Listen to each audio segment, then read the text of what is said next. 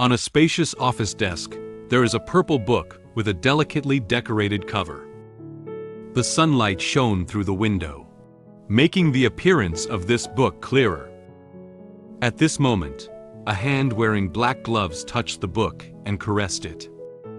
Subsequently, the voice of an unfamiliar man rang out in this room.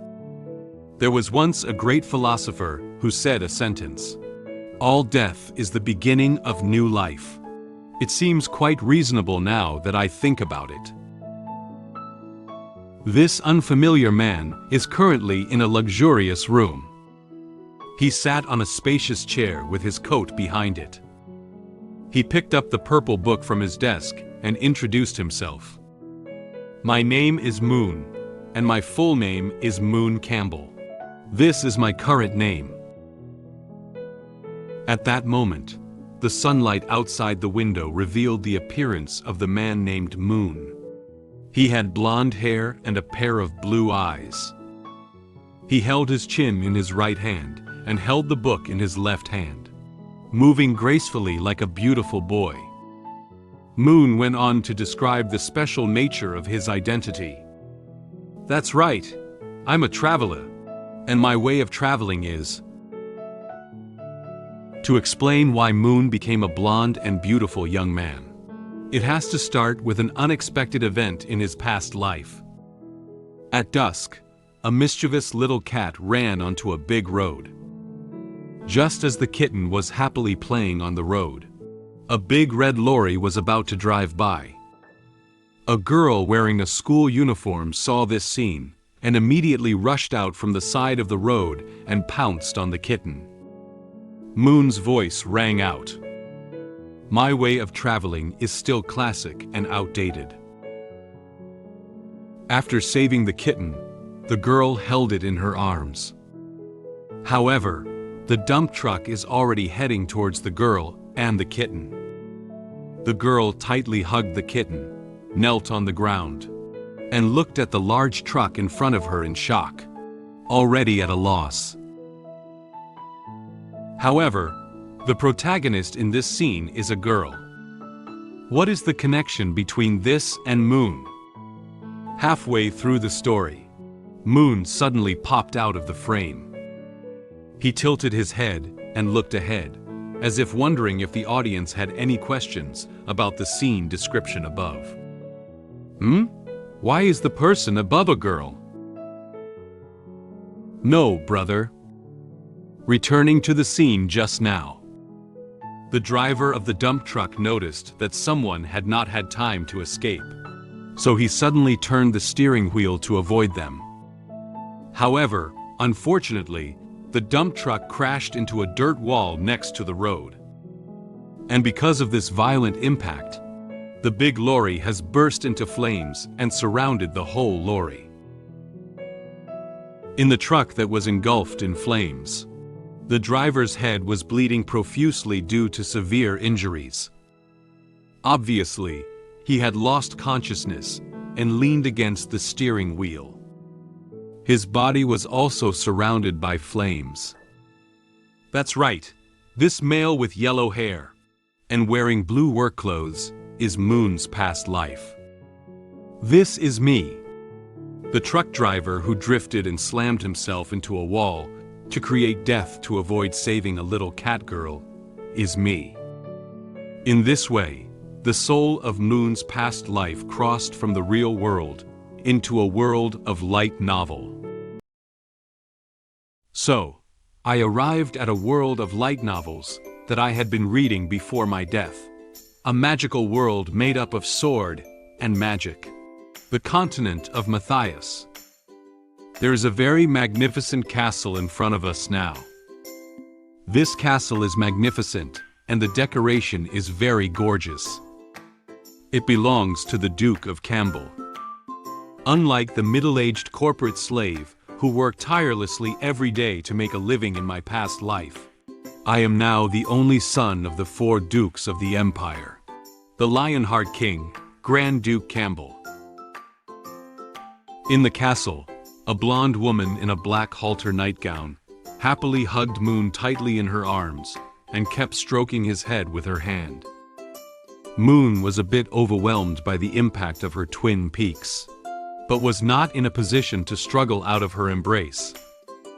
A man stood silently behind them, watching their interaction with kindly eyes. The Duke and Duchess, who are considered to be of high status in this world, are my parents who love me so much.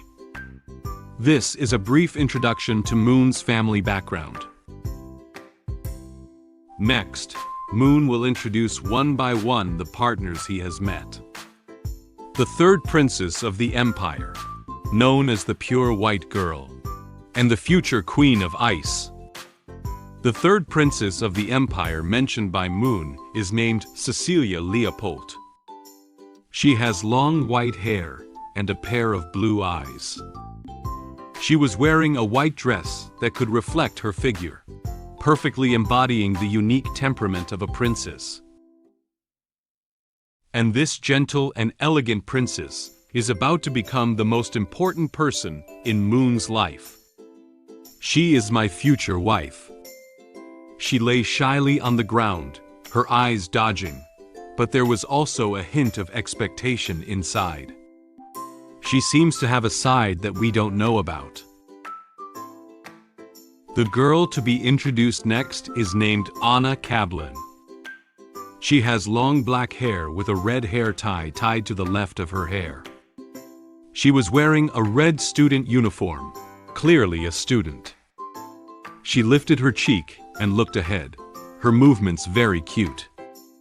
Known as the Black Witch of Santa Maria, she is a super beautiful girl who also serves as the president and librarian of the Ancient Potion Society.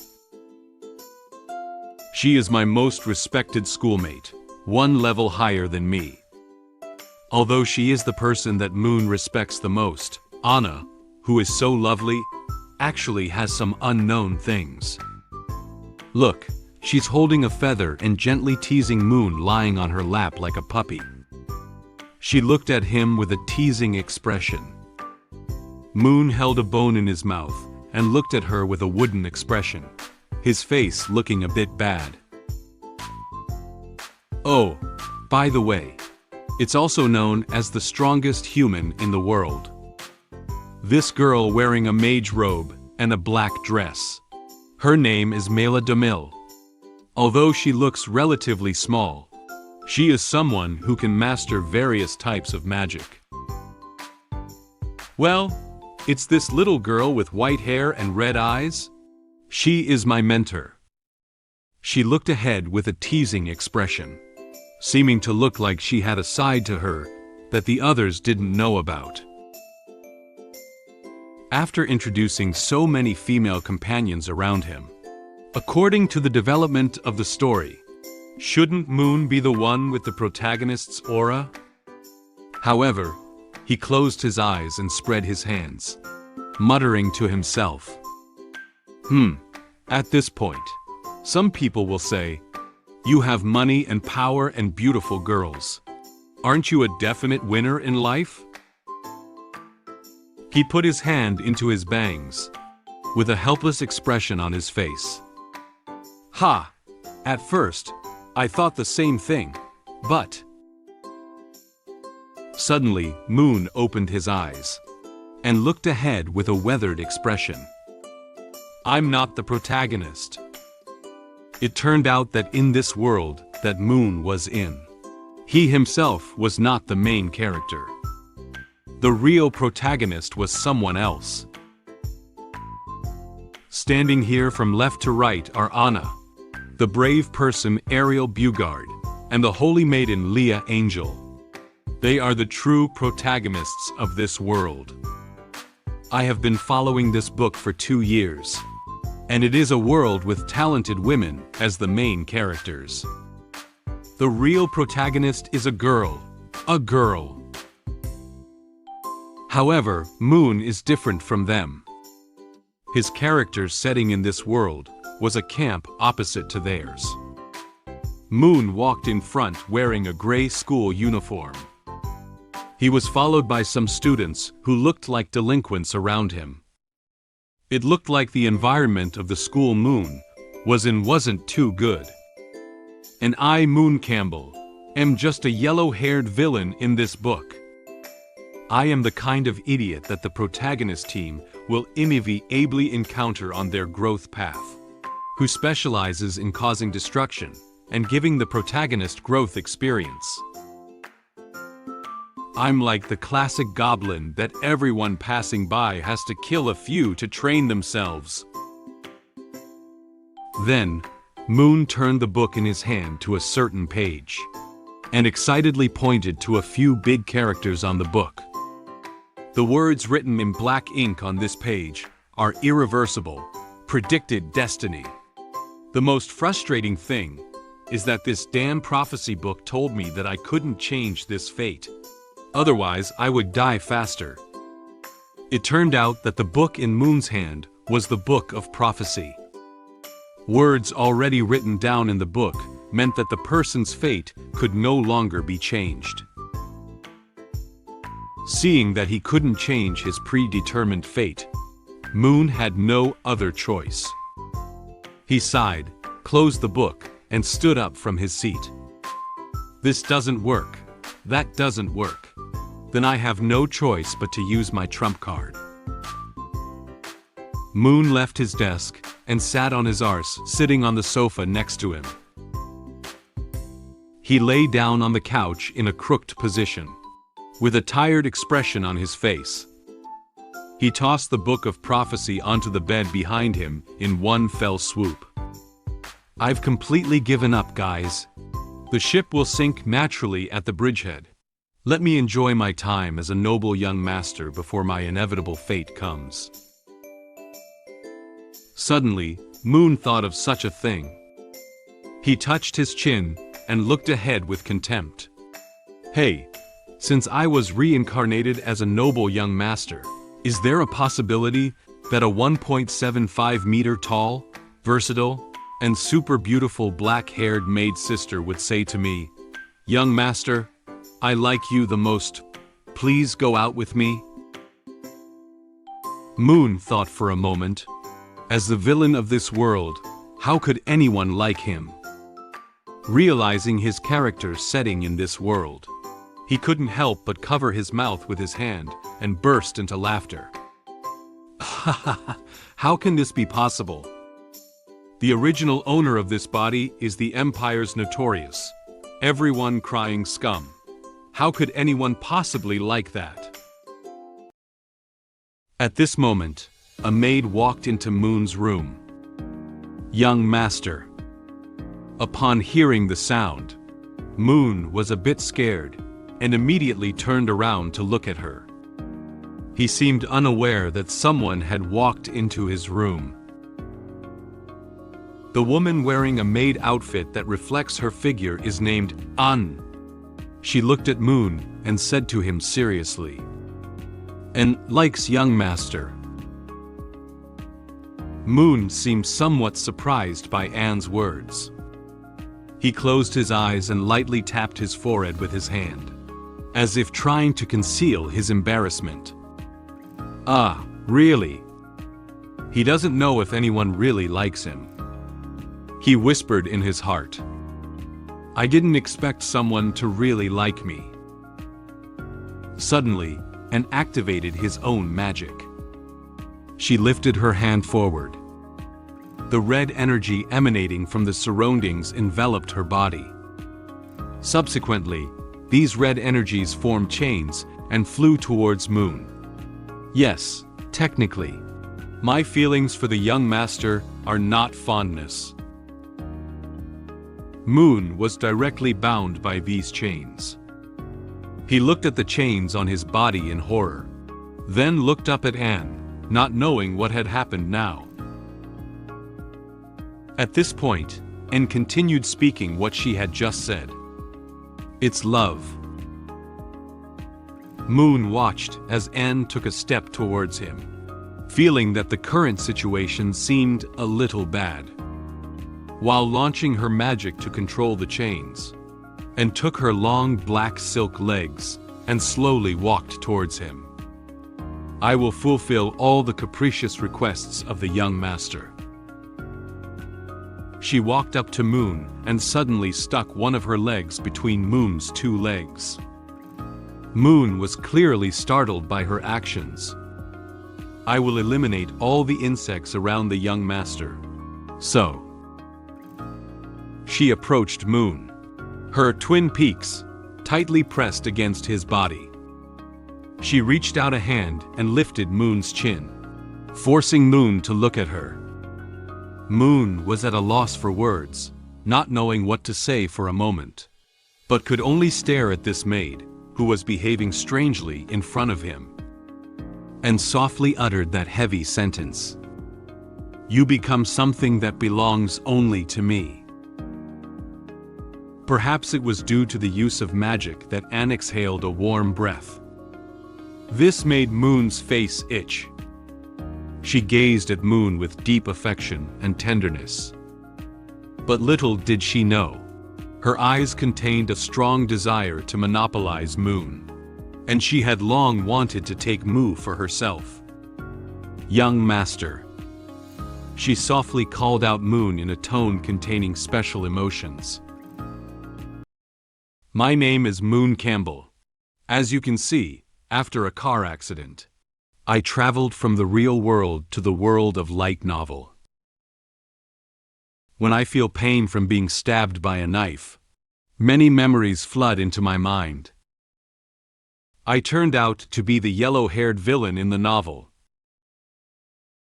When I was still feeling lost because I was the villain, a purple book fell from the sky. Is this some mysterious prop? The weather today is quite sunny, with sunlight shining on Duke Campbell's castle. The clear sky and mountains set off the castle in a magnificent and towering manner. In one of the very luxurious rooms of the castle, a blond young man had just woken up and sat up from bed. He opened his own bleary eyes, topped off with a messy head of hair, and looked at his surroundings with a bewildered expression. "If I remember correctly, didn't I die in a car accident? Did I?" He looked at his hands in confusion and muttered to himself, "Did I transmigrate?" He lifted his head and observed the layout of the room. The design of the room is a luxurious palace decoration. There are some books, a dagger, and a mirror placed on the table. He noticed that the table, chairs, and other furniture in front of him seemed somewhat special. Palace-style decoration and furniture, Western style. He saw his current appearance in the mirror on the table. In the mirror, his long blonde hair was scattered, and he possessed the face of a beautiful boy who could charm thousands of girls. He touched his face and murmured to himself, "There's also this face that looks almost exactly the same as when I was 17 or 18 years old." He couldn't figure out where he was exactly. He grabbed his hair frantically with both hands, with a frightened expression on his face. Where did this transmigrate me to? Suddenly, he seemed to realize something. He got out of bed and walked to the desk. He propped up the seat with one hand and placed the other on his chin, repeatedly looking at himself in the mirror on the desk in front of him. "Take another look. Hey, I was really handsome when I was young. To be honest, the appearance is quite well restored. This should be a world like games." At this moment, he suddenly froze and his eyes became serious. "Wait!" He held his chin with one hand and looked up, carefully considering the current situation. Being transmigrated into an alien world because I was hit by a truck. Isn't this just a fantasy in my mind as a middle-aged homebody before I die? He stood in front of the table and picked up the red dagger on the table. He stared at the dagger while thinking about how to confirm his current situation. This needs to be confirmed. Only the sound of a knife cutting through the skin was heard, followed by a line of blood flying out. The sunlight from the window shone right through, illuminating the line of blood even more clearly. He just cut his finger with a knife. The blood and fingers instantly spurted out. He held a knife in one hand and looked expressionlessly at the blood flying out of his fingers. I merely made a shallow cut on my finger. This knife. It's too sharp. It hurts so much. It's true. I have truly transmigrated another world. After feeling the real pain, he covered his hands and rolled back and forth on the bed in pain, occasionally licking the blood that flew out with his mouth. Suddenly he felt his soul trembling. He who was rolling around instantly froze in place. It was as if something was pouring into his brain. In his memory, he was wearing tattered clothes and leaning against the wall, while the girl walking past in front of him was the protagonist of this world. A strange voice suddenly sounded. Moen Campbell blasphemed the royal family, stripped him of his noble status, and demoted him to commoners. His crime is unforgivable, and he is sentenced to exile. The scene changed, and he became a beggar on the street. He was disheveled and wearing his tattered clothes. He leaned helplessly against the dirty wall, surrounded by scattered bottles of wine and garbage. He even lost one hand and one leg, looking very down and out. Moen Campbell shall never enter the territory of the Empire. Violators will be killed without mercy. After these memories were played back in his mind, he felt his mind go groggy. There is too much information for him to accept all at once. He leaned against the bed, tilted his head back, and kept panting heavily. He covered his head with his hand and muttered to himself, "Huh. I can't believe it." At first, I thought the name was just a coincidence, but I didn't expect. After slowing down from the uncomfortable feeling, his expression became grave and his eyes looked straight ahead. He suddenly recalled the name and backstory of the original owner of this current body, and couldn't help but sigh. I actually reincarnate into this guy's body. That retarded, brain-dead dude. The yellow-haired villain who wasn't even an elite monster. The name of this person popped into his mind. That's right. He was reincarnated into this villain named Moen Campbell. Moen recalled his past life. He remembered the light novel he would stay up late every night, with heavy dark circles under his eyes, huddled in bed reading light novels on his mobile phone. The Strongest and Most Gifted Girl in History is the most popular light novel of the year in the world before I was reborn, and also one of the few works I read every day. The book roughly tells the story of the protagonist, who is the illegitimate daughter of a fallen aristocrat, upgrading and killing various enemies along the way, and rising to become a great hero who saves the world. The person sitting in the chair now, with a very provocative expression, is the villain of this novel, Moen Campbell. Moen Campbell is a brainless, yellow-haired villain in the early part of the book. He used his family power to oppress the protagonist, constantly sending people to murder the female lead and help the protagonist team upgrade. In the end, his plot shattered, and he even involved his own parents, ending up with a broken family. If I remember correctly, there is no plot about him in this book after more than 20 chapters. Moen recalled all the bad things he had done and his tragic ending, and couldn't help but feel deeply affected. He buried his head in his knees and covered his head with both hands. Such a person doesn't want to be a good young master, but has to be a fool who gets in the way of the protagonist. That's me. Moen felt especially helpless when he realized that he had been reborn as the villain that everyone in this world was crying out for. He held his head and had a look of wanting to cry on his face. I thought that I would be reborn once to become a protagonist and have a good time. As a result, I was reincarnated into this fool who was destined to become a stepping stone. What can I do? It's over now. While Moen was still in a state of anxiety over the fact that he was the villain, a knock suddenly came from outside the door. A maid knocked on the door of his room. Noticing that someone was about to enter the room, Moen hurriedly wiped the tears on his face with his sleeve so as not to let others notice his current appearance. After adjusting his emotions, he spoke towards the door. Come in.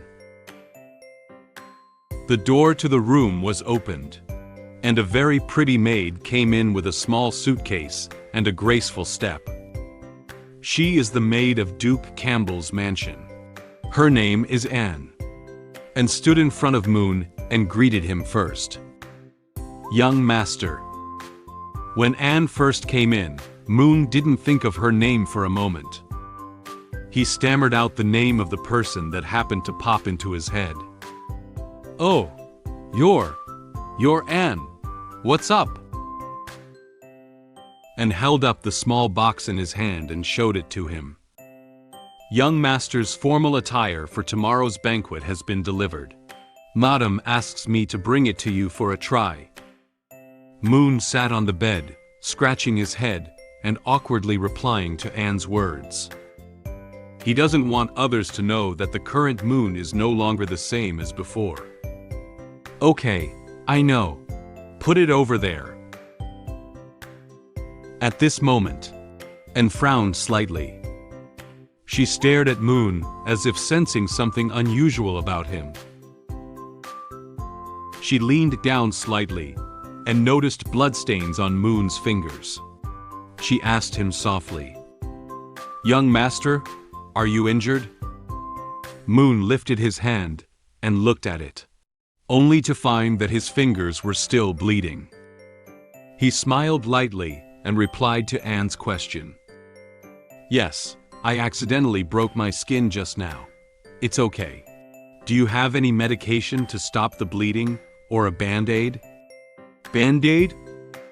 Apparently, Anne didn't know what exactly was the band-aid that Moen was talking about. There didn't seem to be such a thing in this world. Anne knelt on one knee in front of Moen and pulled his injured hand, as if preparing to do something. Anne doesn't know what the young master is saying, but if it's just about stopping bleeding, I can still do it. Moen looked at her with some confusion. He thought Anne was going to use healing magic to stop his bleeding. Oh, Anne, you know how to treat. However, in the next moment, Anne held Moon's hand with both hands and gently licked his injured finger with his tongue. She made this gesture expressionlessly, as if she didn't find it strange. However, Moen may not be the same. After being licked by Anne like this, he felt very surprised. Moen can intuitively feel the touch of Anne's tongue. He froze on the spot, his face instantly turned red like an apple. He hadn't expected her method of stopping the bleeding to be in such a way. After licking it several times in a row, the bleeding had slightly stopped. Anne's mouth opened slightly, leaving Moon's fingers. His fingers were left with a small amount of her saliva. The bleeding has stopped. Every drop of the young master's blood is very precious. Please do not easily injure yourself. And gently wiped his mouth and offered a kind reminder to Moen. Her cheeks also blushed slightly, as if the previous action had made her a little excited. Moen had a reddened face and eyes wide open, still not having eased up from what he'd just been through. He stammered and replied to Anne, "Okay, I'll remember," and stood up, turned around, and prepared to leave Moon's room. She calmly said to Moen, "If young master has no other needs, I will go out to work first." Moen nodded stiffly. Thank you. Sorry to have worried you." When Anne left the room and heard her footsteps gradually fading away, Moen finally couldn't help it. The blush on his cheeks has not yet faded. He tightly held his hands and was about to lose control of his emotions. Suddenly, he held his face in both hands and felt very excited. "Oh my God, she is too cute." He excitedly rolled on the bed while recalling what Anne had done to him just now. He has never received such treatment before. Black-haired and gentle maid sister, just now she's so cute. While Moen was still excited about what had just happened in the room, and outside the door did not notice the sound in the room. As she walked, she was still thinking about how Moen had just made her feel a little off. This seems quite different from the usual Moen. Young master. She frowned slightly, doubting Moen and his behavior just now. Did he just say thank you to me? Moen, who was rolling back and forth on the bed, felt a little tired at this moment. He lay flat on the bed, staring at the ceiling, recalling the plot of his story in this novel. He didn't understand why Moen Campbell, whose family background was so good, still had to provoke the protagonist. The son of a duke, with high status, handsome appearance, a family that is not short of money, and a maid sister to take care of him. Why does he have to provoke the protagonist? If I remember the plot correctly, it seems that the Duke's mansion was raided because he drugged the princess during his coming-of-age ceremony. It was as if Moen had thought of a way to avoid going towards the destruction of his family. He sat up from the bed with a confident smile on his face. Since I know the problem, it's easy to handle.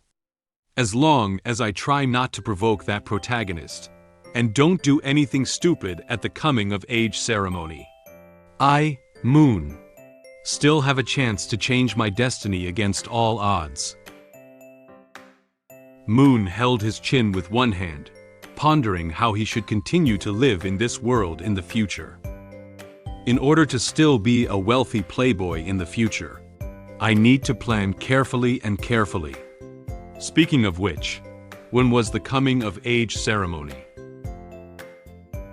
Suddenly, he remembered that Anne had just brought his coming-of-age gown to his room, and seemed to have mentioned the time of the coming-of-age ceremony. Anne just gave me the formal dress for the coming-of-age ceremony. Tomorrow. Tomorrow? Knowing that the coming-of-age ceremony would be held tomorrow, Moen was completely stunned. He didn't expect to face his own ending so soon. He couldn't help but howl loudly in his room. Damn it! He crumbled onto his bed, hugging his thighs and weeping silently. System, are you there? The old man? Goddess? Cupid? Moen shouted out these names one by one, trying to be able to summon someone to help him with the difficulty at hand. However, unfortunately, no one appeared in front of him out of thin air. He cried in despair while muttering to himself, "Anyone? Can anyone hear me?" Does Elle really not have any cheat abilities? It's not like Elle only got a 10 pull with 5 golds in my last life. Even if it was a lucky draw, it should not be like this. Right? Knowing that the course of events had been irrevocably changed, Moen sighed in resignation. Tomorrow is the coming-of-age ceremony. It's already too late. I don't know if apologizing to the protagonist in person tomorrow can solve the problem. She probably wouldn't make any excessive demands, such as publicly licking her feet to forgive her. In Moon's fantasy, he was fiercely stepped on by a long leg, wearing black stockings, and was unable to move. Moon, you can do it. A true man is born to face the world, able to endure pain and overcome difficulties. An insult like licking feet is nothing compared to having my family broken up. I just need to bear this humiliation alone. Of course, it would be even better if she could wear black stockings tomorrow. Moon, who had decided on a solution, clapped his hands, smiled, and comforted himself. It's decided. As soon as I meet with the protagonist tomorrow, I'll rush up and slide on my knees at light speed and kowtow 3 more times. At this time, what Moon didn't know was that a mysterious portal quietly appeared from behind him. Immediately afterwards, something seemed to fall from the portal and hit his head. He shouted in pain. He covered his head while angrily turning back, wanting to see what hit him. What exactly is it? It hurts so much. Is this going to smash my head through? He fixed his eyes on his bed, and a book with a purple cover suddenly appeared out of nowhere. There was also a strange pattern on the cover of the book. This is... Moon walked towards the bed and reached out a trembling hand to pick up the book. Could it be? Could it be? He was elated, feeling like it was what he had hoped would come to him. My cheat ability has arrived. A mysterious book that fell from the sky made me think there was still a chance to change my fate. But the book made me dizzy, and then I found myself in an unknown place. The mysterious woman, who suddenly appeared, flew several silver knives towards me, which scared me and immediately woke me up. Who exactly is she? Was it just a dream that foresaw my ending? In order to prevent myself from heading towards a bad ending, I have decided to start looking for ways to avoid it and strive to survive in this world. Moon trembled as he picked up the purple book from the bed. He carefully held it with both hands, as if he had obtained a treasure. Ah, it seems. He clung to the book as if he had grabbed a lifesaver. He cried tears of joy while hugging the book, thinking that this was something brought to him by God that could change his fate. God still hasn't given up on me. Although I'm a loser boy destined to be cannon fodder, having cheat ability is different. Before the blood on his head could be wiped off, Moon was already sitting on the bed, flipping open the book with excitement. He couldn't wait to see what methods were recorded inside that could change his destiny. He confidently said to himself, "From now on, I will change the original ending and change my destiny against all odds. As the saying goes, my fate is up to me." After turning the book over to one of the pages, Moon was suddenly dumbfounded. He stared blankly at the book, staring his eyes wide open, then blinked again, as if he couldn't believe that he had misread it. He thought his reading direction was not quite right, so he changed the direction of the book and read it again. However, he still found it very strange. He flipped the book back a few pages, wanting to take a look at the rest of the content. As it turned out, the content after the book was no different from what he had just seen. Moen found that there was actually no content in this book at all. This is a blank book. Moen looked at this book without any words and was very surprised. Wait, what is it? Is this a book without words? Does that mean I need to activate it in some special way? While placing the fingers of one hand on the bridge of his nose, Moen thought hard about what method the book needed to use to display the words. According to this Western European world setting, coincidentally, his fingers touched the blood flowing down from his head. Moen did not notice the direction of his blood flow.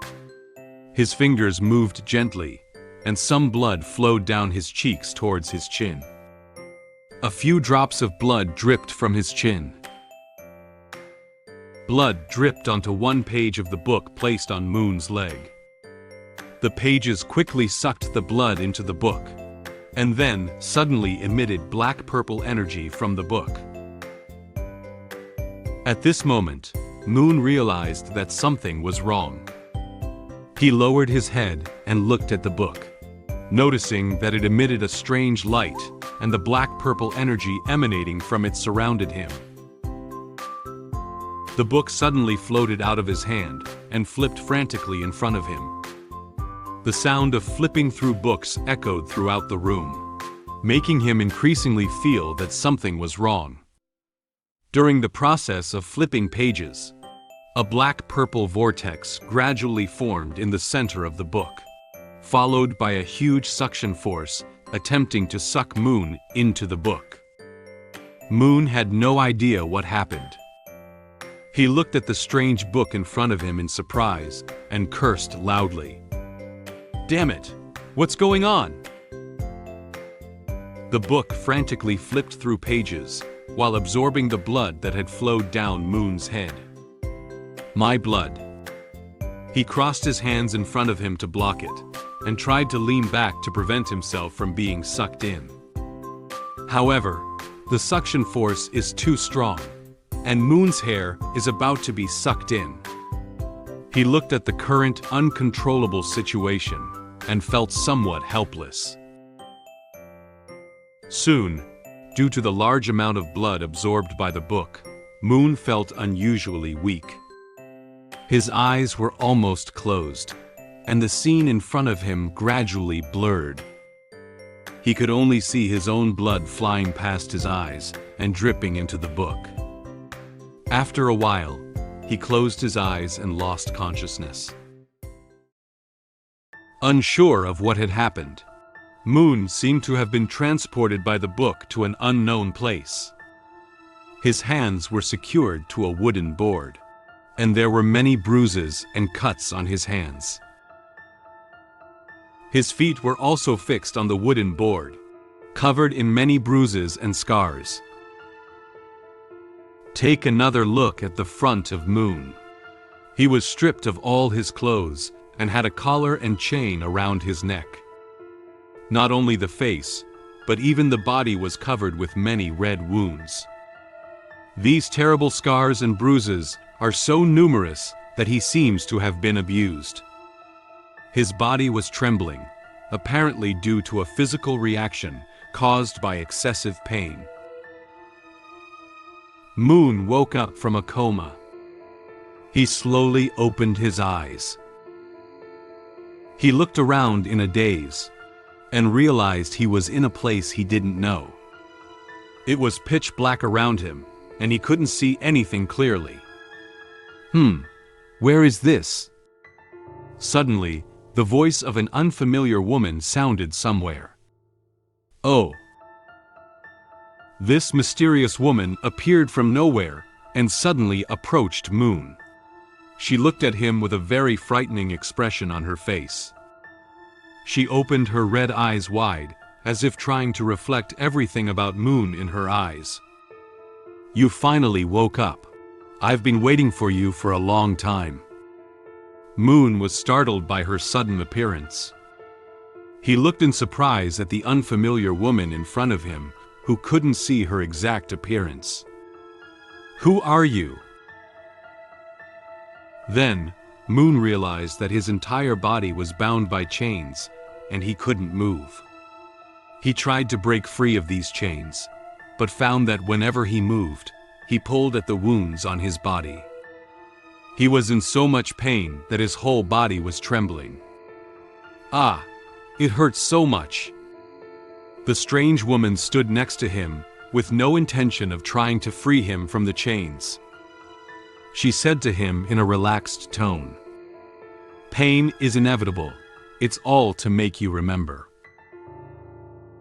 She extended a finger and gently brushed it across Moon's abdomen, then across Moon's chest. This made him feel very uncomfortable. Her fingers touched the scars on his body, causing him to tremble in pain. "You don't know how heartbroken I am at this moment. You shouldn't be like this. How evil, how cruel, and how selfish you are."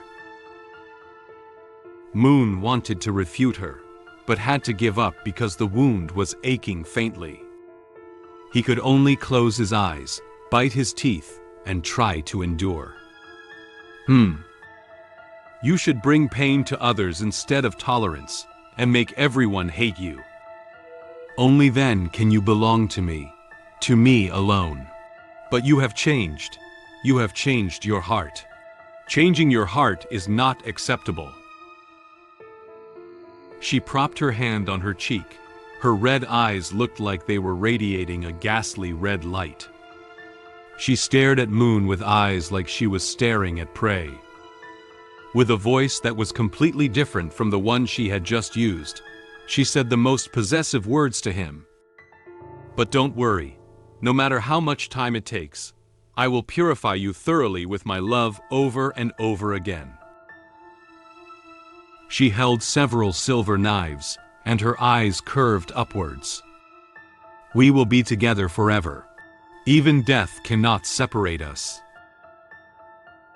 She flew all the silver knives in her hand towards him, who was fixed on the wooden board. Moen felt fearful of her behavior. He opened his eyes wide, looking at the silver knives that were about to stab him with a frightened expression, and couldn't help but shout out loudly, "No, no, no!" Startled, Moen suddenly opened his eyes and immediately struggled to sit up from the bed. He observed the surrounding environment and found himself still in his room. He was panting heavily, with sweat all over his face. He still felt a bit dazed and hadn't recovered from his tense state just now. Who? That was just... Moen slowly calmed down. He covered his head, unable to believe that everything he had just experienced was just a simple dream. A dream? He lowered his head and looked at his hands, only to find that they were still trembling involuntarily, and he could vaguely feel the pain in his body. The scene just now seemed to be real. The pain still lingers on the skin. The dream had been too real. He picked up the purple book beside him, carefully observing it while recalling what had just happened. Before I fainted, I remember this strange book flipping through pages frantically and sucking away a lot of my blood. If it is really the precognitive dream brought by this book, was the tragic ending caused by something I did wrong? He opened the book, trying to find clues about what had just happened. As soon as he opened the book, he suddenly froze. The Book of Prophecy emits black-purple energy outward. The page that didn't have any content written earlier suddenly displays a few lines of red text. However, some of these lines of words were so blurred that it was impossible to see the prototypes of the words clearly, and only a few words were visible. The words that can be read clearly are do not, change, for, and fate. Before Moen could figure out what the other words on the page were writing, the book of prophecy turned into a black light and entered his forehead. However, without having to read the remaining words clearly, Moen could roughly infer the meaning that these few lines wanted to convey to him. He touched his forehead, furrowed his brow gently, feeling somewhat distressed about his current situation. Is this a warning to me not to change the original plot? Otherwise, I will have that kind of ending. But why? Wouldn't that end badly? At this moment, it was already dusk, and the sun was about to set. The sunlight of the setting sun shone into his room, and the gentle breeze outside the window blew the curtains gently. Moen walked to the window, and a gentle breeze blew his hair. He looked out the window at the sunset and muttered to himself. So in the end, all my ideas were just wishful thinking. In order to survive, I can only choose to actively move towards destruction. He leaned his chin with one hand and fell into thought. Suddenly, he came up with a good idea based on the ending of Moen Campbell in the novel. Wait a minute. Actually thinking about it, the ending of him in the original book doesn't seem so bad. At least he was still alive in the end. That useless young master lacks the ability to make a living, and can only become a beggar after being exiled. But I am different. Having figured out the differences between him and the original Moen Campbell, Moen gained courage once again. He confidently lowered his head and watched as he clenched his fists, as if he had regained the drive to move forward. I am a battle-hardened working professional, forged through the relentless trials of the modern 996 and 007 work culture. Anyway, the subsequent plot of the novel doesn't mention what happened to Moen Campbell in the end. In that case, after being exiled, I can start from scratch in another country with the wisdom of modern people. The setting sun outside the window reflected on his body.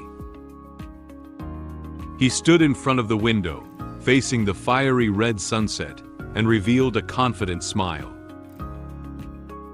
The so-called aristocratic status was nothing to hold on to at all. It was nothing more than a privileged class obtained by squeezing the working people. As a genuine socialist proletarian warrior, I can still make a living in this world with my hands and knowledge. After a while, it was time for dinner. Moen changed his clothes and walked towards the dining room to eat. He gulped down the steak in front of him. He took a sip of the glass of wine held in his left hand and ate a piece of steak from the fork in his right hand. He enjoyed these delicious foods that he had never been able to eat in his past life, and temporarily put aside what he had just said in the room. Damn it, I've never tasted such delicious steak and this wine in my previous life. This wicked privileged class is so delicious. There are not only steaks and wine on the dining table, but also other delicious dishes and desserts. In his past life, he had never been able to eat so well. Moen ate these delicious foods and felt like he was in heaven. He covered his cheeks, enjoying these delicacies with a look of intoxication. The elegant and mature woman sitting next to Moen is the Princess of Campbell Noyce Campbell, who is Moen's mother. She noticed that her son's mood today was a bit different from before, so she put down the knife and fork in her hand and asked him with a smile, "What's going on here? Moen seems very happy today." Haha, he must be looking forward to tomorrow's coming-of-age banquet.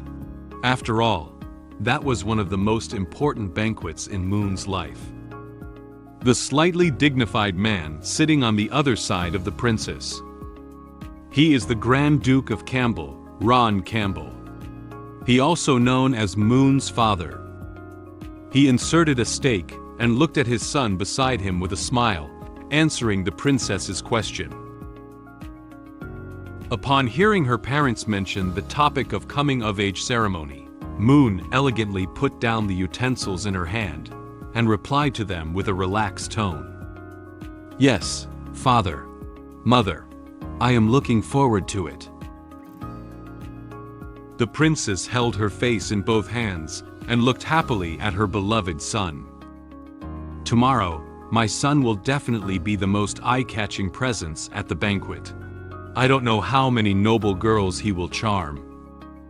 The Grand Duke looked at the princess with indulgent eyes and replied with a smile. "Haha, that's unacceptable. Moon in our family has a betrothed wife. If Princess Cecilia sees and becomes jealous, it will be difficult to explain." As soon as the Grand Duke mentioned the name Cecilia, the princess became somewhat unhappy. She hugged her arms with both hands, pouted, and turned her head to one side. I don't like Princess Cecilia. She is cold and not cute at all. She is simply not worthy of our little Moon." The Grand Duke comforted her and explained to her. "You can't say that. If even Princess Cecilia is not worthy of him, then no one is worthy." Moon supported his chin with both hands and smiled as he watched the interesting interaction between his parents. However, he was quietly commenting on what they said in his mind at this point. "My dear parents, how confident are you in your son? What kind of person is Princess Cecilia?" That is the third princess of the Empire, the pure white girl who has received God's gift, and a powerful candidate for the Empire's first beauty. In the novel, she gained a large following with her aloof temperament, and the contrast between being cold on the outside and hot on the inside. Wherever she goes, she is a highly anticipated presence. In the novel, Cecilia, dressed in glamorous attire, holds a wand and looks firmly into the distance. The temperament she exudes makes people feel that she is a graceful princess. Moon looked at his parents, who knew nothing, and shook his head gently. He was a bit speechless about his parents' current behavior. He recalled the bad things done by Moon Campbell in the novel and his bad character, and knew that he was not worthy of Cecilia at all. What kind of person is your son? Don't you realize it yourself? Only you will consider him a treasure in this world. The Grand Duke and the princess were chatting happily under the sunset, and occasional bursts of joyful laughter could be heard. Moon watched them while expressing his thoughts in his heart. In the original work, both of you were good people, but unfortunately, you had such a son. According to the original plot, you will also be implicated in the coming-of-age ceremony event. After that, the entire Campbell family was forced to fade out of the core circle of the upper echelons of the Empire and completely disappear from the story. He slightly bowed to his parents, indicating that he had finished his meal and left the restaurant first. Even though that book says that you can't go against your destiny, the fate of broken arm and leg, exiled and reduced to an invalid, is an opening that would be too difficult to turn around even with a modern mindset. I can't accept it. Moon walked towards the door with a determined stride. I have to think of a way to do something. I can't change my own destiny, but it doesn't mean I can't change someone else's. He tightened his tie and looked solemnly ahead, his expression as if he was about to make a major decision. Upon careful consideration, looking at the entire incident, taking action against the princess was not the real reason for my punishment and exile. because I was convicted of treason and implicated my father. The Duke of Campbell, who held military power, fell into a power struggle and was purged by the imperial ruling class and the aristocratic class. This is it. So, on the premise that the outcome remains unchanged, I need to pull the Campbell family out of the entire incident as a life-saving talisman after exile. Additionally, I need to find someone to take responsibility. Speaking of taking the blame, there seems to be no more suitable place in this Western fantasy background world.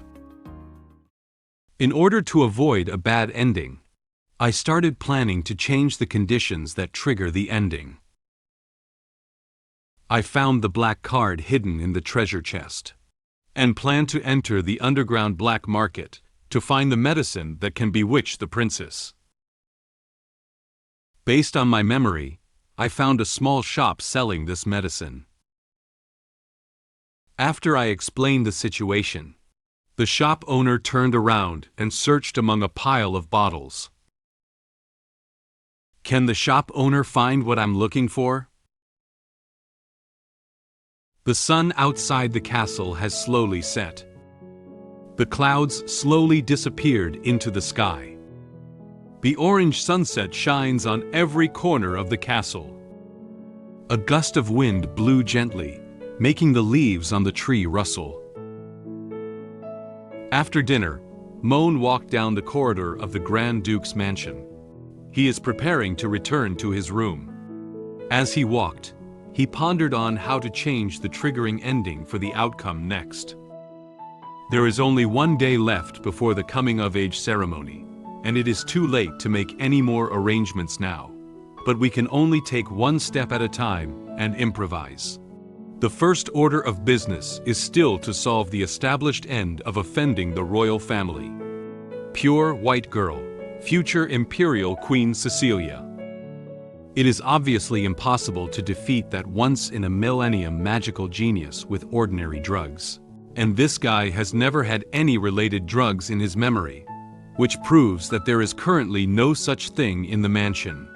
Perhaps there is one there. He closed his eyes and held his chin with his right hand, lost in thought. Suddenly, he thought of a place where he could buy the medicine he had in mind. Hey, I remember when I inherited my memory, there was a place called the Black Market that specialized in selling various prohibited items and slaves. Maybe. At this moment, around the corner, a maid walked over holding a teapot and teacup filled with black tea. Her face is red, and she looks not very energetic. Moen, who was thinking about something, didn't notice that someone was about to come over. The maid didn't notice who was about to walk over. In the next second, Moen and the maid collided together. Both of them let out a pained yelp at the same time. After being hit by Moen, the maid immediately fell to the ground. The teapot and teacup in her hand spilled on the ground, and all the tea in the teapot was spilled out. Some of the tea even got stuck on her long socks. Due to the impact just now, her head felt even more dizzy. She rubbed her head with her hand, looked at the spilled red tea, and nervously said, So painful. The master and madam's black tea. Sorry, I was just thinking about something and didn't see the way.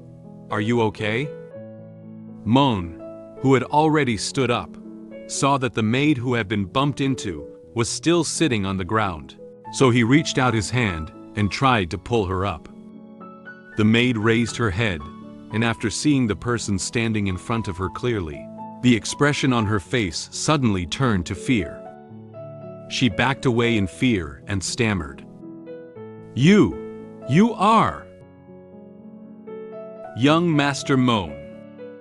The maid recognized the person in front of her as the young master of Duke Campbell.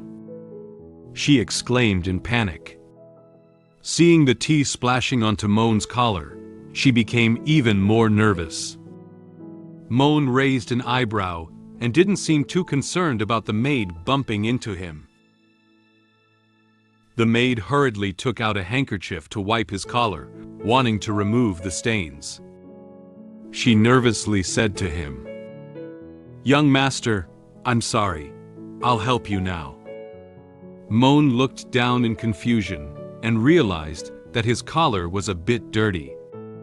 He raised his hands, intending to give the maid some space to easily wipe his collar. He was surprised by the maid's nervous mood.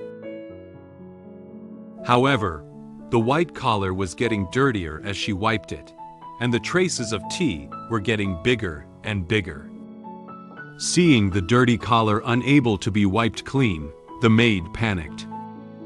She cried nervously, "It's ruined." She turned her back to Moen, quickly hugged her head with both hands, and crouched down. She felt like she had committed a heinous act. "Young master, I'm sorry. I really didn't mean to. Please don't hit me, don't strip me naked, and throw me on the street. I will definitely not do it again next time. Ah, young master, spare my life." She was so scared that tears couldn't stop flowing, and her face turned red from being too nervous. Moen stood behind her and didn't say a word. From the maid's words, Moen roughly inferred the original Moen Campbell's attitude towards the household servants. He looked at the trembling maid, sighed, and looked speechless, not knowing where to say the original Moen Campbell. Just spilled a cup of tea, scared the little girl like this. How bad is the impression of the original Moen Campbell in the eyes of others? Moen leaned slightly down and reached out to support the maid's arm, wanting to help her up. He said softly to her, with a gentle expression, "Okay, it's just a small issue. I won't punish you. Get up." The maid turned her head slightly and found that Moen not only did not punish her, but also took the initiative to pull her up. She looked at him with teary eyes, somewhat puzzled. At this moment, Moen, who touched the maid's arm, felt that her body temperature was slightly higher than that of ordinary people. He asked her with a caring tone, "Speaking of which, are you okay? Your body is so hot." Then, the maid felt a pulling force pulling her over. She opened her eyes wide. Moen held the back of the maid's head and pulled her into his arms. He pressed his neck against the maid's forehead, testing her temperature, and found that it was indeed very high. "Sure enough, your body is so hot. Don't you even know that you have a fever? Your forehead is so hot that you can cook eggs. Why don't you go rest? Young master." The maid raised her head and looked at him nervously. She didn't know why Moen did this to her. She was flushed and couldn't tell if she was now blushing, because of the fever or because of Moen's behavior. Because tomorrow is the young master's coming-of-age banquet, and there is currently a shortage of manpower in the household. So, Moen's voice sounded above her head. "Even so, you can't work while sick." Just as he released the maid in his arms, Anne walked over from the other end of the corridor. She saw Moen standing with a maid and expressed confusion about it. "Young master?" Moen and the maid turned their heads together and noticed Anne walking towards them. "Ah, Anne, you came just in time. Arrange for her." He suddenly remembered that he hadn't asked the name of the maid in front of him yet. He supported her shoulder and asked her with a smile on his face, "By the way, what's your name?" The maid looked up blankly at Moen and whispered her name. "Young master. My name is Noel." Moen gently patted her shoulder and said to Anne standing behind her, Arrange for Noel to rest."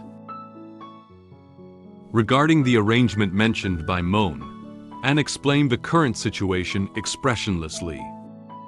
"But young master, tomorrow night is your coming-of-age ceremony, and now every maid in the mansion has her own responsibilities.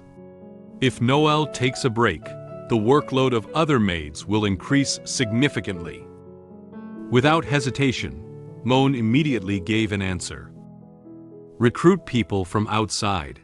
Our Grand Ducal mansion cannot afford to hire even a few people."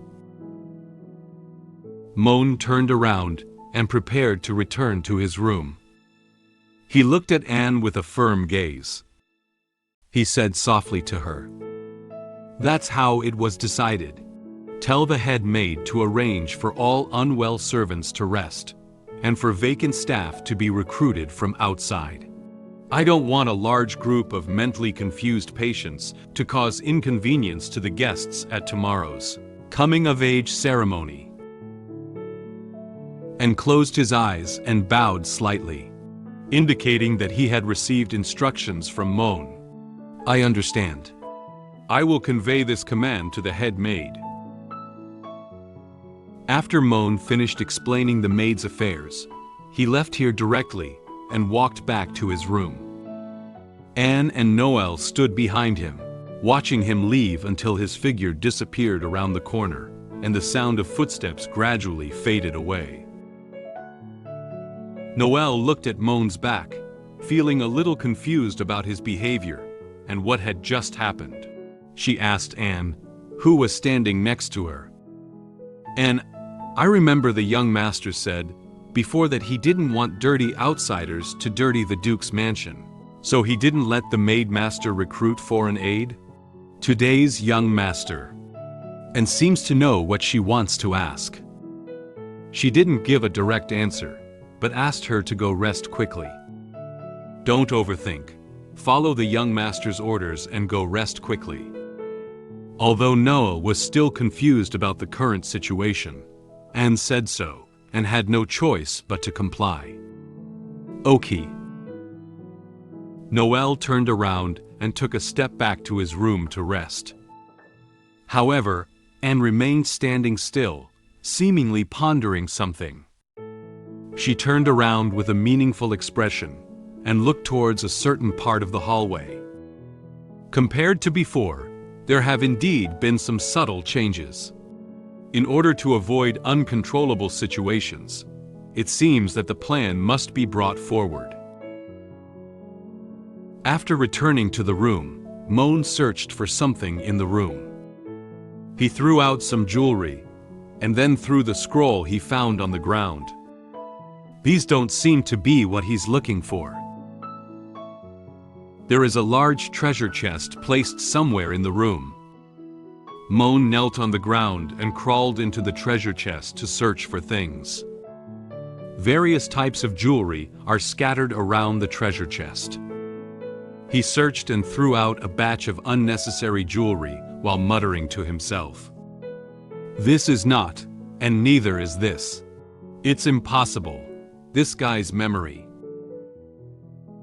The only way to deal with a super magical genius like a princess is to use special psychedelic potions. This thing is not only difficult to refine, expensive, but also a prohibited item.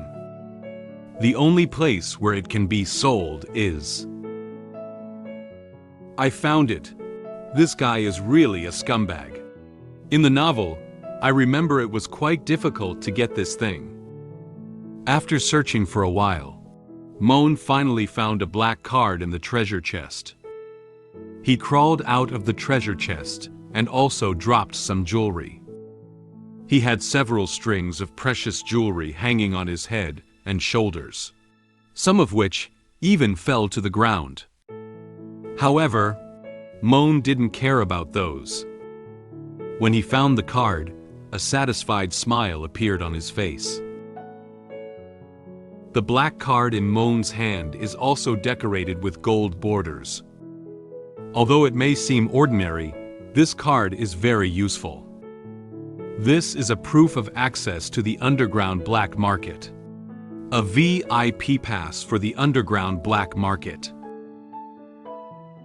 That evening, Moen rode in a luxurious carriage through several brightly lit streets, and then crossed a bridge, preparing to enter the city gate. Probably because it was nighttime. The people on the bridge and near the city gates were a bit sparse. In no time, the carriage stopped in front of a very luxurious and magnificent building. This building is called the Chasford Chamber of Commerce. Moen got off the carriage, and the guards protecting him followed closely behind. He instructed them, "Wait for me here for a while. I'll go buy some gold and silver jewelry for my father and mother to wear tomorrow." The groom and 2 guards nodded and answered, "Okay, young master." Moen detoured behind the carriage and then cautiously turned around to take a look. After observing for a moment and realizing that no one was nearby to notice him, he tightened his tie and turned towards a path diametrically opposed to the Chamber of Commerce. People come and go on the streets. Some people were walking and chatting, while others were hurriedly searching for their desired destination. They didn't notice that a person with yellow hair quietly left the street and quickly walked into a small path next to a house. After entering the small path, Moen entered the sewer below the city of the Empire. The water in the sewer flowed slowly, occasionally emitting a foul odor. He pulled out a black cloak from somewhere and put it on his body. He walked while searching for a route to enter the underground black market. According to the route in memory, the outer ring of the royal city, deep in the sewer of Belland City. He wears a mask and covers his head with the hat on his cloak to conceal his true appearance and identity. He held a torch and slowly searched along the route in his memory. In no time, he found a door guarded by someone. He held up the torch and shone it around, confirming that this should be the entrance to the black market. This should be the place. The person guarding the gate is also wearing a black cloak and a mask on their face. It seems that people here have a very high sense of confidentiality. He could see someone walking towards here from a distance, very cautiously questioning the other party. "Stop. Who are you?" Moen answered the man's question in front of him according to the secret language he had memorized. "The mice in the sewer." "What are you doing here?" Moen took out the black card from his clothes. He walked forward and showed it to the guards, indicating that he was a customer of the black market. "Search for carrion. This is my pass." The guard leaned in to observe the black card. After determining that it was a pass exclusive to the black market, he gave way and bowed slightly. "Honored guest, please come in." The guard turned around and opened the door. Some light shone out from behind the door. Moen's eyes widened slightly, a little excited and curious about what the black market looked like. What Moen didn't expect was that there could still be such a large black market in the space of the sewer. The black market is shrouded in a dark atmosphere. Except for the shops where the lights are on, there is not much light in the entire black market. This is the underground black market of the Empire, the Leopold Underground Black Market. As Moen walked, he observed the various mysterious things placed outside by the shop owners.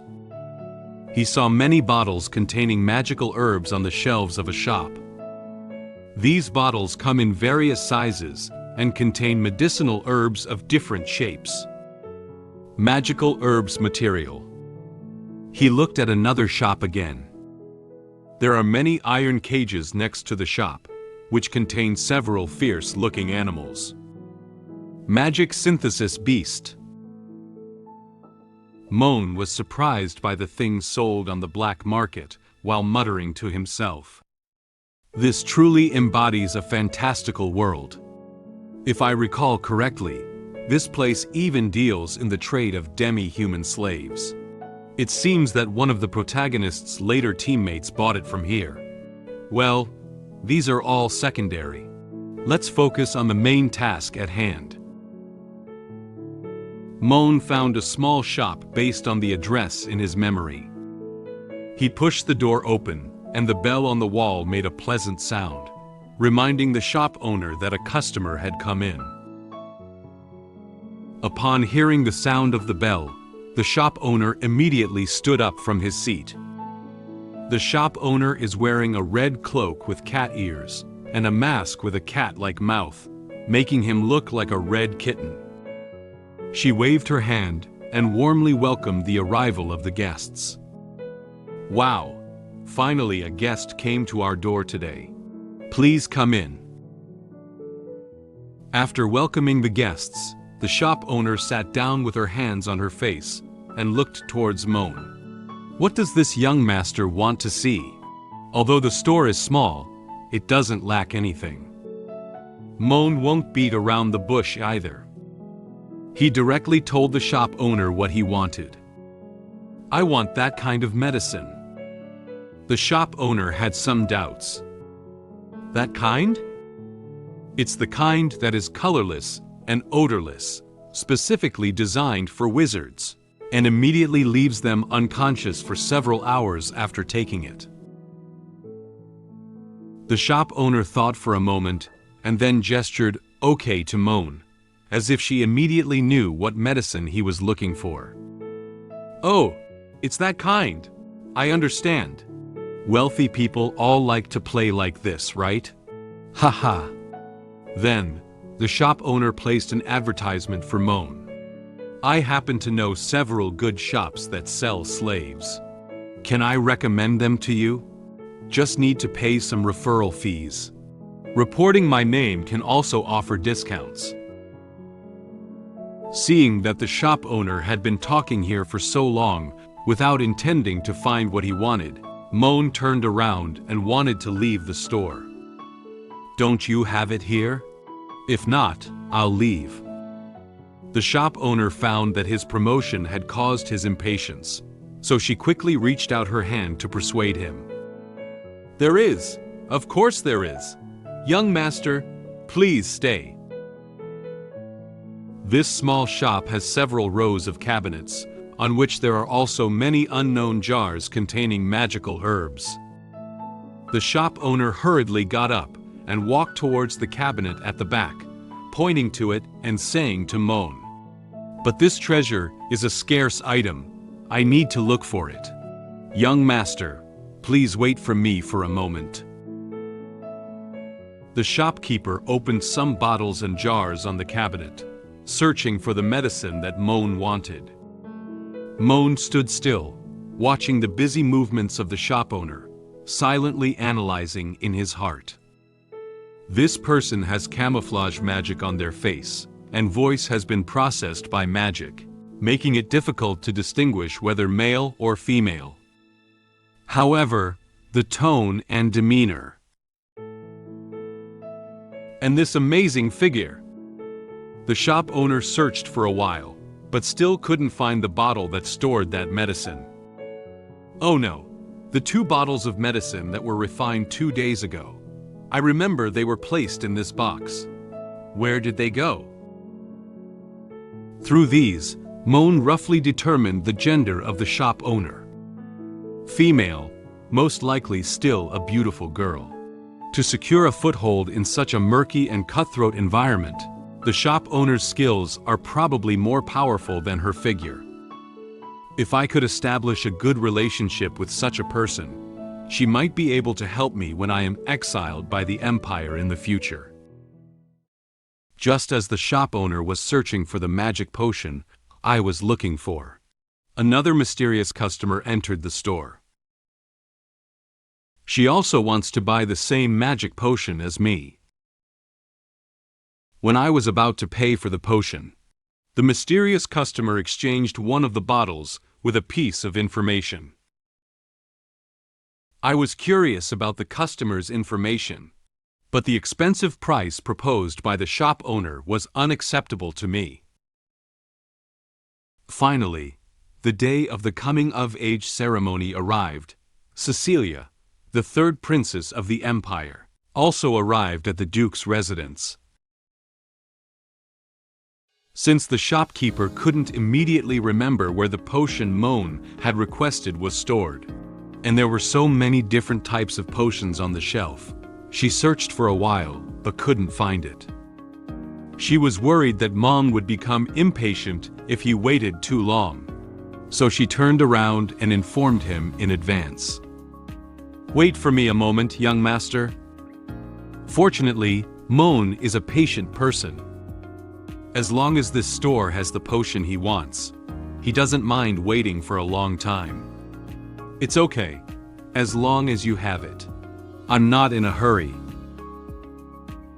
Just as the shop owner turned around to continue searching for the magic potion, the small bell outside the shop rang again. Another customer pushed open the door and came into this store to buy something. Moen heard the sound of the bell and curiously looked towards the direction of the door. Immediately after, the mysterious customer stood next to Moen. This customer's entire body is covered by a black robe, and she is wearing the hat that comes with the black robe on her head. Wearing a black mask on her face, leaving only a pair of red eyes. Wearing black stockings on both legs and boots on the feet. The shop owner, who was looking for something, also heard the sound of a bell, turned around and waved her hand, warmly welcoming the customer. "Oh, welcome." Before the shop owner could finish speaking, the customer directly told her the item she wanted to purchase. "I want to buy a medicine that has strong potency and won't leave any traces of magic. Do you have one here?" The shop owner didn't expect this customer to buy the same magic potion as the previous one. She awkwardly scratched her face and answered the customer's question.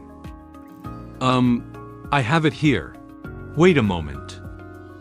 The shop owner felt strange about this. It seems that not many people usually come to her to buy this type of potion, but today, there happened to be two people who wanted to buy the same potion. She silently said in her heart, "This type of potion usually goes unnoticed. It's really strange today." Moen secretly observed this mysterious customer nearby. Based on the customer's figure, attire, and the body odor emanating from them, he speculated that the customer was a female. However, he is not quite sure why women also come to buy this type of medicine.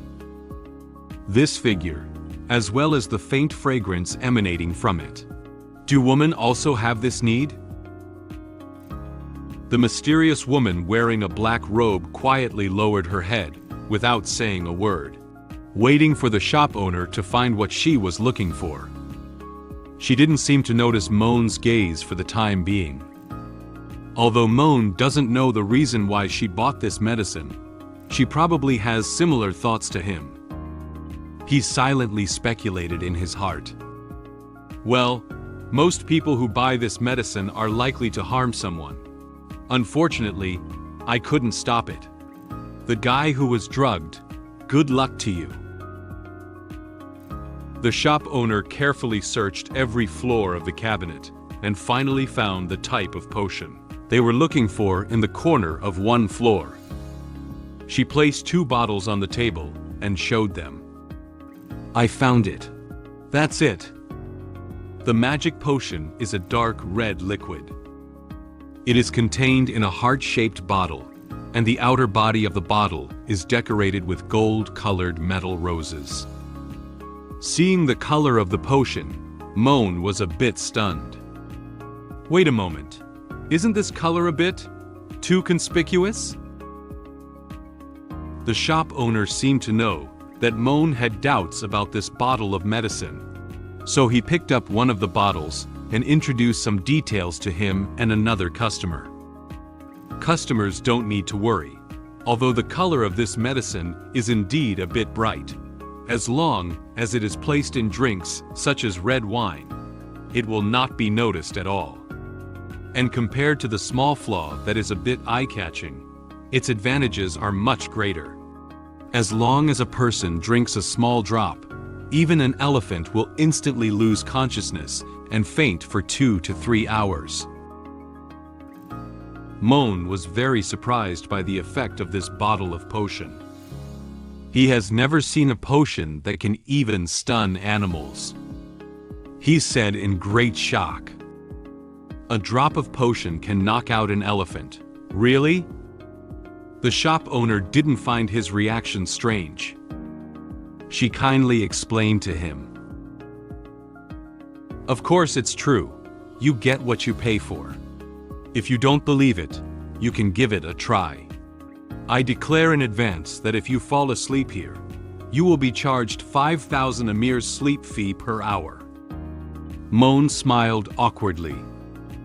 He doesn't want to bear such a strange expense. He waved his hand in refusal. That's not necessary." The mysterious customer picked up one of the bottles of magic potion. She didn't speak to them, just quietly turned the bottle in her hand, observed it thoroughly and carefully, and then placed it on the table. The shop owner spread out his hand and told Moen and the mysterious customer the price of this potion. Specially made sleeping potion, priced at 130,000 Emir, no price negotiation allowed. Would you two like to pay by crystal card or cash? Moen reached into his black cloak and prepared to take out his card to make the payment. He planned to pay by card. Swipe. Just as he was searching for his card, the mysterious customer standing in front of him spoke to the shop owner first. She calmly said to the shop owner, "I don't have enough Emir, and I don't plan to use Emir to pay the bill." She also reached into her black robe, as if searching for something. Judging from her actions, it seems like she has no intention of buying the potion without paying. Then she continued to talk to the shop owner. "I can sell you an information as an exchange for a potion."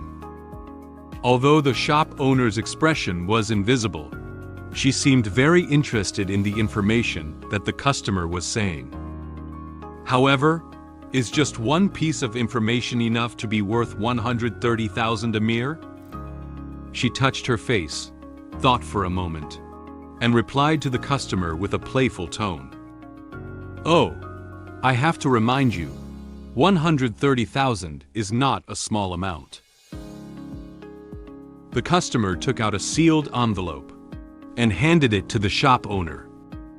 She was very sure of the value of this piece of information. She confidently told the shop owner, "This information is definitely worth 130,000 Emir. Even for different people, its value is far more than 130,000 Emir." The shop owner took the envelope and took out the letter containing the information to read. "Okay, let me see what kind of information it is."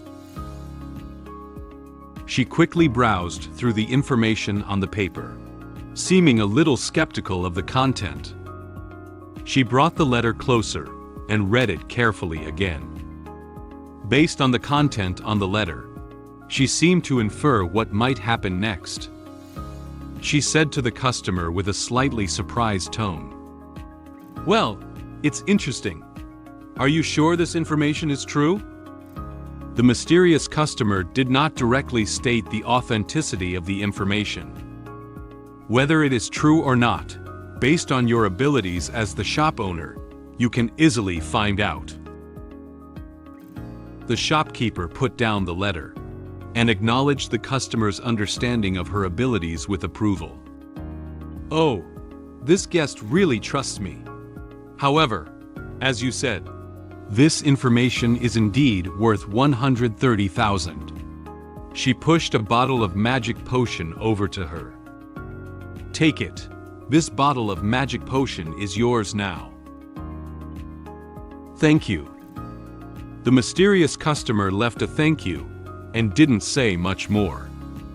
She took a bottle of magic potion directly and stuffed it into her black robe, leaving the shop without looking back.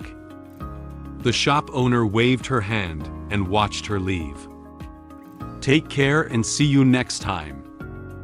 Standing beside, Moen watched the entire transaction between the shop owner and the customer. He didn't say a word throughout the entire process and had doubts about such a transaction. The shop owner turned his head and looked at Moen, who was still standing there, asking about his payment method. Young master, how about you? Moen still watched in the direction where the customer left. He handed the black crystal card to the shop owner and answered her absent-mindedly. I swipe my card. The shop owner picked up the crystal card with both hands and answered cheerfully. Okay. After the payment is completed, the owner will return the crystal card to Moen. At this moment, she took out another bottle of white potion from the cabinet and placed it next to the red potion. Young master, please keep the crystal card. This white bottle is a small gift for you. Moen expressed doubts about the use of this small magic potion. A small gift? What is this potion for? The shop owner extended one hand, raised one finger and shook it, while the other hand crossed his waist, and said to him in a playful tone, You know, it's for that one. I suggest using it together with the red bottle for better results. Although he didn't know what the actual effect would be if the two bottles were used together, Moen didn't think too much and accepted her kindness. He put both bottles of magic potion into his cloak and thanked her. At this moment, he remembered the customer who had just exchanged intelligence for the potion, and was very curious about what kind of information could have such high value. Thank you, shop owner. By the way, the information that the woman just said.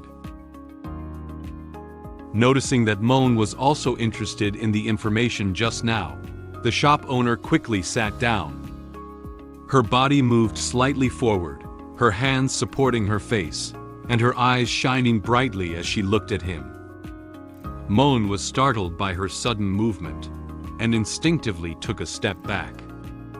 She excitedly said to him, Oh, is the young master also interested in this information? Since we're old acquaintances, I'll sell it to you at this price. The shop owner reached out and made a 9 gesture. Moen knows that the prices on the black market are generally not cheap, let alone just a small piece of information. He carefully inquired about the price of the information. 90,000? The shop owner gestured with one hand and covered his mask with the other, calmly stating the true price. 900,000. When Moen heard this price, he directly froze on the spot. Afterwards, he turned around without hesitation and walked directly towards the door. No, thanks. It's not worth spending so much money just to know a small piece of information. Moen closed his eyes and was speechless at the expensive price offered by the shop owner. Damn it, earn me 9 times the price difference in front of me. This move is really underhanded. No, this black market is full of profit-driven people. Even if I spend money, they are likely to not only fail to help me in the future, but also add insult to injury. The cooperation object still needs to find someone who is honest and trustworthy. He pushed open the door and walked out directly. The shop owner waved his hand behind him and said in a lively tone, "Take care, young master. Welcome back next time." After confirming that there were no more people in the store, and that no one would be coming in for a while, the owner took off her hat and exposed her long black hair. She took off her mask and muttered to herself, "I thought tomorrow was just the coming-of-age ceremony for that useless young master from the Campbell family. I didn't expect that the third princess would also attend." However, at this critical moment, the Duke's mansion had to recruit outsiders due to a shortage of manpower. Who should I sell this information to? I'm so distressed. After taking off the mask, it was the face of a young and beautiful girl. In fact, the real identity of the owner of this store is a student, and her name is Anna Kablin. She held a mask and looked at something with interested eyes, revealing a mischievous smile. I remember that the second prince seemed to have always disliked his excellent sister, and the Duke Raymond, who has always been at odds with the Grand Duke Campbell. This is such an interesting thing. Why don't I sell it well on both sides? Anna tapped her lips with her finger and said with a smile, "Playing both sides. I'm really bad."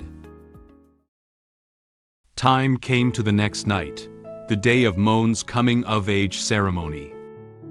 Night falls over the entire Duke Campbell's mansion, accompanied by stars and the moon.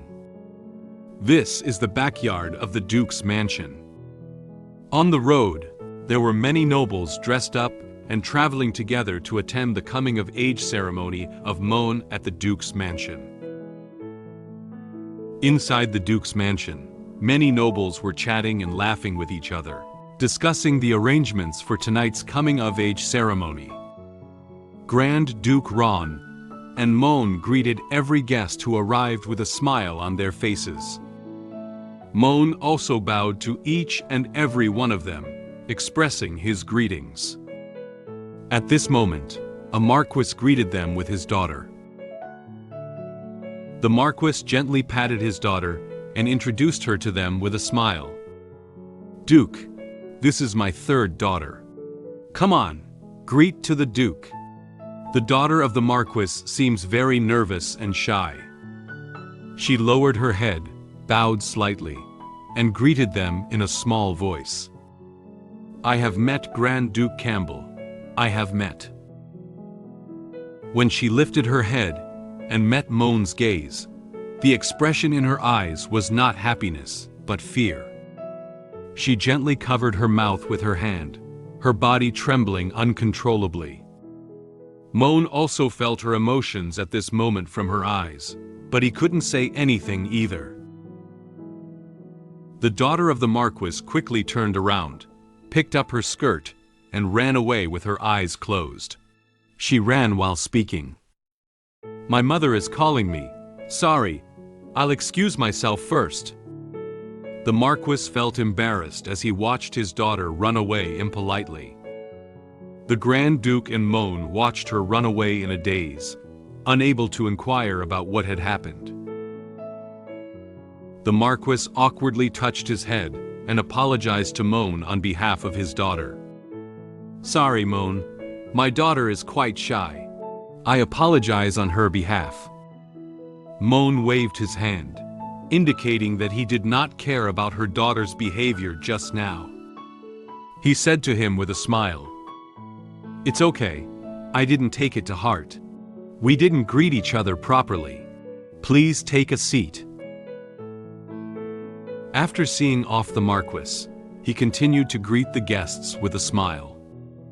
However, he could clearly feel that the atmosphere inside the Duke's mansion was not quite right. Sure enough,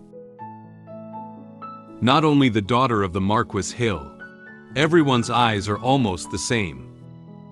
Due to the Marquis's daughter running away in front of him just now, there was some minor disturbance at the scene. Everyone's eyes peeked at Moen. Their eyes were filled with distrust, even disgust, towards him. It is obvious that they are very wary and afraid of him.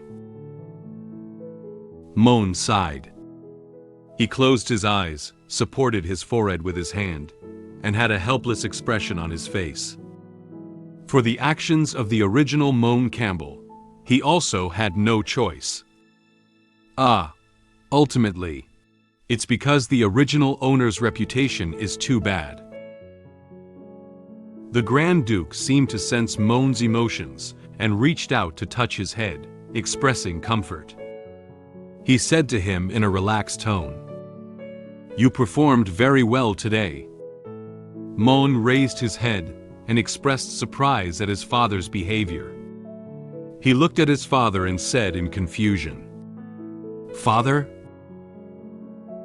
The Grand Duke looked at Moen with a loving gaze and a smile. He confidently said to him, "I was a little worried before, but now it seems unnecessary. You are the protagonist of today's coming-of-age ceremony. From now on, you are no longer a boy, but a true man of the Campbell family. Keep up the good work." Encouraged by his father, Moen's previous feelings of disappointment were swept away.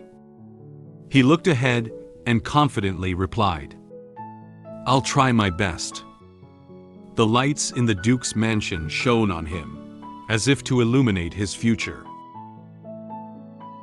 At this moment, a group of guards arrived at the door. They are neatly arranged at the door. A guard said to everyone at Duke Campbell's mansion, "Everyone, please be quiet." The Grand Duke and Moen noticed the sound at the door. They looked out the door together, surprised by the numerous guards. A young girl was surrounded by numerous guards and escorted into the Duke's mansion. The guards continued to announce to everyone, "Let us respectfully welcome the third-in-line heir to the Leopard Empire. The pure white child blessed by the ice and snow goddess." The nobles who were chatting near the door just now all made way and bowed together to the girl in the middle. Cecilia, the third princess of the empire. Cecilia walked quietly into the Duke of Campbell's mansion under the protection of the guards. She was wearing a deep blue and black interwoven dress, exuding the noble temperament unique to princes. She walked with an expressionless expression, exuding a cold elegance. She is like an elf in ice and snow, peaceful and noble. The third princess of the empire, Cecilia, came to my coming-of-age ceremony, and I personally welcomed her. As I was chatting with her, the tone of her speech sent chills down my body. At the same time, the brave Ariel and the holy maiden Lee also came to my coming-of-age ceremony. Although Ariel finds my personality changes strange, she is very wary and doesn't want me to get close to Lee. Then, the ball began. I invited Cecilia to dance with me, and hope she can come to my room. After welcoming Cecilia, other dukes also arrived one after another. Grand Duke Ron is going to greet the other dukes. He patted Moen's shoulder and said to him with a smile on his face, "I'm going to receive the other two dukes. I leave it to you. Remember not to neglect the Royal Highness Princess." Moen confidently said to his father, "I understand, father." Moen placed one hand on his chest, bowed to Cecilia, and walked towards her direction.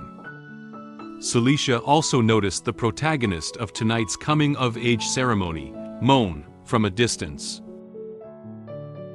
She took the initiative to talk to him. "Long time no see, young Master Moen." Moen smiled at her and praised her outfit for today. "Long time no see, Princess Cecilia.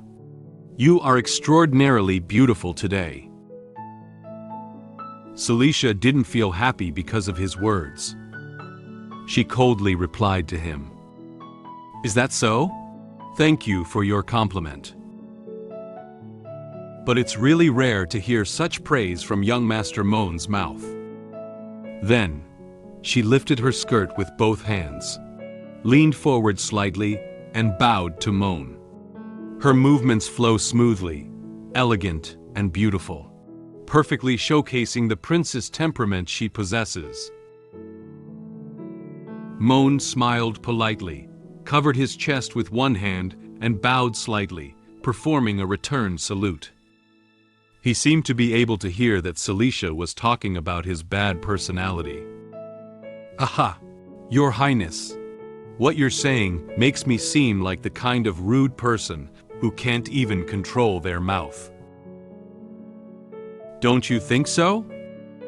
Suddenly, Cecilia looked at him with a cold gaze, and even lowered her tone when talking to him. Moen didn't know how to reply to her for a moment. He felt a chill from her tone of voice, spreading throughout his entire body. To ease the embarrassment, Moen smiled and immediately changed the topic. He reached out his hand and gestured for her to rest in the nearby rest area first. Haha, Your Highness must be tired from coming from the royal city. Why don't you go take a break first? The banquet won't officially start until a little later. Cecilia didn't say anything more about the topic just now. She followed his instruction and turned around to walk towards the rest area. Well, that would be appreciated. As Celicia's figure gradually faded away, Moen's tense emotions finally eased. He exhaled a breath and scratched his head with his hand. He was really a bit overwhelmed by the icy aura that Cecilia emitted. He silently said in his heart, "She's finally gone. Beautiful is really beautiful. Scary is also really scary. Worthy of being the first female lead in the novel, this aura is really scary." Cecilia walked towards the rest area and met two nobles again. The two nobles politely bowed to her, and she gently lifted the hem of her skirt in return. However, she seemed to be still thinking about Moen's every move and way of speaking just now. She noticed that he seemed somewhat different from before today. Today's him, I feel a bit different from before. She turned her head and secretly looked at Moen, who was still standing there receiving guests. She pondered with a puzzled expression. Is it because he has become a little more polite? At this moment, there was a slight commotion in the crowd, followed by some voices of discussion coming from within. This caught Moen's attention. Although the voice was very low, he could hear clearly what the nobles were discussing. He perked up his ears and listened carefully. I can't believe that illegitimate daughter is here. Is she the person who recently dueled with her betrothed partner? I heard that the Duke Bugard has just handed over the position of heir to her. Oh my, this person is not only an illegitimate child, but also a woman. How did she qualify to inherit the earldom?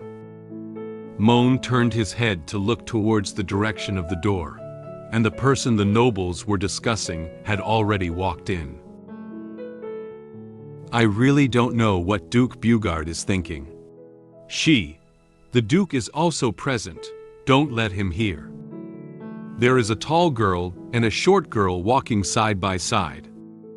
The nobles standing on both sides of the door secretly looked at them with unfriendly eyes. Although the nobles were still discussing them quietly with others, they seemed indifferent. Moen looked at them seriously. For these two people, he is the most familiar, especially the tall girl standing on the left. She has finally arrived.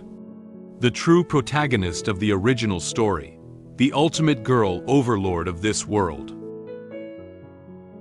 Ariel Bugard. The tall girl on the left is the brave Ariel Bugard. The person standing on her right is the holy maiden Lee Angel. Because they didn't come in formal attire, they stood out among all the nobles. However, Ariel didn't care about these things. She crossed her hands on her chest and walked ahead with a cold expression. Lee seemed a bit scared of crowded places and kept pinching Ariel's clothes, hiding behind her. Ariel raised her hand and greeted Moen naturally. "Hey, young Master Moen. We meet again. How have you been lately?" Moen looked at her with a smile on his face. He raised his hand, about to greet Ariel with a polite gesture.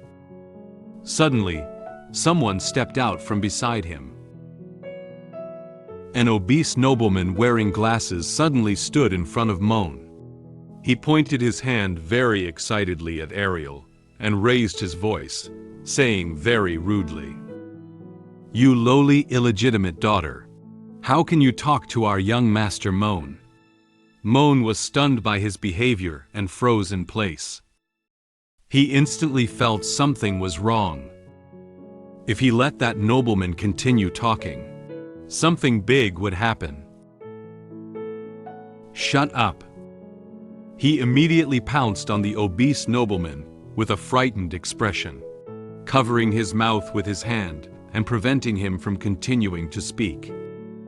The obese nobleman was startled by Moen's movements and struggled with his hands in the air. He didn't expect Moen to suddenly do this. Ariel looked at the scene before her and felt speechless. Moen awkwardly forced a smile as he pressed his hand firmly over the obese nobleman's mouth. He said to Ariel nervously, "I have been doing well lately, Miss Ariel Bugard. Thank you for your concern." Ariel was somewhat stunned by Moen's sudden change in personality and polite response. She felt a little surprised and couldn't believe her eyes. "Huh? You?"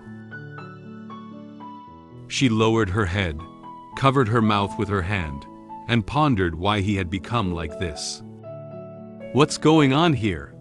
This guy didn't call me a lowly, illegitimate girl like before." His brain, about the size of a nucleolus, can actually remember my full name.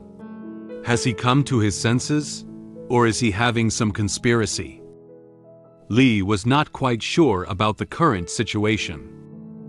She looked at Ariel with worried eyes. "Ariel!" Suddenly, Moen greeted Lee. He politely reached out his hand and said to her in a relaxed tone, "You must be Miss Lee." Lee was startled by his sudden movement. She looked at him with fear and said in great surprise, "Ah, young Master Moen actually knows my name?" Moen slightly bent down and extended his hand forward, wanting to shake hands with her. He said to her gently with a smile on his face, "Of course. How could I not know the names of the important guests tonight? Miss Lee Angel." Just as Moen wanted to shake hands with Leah in a friendly manner, his hand was slapped away hard by Ariel. Moen was somewhat surprised by Ariel's behavior and stared at her blankly. She looked at him warily and said to him in an unkind tone, "What would you do?" She seemed to be under the mistaken impression that Moen was going to do something out of the ordinary to Lee. However, in reality, he didn't do anything strange. Lee looked at them nervously, feeling uneasy about the current situation. The nearby nobles heard Ariel's voice and looked towards them. Ariel approached Moen very angrily, her whole body pressed against Moen's chest. Moen felt that her emotions were not right and awkwardly leaned back. He lowered his head and said to her nervously, "Miss Ariel." Before he could finish speaking, Ariel spoke to him in an angry tone. "Moen Campbell, listen carefully." She looked at him with a disgusted expression and tapped his shoulder hard with her hand. "I came purely because of your father's face. I don't care what kind of plot you have, just come at me. If you dare to think anything against Lee, I'll never let you go." After issuing a warning to Moen, Ariel turned around and headed straight down the hall. Without looking back, she said to Lee, who was standing behind her, "Lee, let's go." Lee nervously turned around to look at Moen, while stuttering in response to Ariel's words. Moen looked at them without saying anything more, just watching them leave. Moen caressed his chest up and down with his hands, trying to ease the tension he had just experienced. He closed his eyes, awkwardly smiled, and silently said in his heart, "Ah, it seems that the misunderstanding between original Moen Campbell and her was really deep." Then he turned around and walked towards the second floor. He needs to prepare for his coming-of-age speech later. He looked ahead with a smile on his face, no longer worried about what would happen next. Well, forget it. As long as tonight passes, our fate will be two completely disjointed parallel lines. From now on, you will be your savior, and I will be my laborer. We will both have a bright future. Miss Girl Overlord. In no time, Moen's coming-of-age ceremony began. It began with his speech as the opening. He stood with his parents on the observation deck on the second floor. He bowed to the nobles and then began to deliver his speech. The nobles on the first floor all looked up, fixed their gaze on him, and listened attentively to his speech. So, under the guidance of my dear parents. Moen placed his hand on his chest and looked forward with a firm gaze. Whenever he finishes a speech, his parents standing behind him smile and applaud him. For their grown-up son, they are very happy inside. I, Moen Campbell, have completed my coming-of-age speech at the age of 18, witnessed by all the nobles of the empire. From today on, I can also be considered the official heir of the Campbell family, but unfortunately, when his parents were applauding for him, the nobles on the first floor smiled at him and joined them in applauding for him. Although he gave a coming-of-age speech according to the plot in the novel, he had to face what happened next. After tonight, the direction of his story in the novel will also change. The identity of this heir may only be limited to tonight. The speech lasted for a relatively long period of time. Finally, with warm applause from everyone, Moen concluded his speech. He exhaled and loosened his tie with his hand, allowing himself to catch his breath. He said with a sense of relief, "Finally, it's over." At this point, the coming-of-age ball has already begun. The nobles found their dance partners one after another and danced in the center of the hall. Moen looked at the crowd, pondering what he was preparing to do. Next, I should prepare for the main task. Moen glanced at the dance party and then at the nobles chatting beside him. He looked around, trying to find Celicia's figure. Princess Cecilia.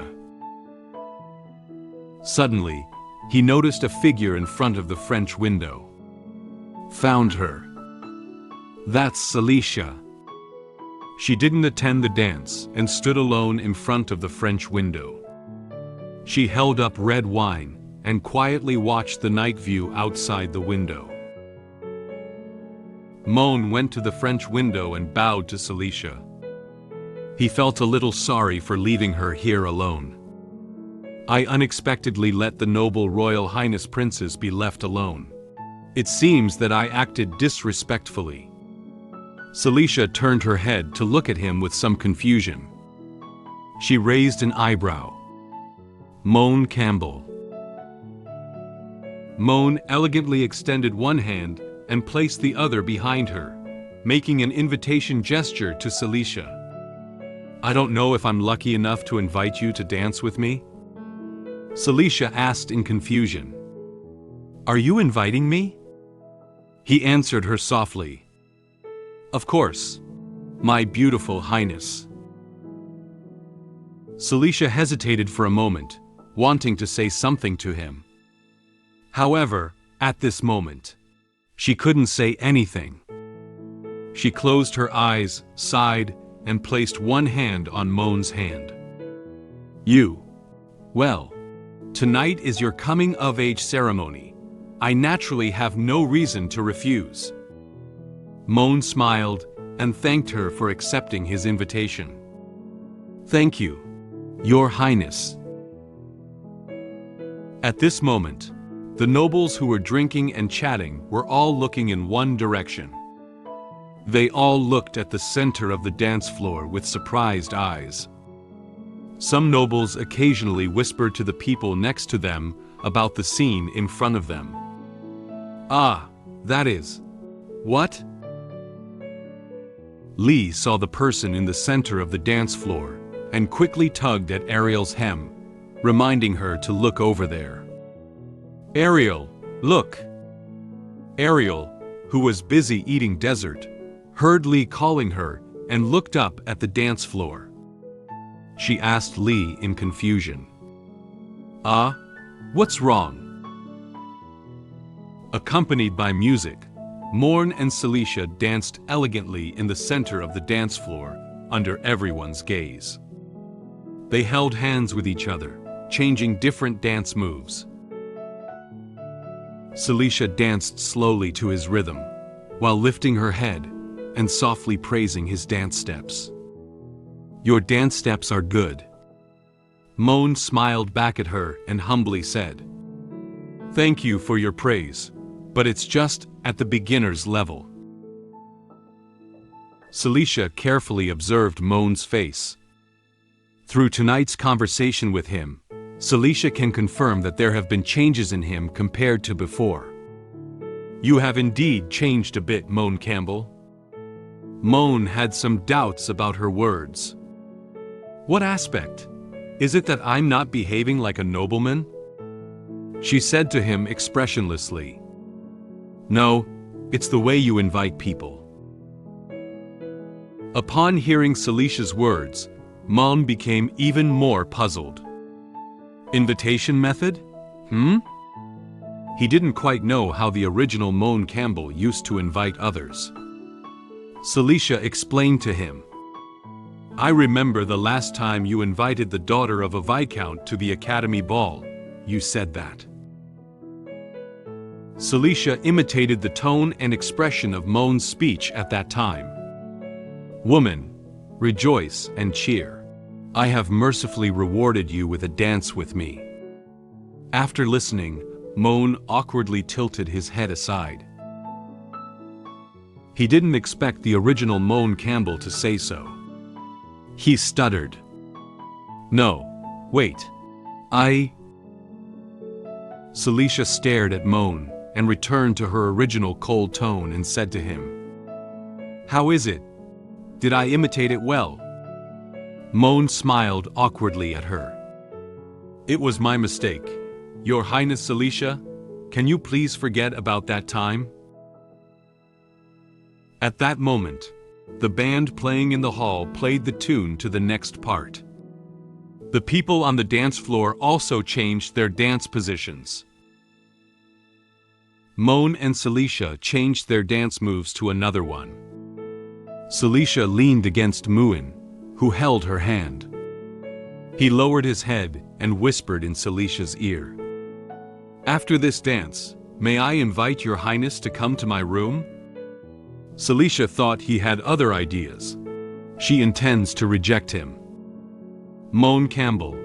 Although you and I are engaged, I understand, Your Highness. I have no intention of crossing over.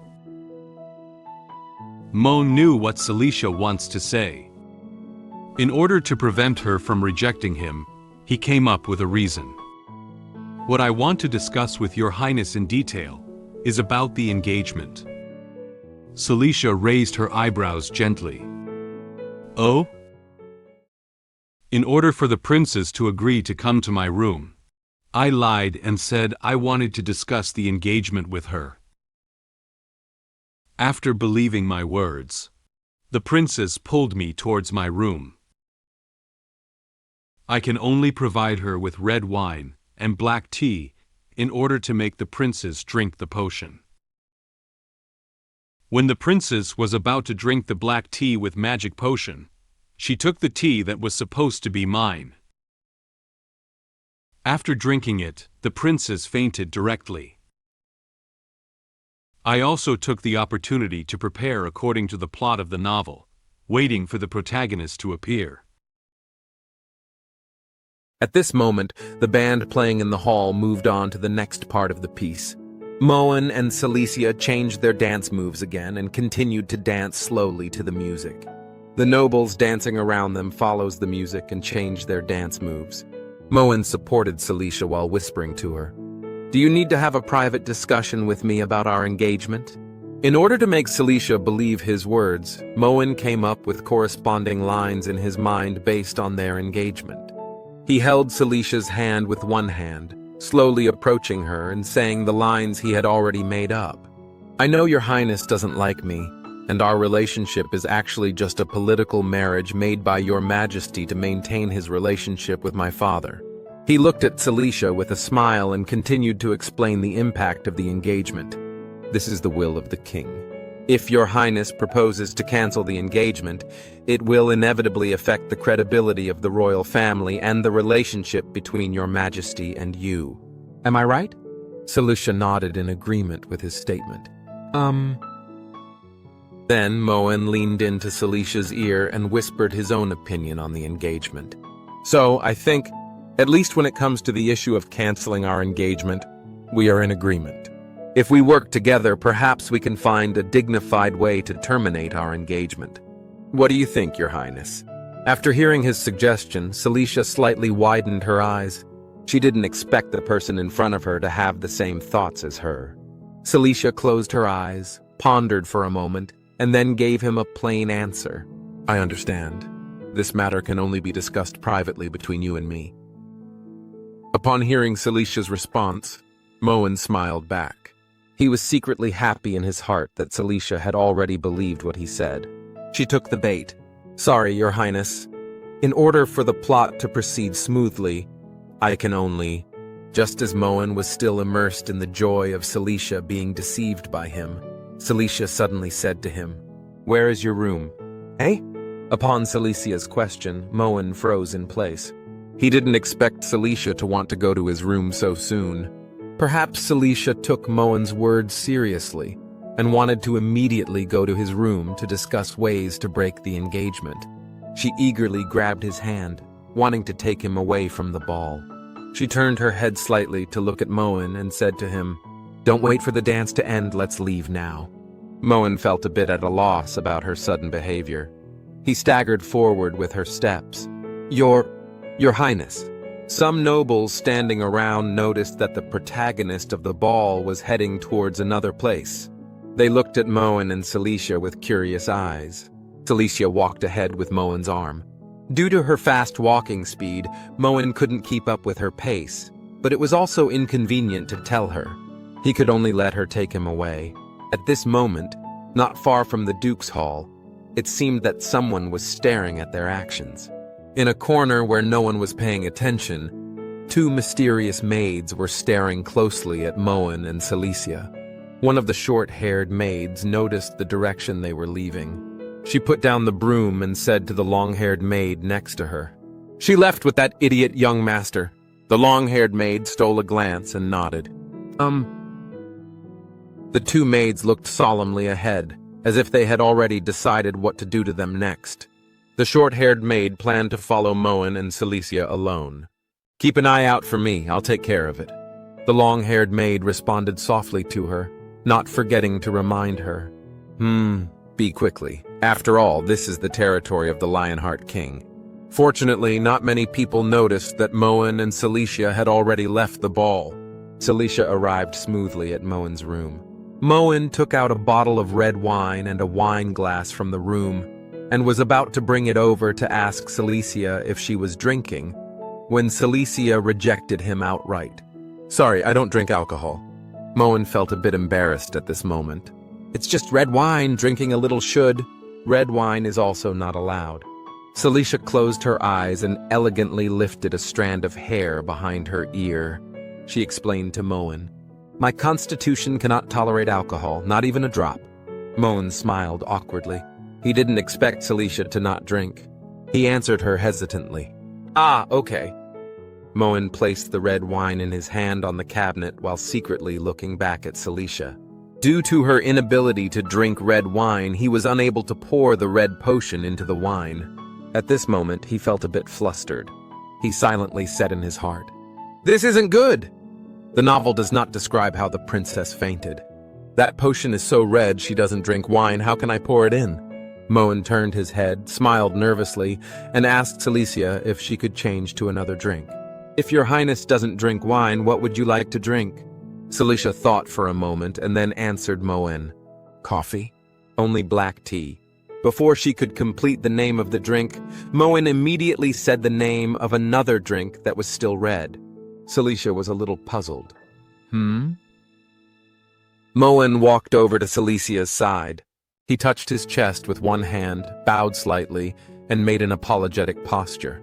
Due to some uncontrollable factors, no other beverages are available here tonight except for red wine and black tea, so, although the lie was told, he still looked at her nervously, afraid that she would see something wrong.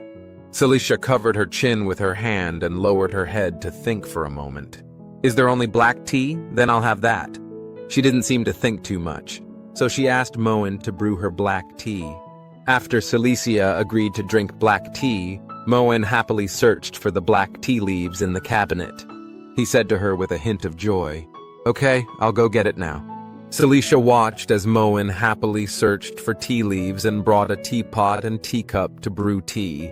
Feeling a bit speechless, she watched his back expressionlessly and silently said in her heart, "Is brewing tea such a joyful thing for this guy?" Moen poured the brewed black tea into 2 teacups and placed them on the counter. He turned his back to Cecilia and blocked his entire body in front of the 2 teacups. He peeked back and, realizing she wasn't looking this way, snuck the 2 potions out.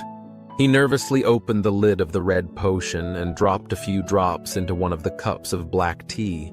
He was worried that these few drops of magic potion might not be enough to make Cecilia faint, so he added a few more drops. Although a drop of alcohol can knock down an elephant, it's better to add a few more drops when facing a super powerful magician like Cecilia. Then he looked at the white potion in his left hand. "I don't know what this white bottle is, I still don't want." At this moment, Cecilia suddenly poked her head out from behind the wall.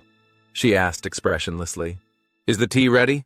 Moen was startled by Celicia's voice and accidentally pulled out the lid of the white potion. He exclaimed in surprise, "Ah!" Moen quickly turned around, his hands behind his back, and hid the 2 bottles of magic potion in his hands. He was worried that she would discover these 2 bottles of magic potion. He awkwardly smiled at her and said nervously, "Almost done." Cecilia stared at him for a while but didn't seem to notice anything strange about him. "Please wait for a moment, Your Highness." While talking to her, he secretly poured some magic potion into 2 cups of tea. Since she still needs to wait a little longer, she decided to go back to the sofa. She nodded to Moen, turned around and walked towards the sofa, continuing to sit and wait for his black tea. Moen was scared and broke into a cold sweat. He stared closely at Celicia's movements. When she returned to the sofa, he quickly turned around to face the cabinet. He closed his eyes, wiped the cold sweat off his forehead with his hand, and exhaled a breath. He was almost caught by Cecilia doing something inappropriate just now. Fortunately, he quickly reacted. Phew, scared to death. Fortunately, this potion doesn't have any magical fluctuations, otherwise I would have been caught by her. At this moment, Moen lowered his head as if he had noticed something on the floor. There is a red water stain on the floor, which seems to be the same color as the potion just now. He was very surprised, thinking that he had accidentally spilled the potion on the ground just now. He held his head in both hands sadly and screamed in his heart, "No!" At the thought of such an expensive magic potion being wasted by himself, Moen's entire body froze directly in place. He crumbled and reached out his hand towards the puddle of water stains, saddened by the fact that he had lost the opportunity to make money. Originally, this was an important material that I was going to make my first bucket of money by watering it down and dividing it into 10,000 portions to sell to others as sleeping pills after I was exiled. It's all gone. He could imagine the gold coins that were about to arrive flying away from him just like that. "Young Master Moen?" Cecilia called out his name and urged him again whether the black tea had been brewed. Moen quickly put 2 cups of black tea into the tray, holding it while responding to her call. "I'll be right there. Sorry for keeping you waiting." Moen walked towards the sofa with 2 cups of black tea. At this moment, they didn't notice that a black figure was secretly watching them outside the window, and then disappeared into the night. When Cecilia received the black tea, she lowered her head and her expression suddenly became somewhat serious. She seemed puzzled by the appearance of the black tea in her hand. The heat of the black tea drifted onto her face, making her feel even more strange about this cup of black tea. She hesitated for a moment and then said to Moen, Young Master Moen, your black tea? It's so red and it seems to glow?" She held a teacup in one hand and carefully observed the black tea. Unlike regular black tea in white porcelain teacups presents a bright red color similar to blood, and there is also something like glitter floating in the tea water. She has never seen this type of black tea before. After hearing Celicia's evaluation, Moen's mood suddenly became tense again, to the point where cold sweat broke out on his forehead again. He looked nervously at the ceiling and hesitantly explained the reason to her. This is a newly procured precious tea species from the Eastern Kingdom at my home, called Big Red Robe, right, that's the name." Cecilia didn't seem to care too much about Moen's statement. With a cold expression, she gestured for him to drink his tea first. "Is that so? Well, young Master Moen, you drink first." Moen thought Cecilia might have noticed that he had added something else to the black tea. This made him even more nervous. "Does your highness suspect that I have added something to my drink? Would I be the one to do such a thing?" Actually, Cecilia did not doubt him. She calmly said to him, "Young Master Moen is too sensitive.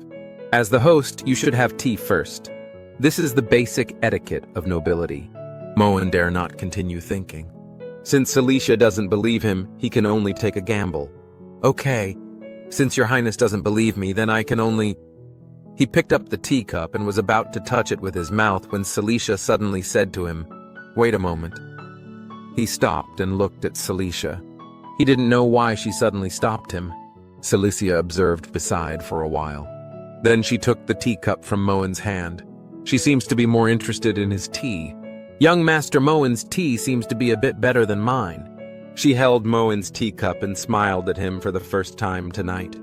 "How about we swap? I hope you don't mind." Moen looked at her nervously but couldn't say anything. Before Moen could answer, Cecilia brought the teacup to her lips and took a small sip. Suddenly, she felt her body becoming a bit strange. She widened her eyes. Moen noticed that she suddenly froze in place, motionless. He reached out and tried to call her name, wanting to ask if she was okay. "Your Highness." Then Celicia's body became unsteady. Her eyes became hazy and her face suddenly turned red. She looked at Moen in a daze but couldn't say the complete words. She felt her body lose strength and immediately collapsed towards the sofa. Her black tea didn't hold steady either.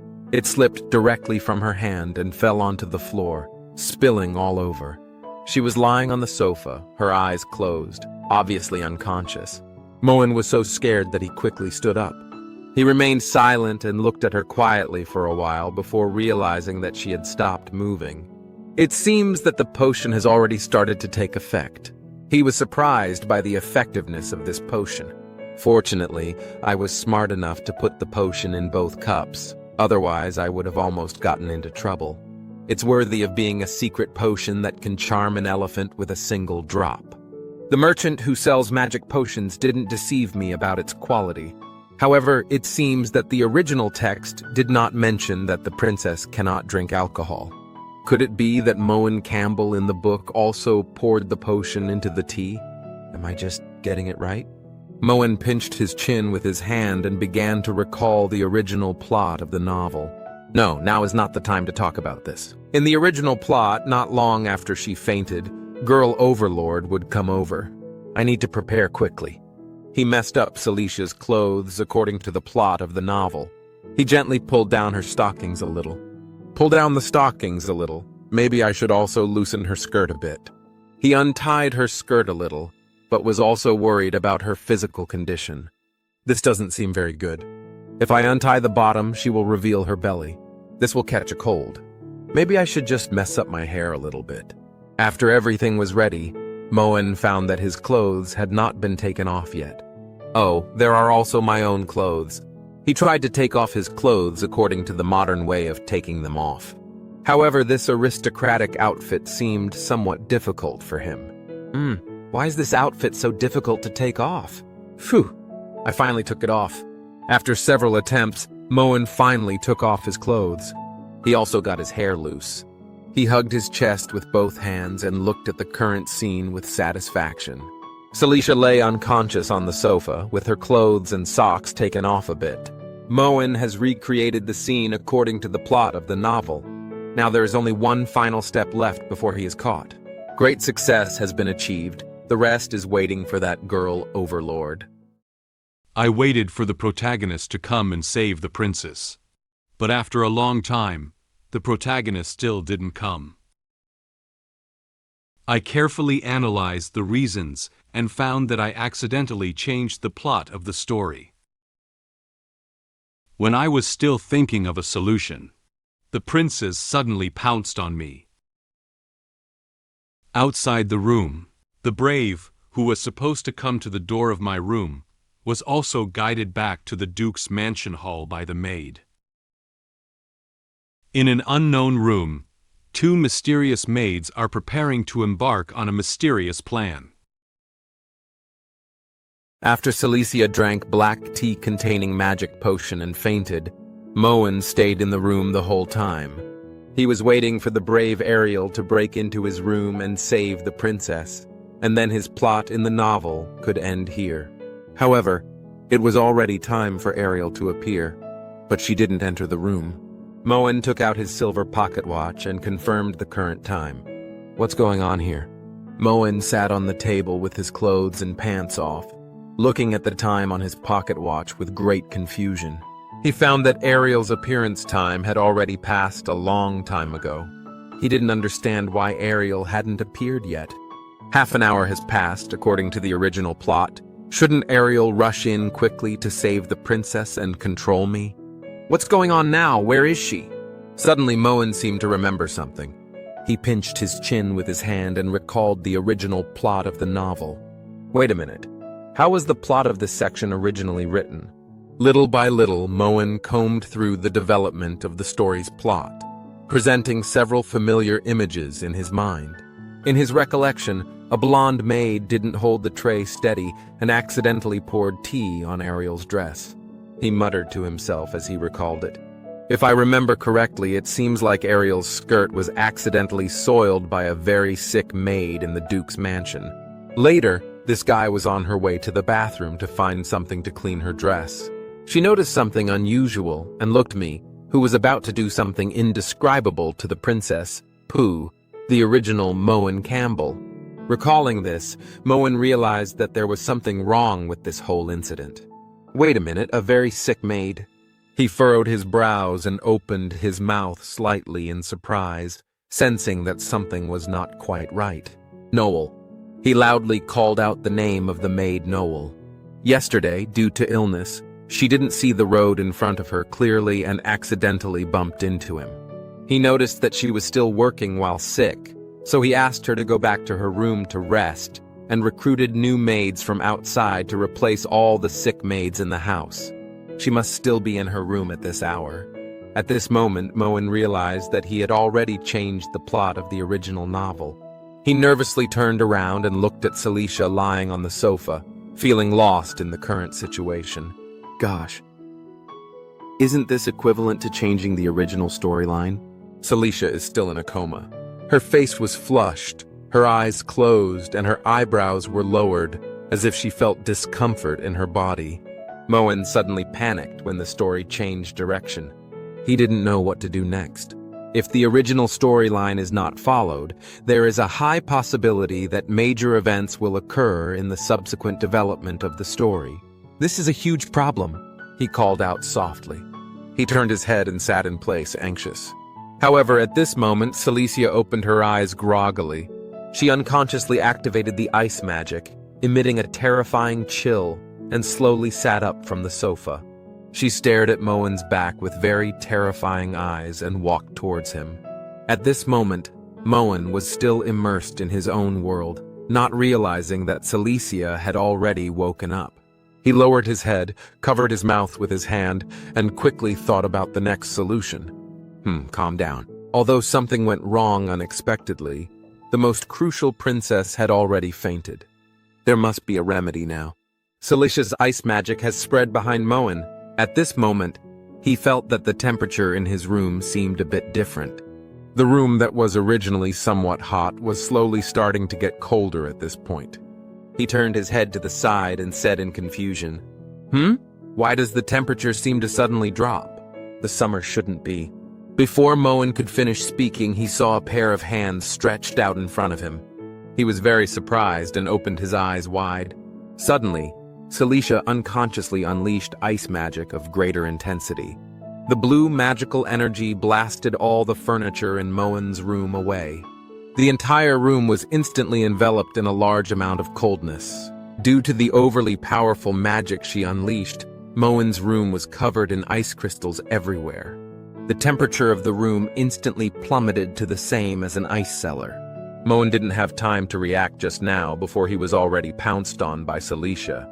Her entire body was now pressed on top of him, and from time to time, she was still emitting some cold air. Moen was frightened by Celicia's sudden action. He was so nervous that he couldn't even feel the temperature in the room. He looked at her in great surprise and didn't dare to sit up. He thought she already knew that he had poured something strange into the tea, so she was very angry and wanted to punish him. He explained to her very anxiously, "Your Highness, listen to me explain. It's not what you think. You drank the wine." At this moment, Cecilia suddenly spoke. "It's so hot." Moen widened his eyes and looked at her, not sure what was wrong with her now. Cecilia seems to be not very conscious. She held her flushed face in her hands, stuck out her tongue, and her eyes were hazy. She said to him in a daze, "My body wants to..." The Cecilia in front of him was a completely different person from the one just now. Moen realized that her current state was not right and thought she might be sick. He quickly propped himself up on the ground with his hands, trying to get up. "No! This state is incorrect! Your Highness, hold on, I'll go call a doctor right away." Cecilia seemed to know he wanted to leave, so she used ice magic to fix his hands on the ground. She slowly climbed onto Moen's body, gently touched his body with her hand, and then gently grasped his neck. "Your body is so cold. I like it." Moen was pressed under her, and her hands were imprisoned by ice magic, unable to move. He looked at her nervously. "Your Highness, wake up! Your Highness!" "Ariel, protagonist, help me quickly. If it continues like this, it's just a show and a real thing." Suddenly, Cecilia bent down, pressing one hand on his shoulder and the other on his neck, and forcefully kissed Moen. Moen was extremely shocked, and a slight blush also appeared on his face. He never expected such a thing to happen. At this moment, Somewhere in the Duke's mansion, the sound of fast walking resounded in the corridor. Then a familiar voice rang out. "Come on!" Ariel hurriedly walked down the hallway looking for a bathroom while wiping her skirt with a handkerchief. She lowered her head and looked at her dirty skirt, muttering to herself, "My dear Leah, how could she be so careless? The cake got all over my skirt." At this moment, Ariel stopped. She sensed a hint of something wrong. She looked up ahead and seemed to notice that there was someone staring at her in the area. The corridor in front of her was empty, only bright candle holders quietly illuminating the corridor. The doors of the rooms in the hallway were also tightly closed, as if no one was here. However, Ariel could clearly perceive that there was indeed someone's aura here. She looked around carefully for a moment and then asked a question towards the hallway. "Who is it? Who is here?" At this moment, a maid slowly walked out of one of the rooms. "Excuse me, miss." Anne closed her eyes, touched her chest with one hand, and politely bowed to Ariel. She kindly reminded her not to go any further. "This is a forbidden area of the Duke's mansion. Please turn back." Ariel expressed doubts about this. Is there any place in the vast Duke Campbell's mansion that guests cannot enter? She didn't know she had gone where she shouldn't have gone. Forbidden area? She continued to inquire curiously. "What kind of forbidden area is this?" Anne looked at her with a smile on her face and calmly answered her question.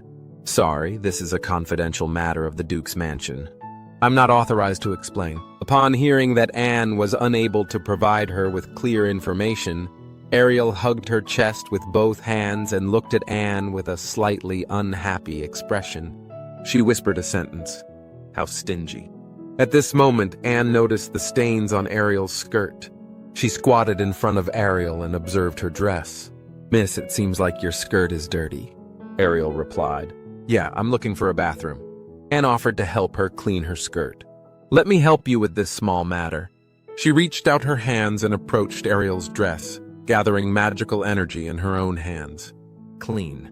The green magic energy cleaned the stains off Ariel's dress, making it look as clean as it had been washed. Ariel lowered her head and looked at Anne's ability to cast magic, feeling somewhat surprised. She didn't expect the Campbell family to be so powerful that even the hired maids could use magic, she said with a slight surprise. "Oh, worthy of the Campbell family. Do all maids know how to use magic?" Anne withdrew her hand and humbly replied, "I only know a little, not worth mentioning." After cleaning Ariel's skirt, Anne stood up and took out a handkerchief to wipe her hands. She smiled and said to Ariel, who was still looking at her dress, "It's already cleaned, miss. Also, let me remind you, in a little while, the banquet will offer a limited number of pachichi cakes. If you like it, please don't miss it." Pachichi cake. Upon hearing the name of this cake, Ariel's eyes suddenly lit up. She clenched her two small fists excitedly, and her saliva couldn't stop flowing. She was very happy to be able to eat her favorite dessert at Duke Campbell's mansion. She was worried that the limited number of cakes would be sold out, so she quickly turned around and prepared to run back to the hall. She turned slightly and waved to Anne, saying goodbye to her. She smiled and expressed her gratitude for cleaning her dress just now. "Thank you for your help, Miss Maid. I have to go grab the cake." Anne also waved her hand gently. "You are welcome. Take care." Anne smiled as she watched her leave, until Ariel's figure gradually faded away and disappeared at the end of the corridor. Then she put down her hand. She withdrew her smile, turned back indifferently, and looked towards a certain part of the hallway, as if there was some unspeakable secret there. Ariel ran forward while recalling her interaction with Anne just now. She had actually noticed something strange about Anne. Since she didn't want to care too much about the Campbell family, she didn't say anything. She whispered, "That maid is a bit strange. She has a bloody smell on her body, and the other person hiding is also a bit suspicious. But what does this have to do with me? Anyway, she's causing trouble at the Duke's mansion, so it definitely won't involve me. As for Her Highness Cecilia, well, Her Highness is already such a mature person, and she is also a young and top-notch magical genius. Can she still be eaten by that stupid playboy? She noticed Cecilia taking Moen's hand and leaving the ball. However, she didn't worry too much about Celicia's safety, considering the power of her abilities. In summary, Ariel's main concern now is the limited quantity of pachichi cakes. If she doesn't run faster, she's worried that she'll be robbed by other nobles. She firmly looked ahead and quickened her running speed. Now! Nothing is more important than my pachichi cake. I'm coming. My dear Pachichi. In a dark room in the hallway, the short-haired maid was holding a dagger and leaning against the wall. She tilted her head and listened cautiously to the movements outside the door. It seems that as soon as someone breaks in, she will immediately kill them. Until Ariel's footsteps had disappeared into the hallway, she whispered to the long-haired maid. That girl has left. Is she also your mission target? The long-haired maid answered her. No, she was originally the target of number 9. Number 9 was my former partner, so I know some information about her. The long-haired maid was kneeling on one knee. She gathered magical energy on her fingers and drew a red magic formation on the ground. She seemed to be trying to invade the Campbell house through the magic circle. When the short-haired maid heard her mention the code name, she remembered something that happened earlier. Number 9, I remember it was a mission failure. The long-haired maid knew what she was talking about, so she continued her words. Right, it's that girl who surpassed her by 2 great realms but was killed in return. After confirming that there were no more people outside the corridor, the short-haired maid retracted the dagger at her waist. As soon as the maid with long hair reminded her, she knew who she was referring to. Then she realized that the long-haired maid had been drawing magic circles for a bit too long. She turned her head and frowned slightly, reminding the long-haired maid to pay attention to the time. It turns out to be her. By the way, how much longer do you need? There is not much time left for us. The long-haired maid answered her. Soon. After all, it was something laid down by the Lionheart King Ron Campbell. Although it is a massive object covering the entire duchy, it is not so easy to quietly open the gap without disturbing him. The short-haired maid seems a bit anxious. She urged the long-haired maid to move faster. We need to hurry up. If Moen Campbell or Princess Cecilia suddenly come out, our mission will be considered a failure. Due to the fact that drawing magic circle consumes a lot of her energy, the long-haired maid cannot immediately invade the Campbell family. Some sweat dripped down her face as her fingers sped up the drawing of the magical array.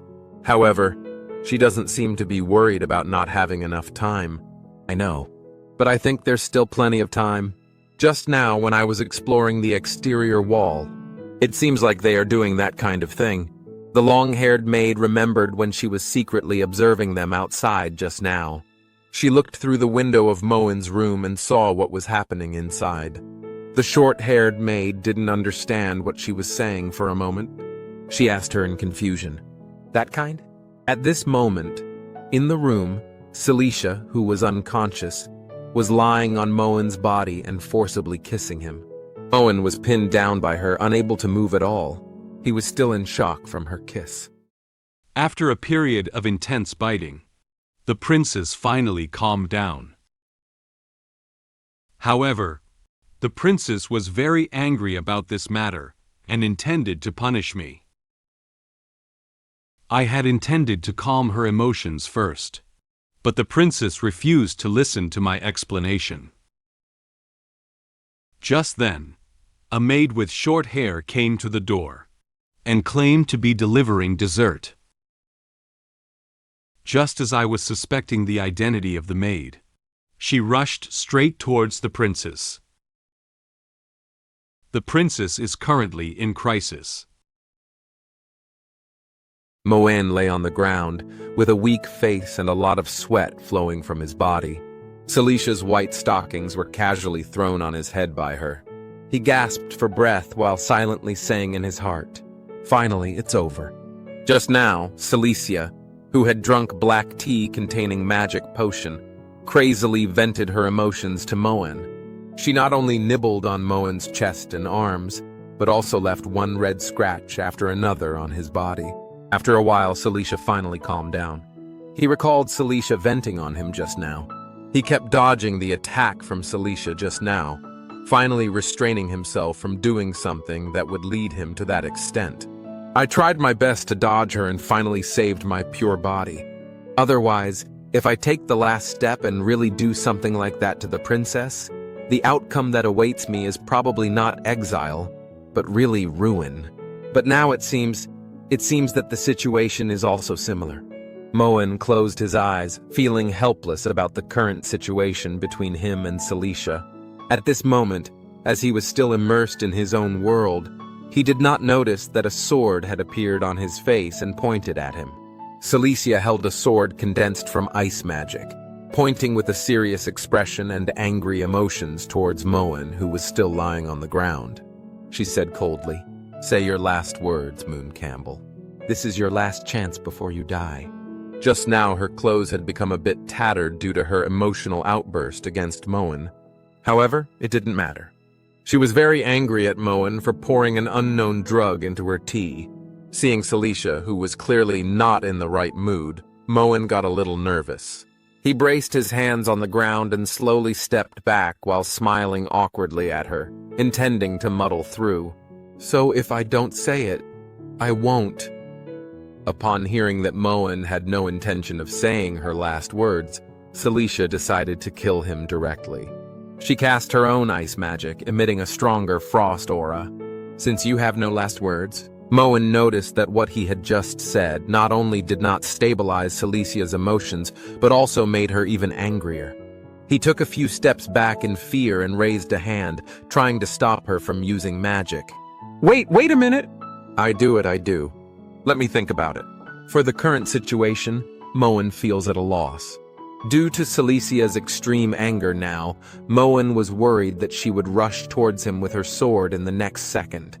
This is too bad. If I hadn't managed to calm her down, I wouldn't have had to wait for the guillotine. I'd have been done for right then and there. I don't know if there will be a second chance of rebirth. He had to calm her emotions first. He was rapidly thinking of a solution in his mind. Given the circumstances, I can only use my modern wisdom to take a gamble. Moen lifted his head and spoke the modern language he had thought of to Cecilia. Once there was a sincere love in front of me that I didn't cherish properly. I didn't regret it until I lost it. Cecilia lowered her head, still holding her sword towards him. She frowned slightly and heard Moen saying something she had never heard before. "If God could give me another chance?" Moen looked at Cecilia with sincere eyes and deep affection. He placed one hand on his chest, as if it would make him appear more sincere.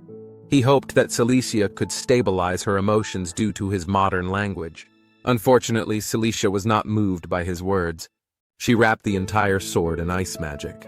She raised her sword and swung it forcefully towards Moen's head. In an instant, several strands of his hair were cut off by the sword. He raised his hands and looked at the top of his head in great fear. He was so scared that he let out a scream. Yikes! Cecilia narrowed her eyes slightly and looked at him, her expression becoming more serious. She had no faith in what he said about love. She thought he could realize his mistake, but ended up wasting her time with such a long piece of nonsense. She felt even angrier about his lack of remorse. She held up her sword and augmented the ice magic on her body quite a bit more. "I see, is this your disgusting reason?" Moen's eyes flicked to the side. He scratched his head and smiled at her, trying to diffuse the awkwardness of the situation.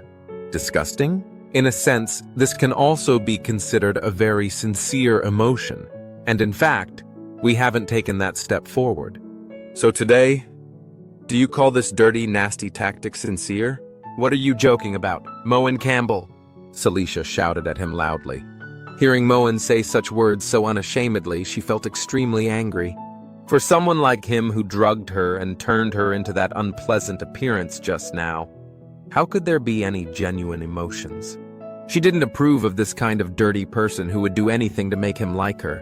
If you really like me, you should stand in front of me openly and honestly, and use your character, your strength, and your sincerity to impress me like a real man. If I still don't like you after you do that, maybe in the end, I will also follow the engagement and become your wife. Moen froze in place, slightly widening his own eyes to look at Cecilia. He had never seen her lose her composure and get angry with him before. But you chose to poison this most despicable and shameless means. Although Cecilia was still pretending to be strong, her heart was hurt by Moen. Her emotions could no longer be controlled. She lowered her head slightly, tears streaming down her face. She gently wrapped her hand around herself, trying to calm her emotions at the moment. She couldn't forgive Moen for doing something that made her angry and sad. Seeing Cecilia so heartbroken, Moen also felt a pang of guilt, realizing that he might have gone too far. At this point, he had no other choice but to apologize and come clean with her. "I'm sorry, Cecilia. I need to be honest with you. I had no other choice but to act this way. I just wanted a result, and had no intention of doing those offensive." However, Cecilia could no longer listen to any of Moen's words now. As soon as Moen intended to stand up, she immediately swung the sword in her hand towards him. She said angrily while shedding tears, "Shut up, kneel down." Just as Celicia's sword was about to touch Leon's body, there was a knock on the door outside the room. Cecilia noticed the knocking on the door and cautiously looked towards it. Moen, who was kneeling on the ground, also looked towards the direction of the door. Cecilia put down her sword, grabbed Moen's neck with her other hand, and lifted him up forcefully. She coldly issued a warning to him. "Tell the people outside to leave." Moen was choked by him, and his whole body was trembling with discomfort. He raised his hand, wanting her to loosen it a bit, but he didn't dare to struggle casually. He answered her intermittently. "No, this room is soundproof. No sound can come in except for knocking on the door, and the sound inside cannot get out." Cecilia felt somewhat dissatisfied. She didn't want anyone outside to come in and know what had happened in this room, but now she couldn't stop it either. She lifted her head and showed a disdainful expression towards him. Cecilia released the hand that was holding onto Moen's neck and threw him to the ground. She gave him orders coldly. "I'll spare your life for now. Put on your clothes and open the door." Moen suddenly lost his balance and fell to the ground. He covered his uncomfortable neck while lifting his head to respond to Celicia's words. "Yes, yes." Moen quickly found and put on the clothes he had thrown somewhere in the room. He accidentally changed the plot of the story, so much so that he couldn't predict what would happen next. He helplessly closed his eyes and tidied up his collar with both hands. He silently analyzed the outcome in his heart that he could know. "This is really bad. Now I only have 3 possible outcomes left. I'll either be killed by Cecilia herself, publicly hanged by the angry king, or, like in the dream, cut to pieces in the dungeon by an unknown person. No matter which one, it's a dead end." Seizing the moment when Moen went to open the door, Cecilia tidied up her dress and quickly picked up the tattered stockings, sitting on the sofa and putting them on. She doesn't want to be noticed for her disheveled appearance. Her eyes remained cautiously focused on the direction of the door, paying attention to any movements there. After finishing his clothes, Moen opened the door with a helpless expression. He sighed softly, assuming that the person coming through the door was Ariel, who had just rushed over not long ago according to the direction of the plot. "So, protagonist, I almost did that kind of thing. What's the use of you only coming now?" However, the voice of the person outside the door was not Ariel's voice. "Young Master Moen." Moen opened his eyes. When he saw that the person outside the door was not his familiar Ariel or Anne, he felt a little surprised. He looked at her with confusion. The short-haired maid stood at the door of Moen's room, holding a plate of dessert and hot tea. She smiled at him and expressed her intention of coming here.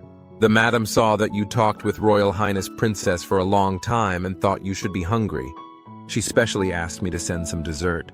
It turns out that the maid just came over to deliver some food." Moen's tense mood relaxed a bit. He expressed his gratitude to the short-haired maid. "Oh, thank you." He extended one hand and gestured for the short-haired maid to bring the dessert and tea into the room, while using the other hand to close the room door. "Just put it on the table over there." The short-haired maid smiled and turned around, indicating that she had received instructions from him. "Okay." The short-haired maid carried a tray and walked towards the nearby table. At this moment, Moen felt that the maid in front of him was not very familiar. He seems to have never seen her at home. He stood behind her and observed for a while, then said to her in confusion, "Hey, wait, how come it seems like I've never seen you before?" Upon hearing that Moen seemed to have doubts about her, the short-haired maid stopped. She closed her eyes and still smiled at him. She explained to Moen, "I was only elected to the Duke's mansion last night. It's normal for young Master Moen not to know me." Moen recalled yesterday's incident, and indeed she had told Anne to let the sick maids rest in their rooms and recruit new maids to cope with the shortage of maids in the Duke's mansion. However, when he saw the maid's attire, he remembered what Anne had said to him yesterday. "Oh, are you here to help with the banquet?" "But I remember Anne said that because there were no extra maid uniforms, they only hired ordinary servants. Is that so?" The next second, the short-haired maid opened her green eyes and her expression quickly changed from a smile to a cold one. Since Moen has discovered it, there is no need for her to continue acting. The short-haired maid cast her magic, enveloping herself in black magical energy and using it to charge into the room. Due to the intense magic she unleashed, the desserts and tea in her hands were thrown out. Moen was also influenced by her strong magical fluctuations and was blown to the position at the door of the room. He just realized that the short-haired maid was not an ordinary person. An assassin! He bumped into the door and fell to the ground. This made his back feel a wave of pain. However, he opened his eyes and noticed that the maid was rushing into the room instead of towards him. Just as he was pondering why, suddenly he realized that Cecilia was still sitting on the sofa. He looked at the sofa in shock. "Wait, it's not for me, then it is." "Cecilia." Cecilia looked at the commotion in the direction of the door in shock. Then, a maid with strong magical energy rushed towards her at a very fast speed. However, she just sat quietly on the sofa waiting for Moen to open the door, without taking any protective measures. The short-haired maid jumped into mid-air with the help of magical energy and raised 2 daggers hidden around her waist, cutting at Cecilia. The strong magical aura she emitted made people feel scared. Immediately afterwards, the black magic energy collided with the blue magic energy, emitting a huge energy shockwave, causing some of the furniture in Moen's room to be blasted away. Moen crossed his hands again and raised them in front of him to protect himself. Their magical aura caused a gust of strong wind, even so intense that it was about to blow him away. The strong wind blew some furniture debris towards him, forcing him to close his eyes. He tried to lean against the door and maintain his body balance. Due to concerns about Celicia's condition, he slowly opened his eyes to confirm if she was safe now. "Cecilia." Then a sound of weapon impact echoed through the room. When Cecilia realized that the purpose of the short-haired maid was her, she immediately summoned the ice sword and blocked her 2 daggers. The short-haired maid is not to be outdone. She clenched her weapon tightly and pushed toward Cecilia with all her strength. Cecilia didn't provoke anyone tonight. How could an assassin suddenly come to kill her? She guessed in her heart that there would be no one else besides the brother who hated her. She tentatively asked the short-haired maid, "Did my foolish brother send you here?" The short-haired maid sneered disdainfully. She doesn't need to tell Cecilia too much information. Then she put down harsh words to Cecilia. "Sorry, the employer's information is top secret, and you don't need to know, Your Highness. Today you will surely die here."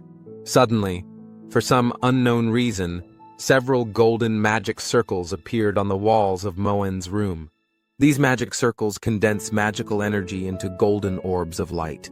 Then the short-haired maid loudly announced to Cecilia, "The 3rd princess of the Empire was assassinated at the Duke of Campbell's mansion. This is your finale." Subsequently, these light balls transformed into one lightsaber after another and shot towards Cecilia. The golden light shone on Cecilia, making it difficult to see how she would respond to them. The assassin summoned the magic circle with the intention of killing the princess. But the princess blocked the attack with her own magic. I was powerless and planned to escape, but found that the door was locked by an assassin. I'm wondering if I've changed the story plot once again, because of myself. The princess and the assassin are fighting fiercely, and the assassin is about to be suppressed. At this moment, the assassin pulled out a mysterious potion and suppressed the princess's magic. The princess without magic is about to be killed by the assassin. The short-haired assassin summoned several unknown golden magic circles in Moen's room. The magic array condenses golden energy into golden swords, and the entire room emits a strong golden light. They aimed at Cecilia and flew towards her. The short-haired assassin quickly jumped back to a safe position to avoid the falling sword. One huge sword after another quickly landed at the position where Cecilia had just stood, emitting a strong explosion sound. The explosion ignited Moen's room, and suddenly the room was filled with flames. The falling sword also chopped the furniture in the room into pieces, raising strong dust that made it difficult to see how Cecilia was doing. The short-haired assassin landed in a safe position and maintained her body balance. She lifted her head and clenched 2 daggers tightly. The firelight shone on her face. She looked at the explosions and flames emanating from Celicia's position, with a confident and sinister smile on her face.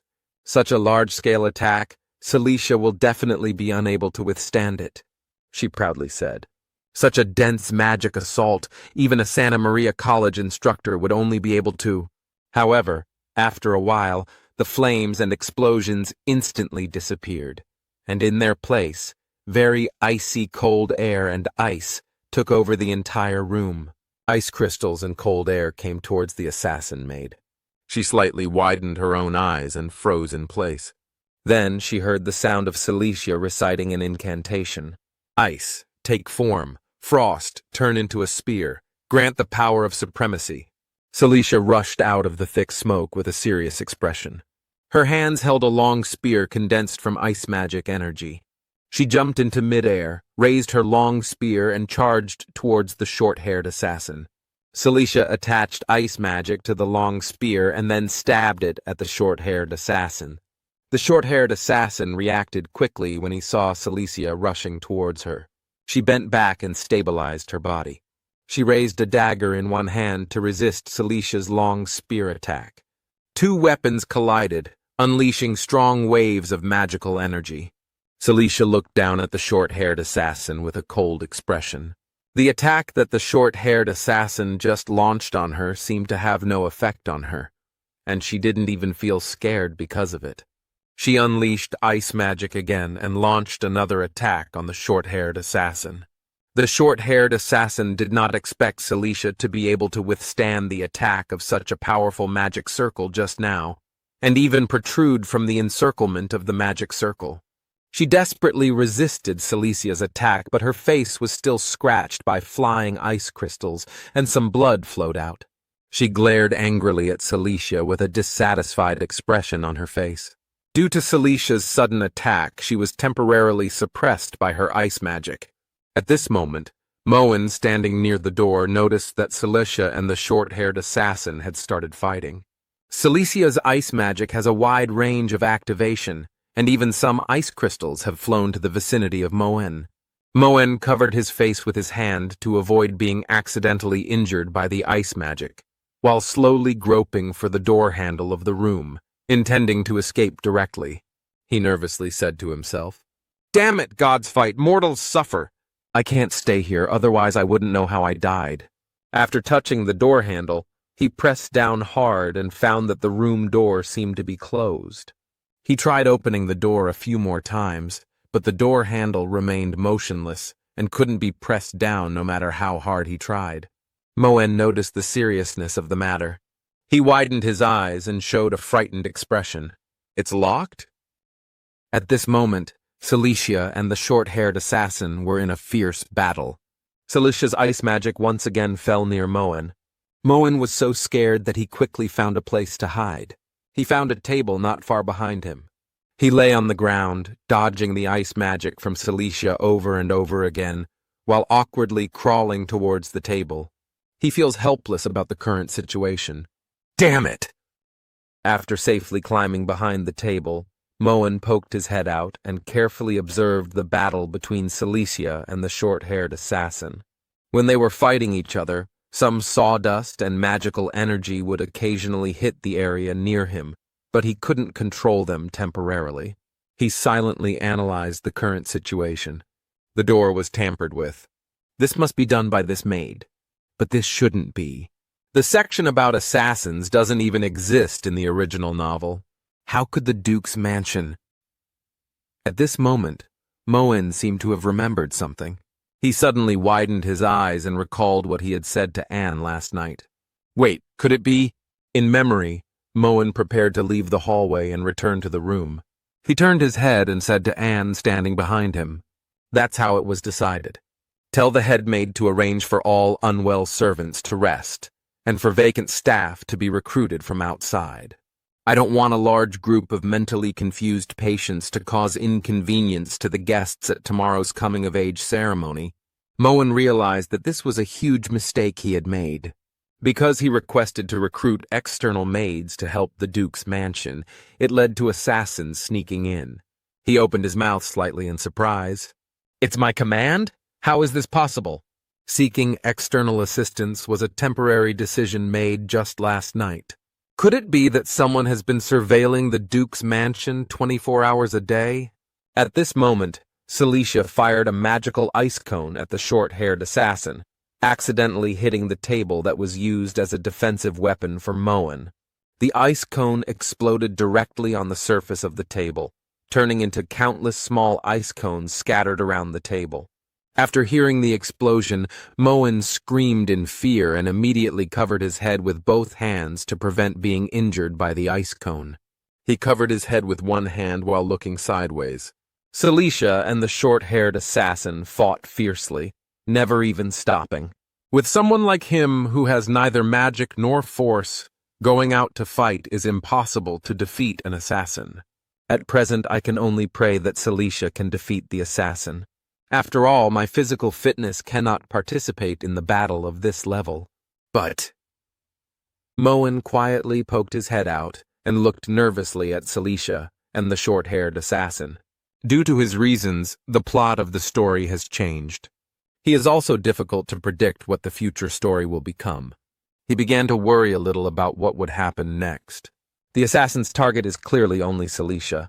Now I have unintentionally changed the original story, and I don't know what will happen in the future, but for now, is Cecilia winning really a good ending? Cecilia seems to have stopped attacking the short-haired assassin.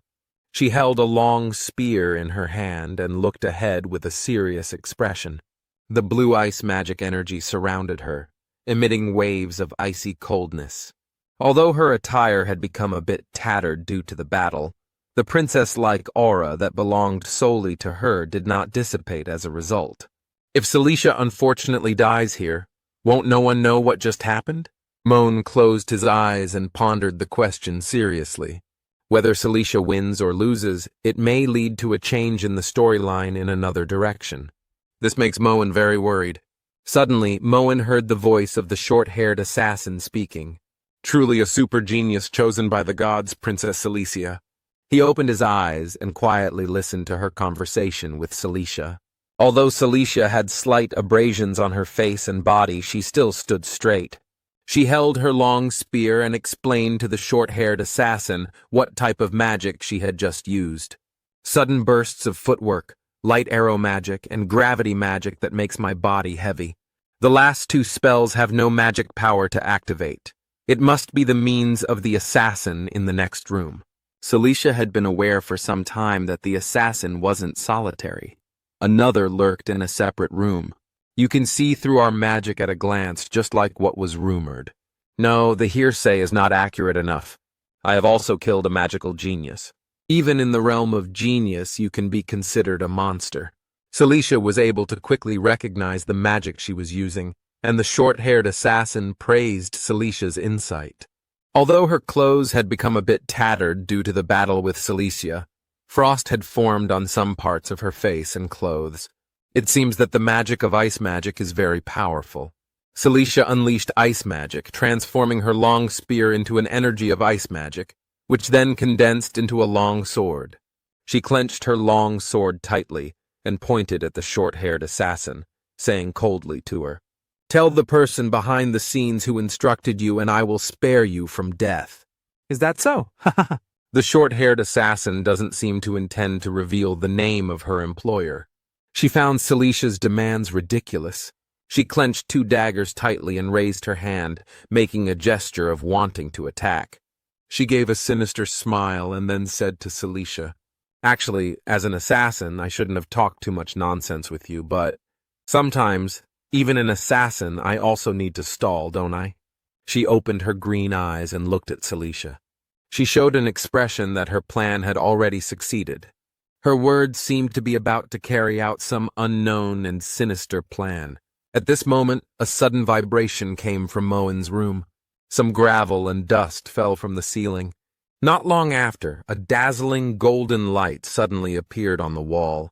The long-haired assassin hiding in the next room knelt down with her hands on the ground and activated the golden magic circle. Due to the fact that this magic circle consumes a lot of her strength, she loudly reminded the short-haired assassin, "The room is completely sealed. Hurry up! I can't maintain this for long." "Got it." The short-haired assassin hid a dagger behind her waist and reached into the pocket of her skirt to search for something. Then she took out a glass bottle from her pocket, which contained some red liquid. The black magical energy emanating from the bottle enveloped the short-haired assassin, making one feel somewhat fearful. She lifted the bottle, looked up at it, and recited a spell in her mouth. "With the blood of 100 innocent children, I offer this sacrifice to the molten god, Lord of the Crimson Sun, the great withering king." Evil god! After hearing the familiar name, Cecilia felt something was off. She clenched her long sword tightly and looked solemnly at the short-haired assassin. The short-haired assassin still hasn't stopped reciting spells. The black energy surrounding her slowly gathered into the blood bottle. "Please grant us." Realizing that the bottle in the hands of the short-haired assassin was about to burst with immense magical energy, Cecilia rushed over immediately. She activated the ice magic and swung the sword in her hand towards her. She wants to stop her from continuing to cast magic. Unfortunately, it's already too late. When Celicia's sword was about to strike the neck of the short-haired assassin, the bottle had already cracked, and the blood inside suddenly boiled violently. The assassin, with a very sinister smile, uttered the last spell. Suppress the power of wind and snow.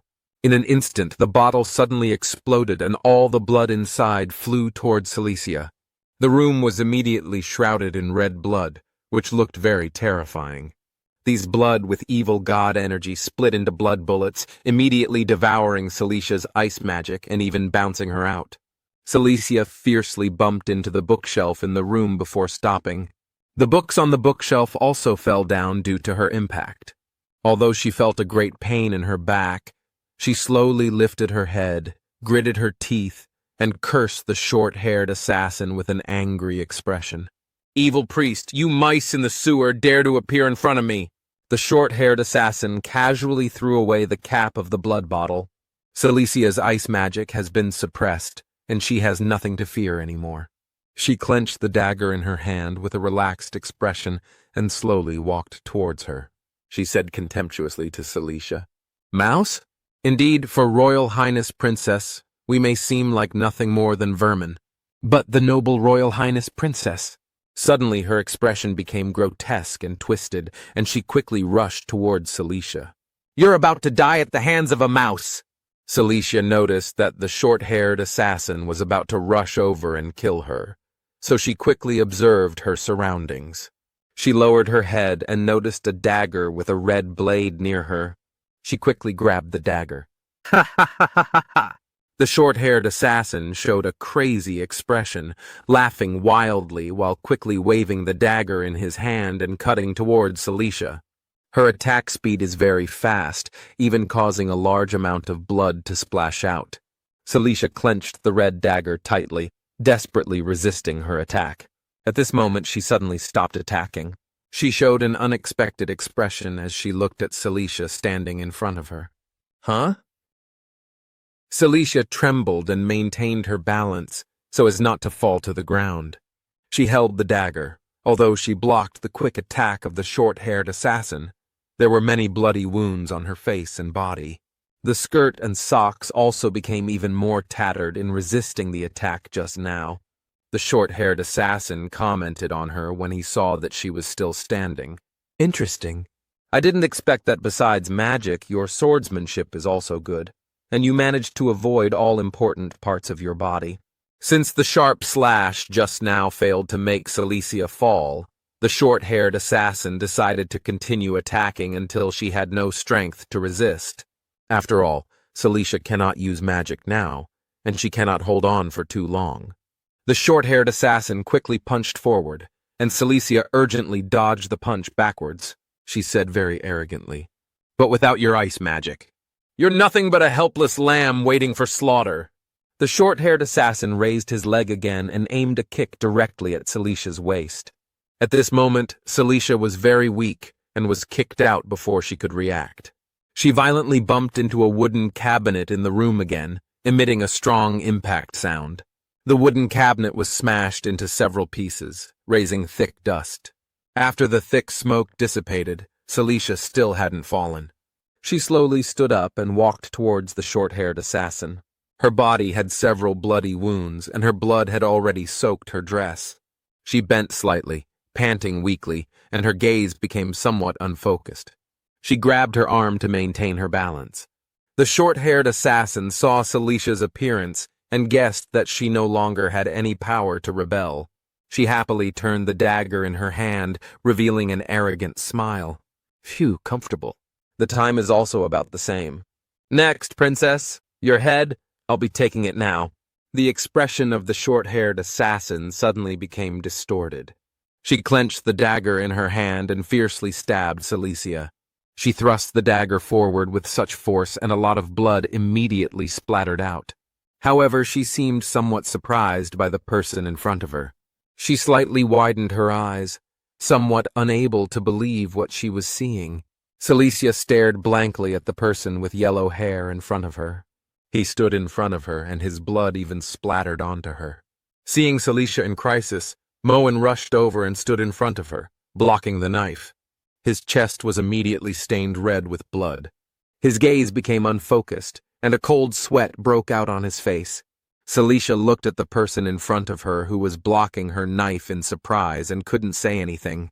The short-haired assassin was shocked when she saw that her dagger had gone into Moen instead of Cecilia. She shouted loudly, "Moen Campbell!"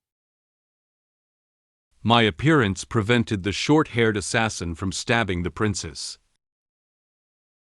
While I caught the short-haired assassin, I told the princess to hurry up and kill her. After apologizing to the princess with my injuries, I lost consciousness. After opening my eyes, I found myself entering an unknown space. Just as I was still recalling what had just happened, the book of prophecy that suddenly appeared sucked me in again. The long-haired assassin was stopped by my father during her escape. Just as Cecilia was about to be killed by the short-haired assassin, Moen rushed straight to her from the door and blocked the assassin's dagger for her. He tightly grasped the short-haired assassin's hand and dagger with both hands, preventing her from letting go. The dagger had already penetrated his chest, and blood gushed out, staining his noble clothes. When the short-haired assassin realized that Cecilia was not killed, she exclaimed in surprise, "Moen Campbell!" Cecilia, standing behind Moen, was stunned at the scene. Her body was also stained with the blood that had just splattered from him. She didn't understand why someone who poured an unknown liquid into her tea was standing in front of her now to save her. She slightly widened her eyes and trembled all over.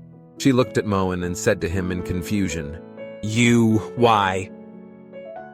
Moen used all his strength to grasp the hand and dagger of the short-haired assassin.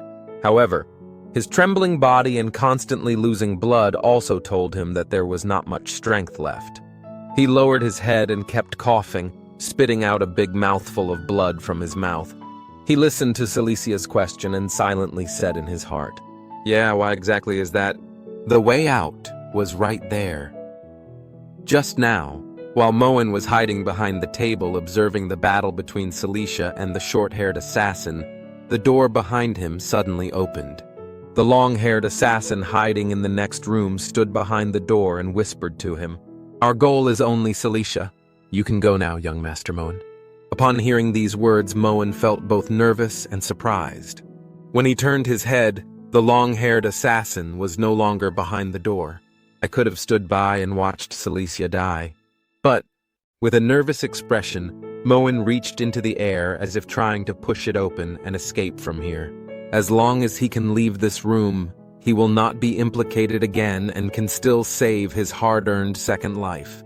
As long as he leaves Cecilia here, what happened between him and Cecilia in the room just now will not be known by anyone else.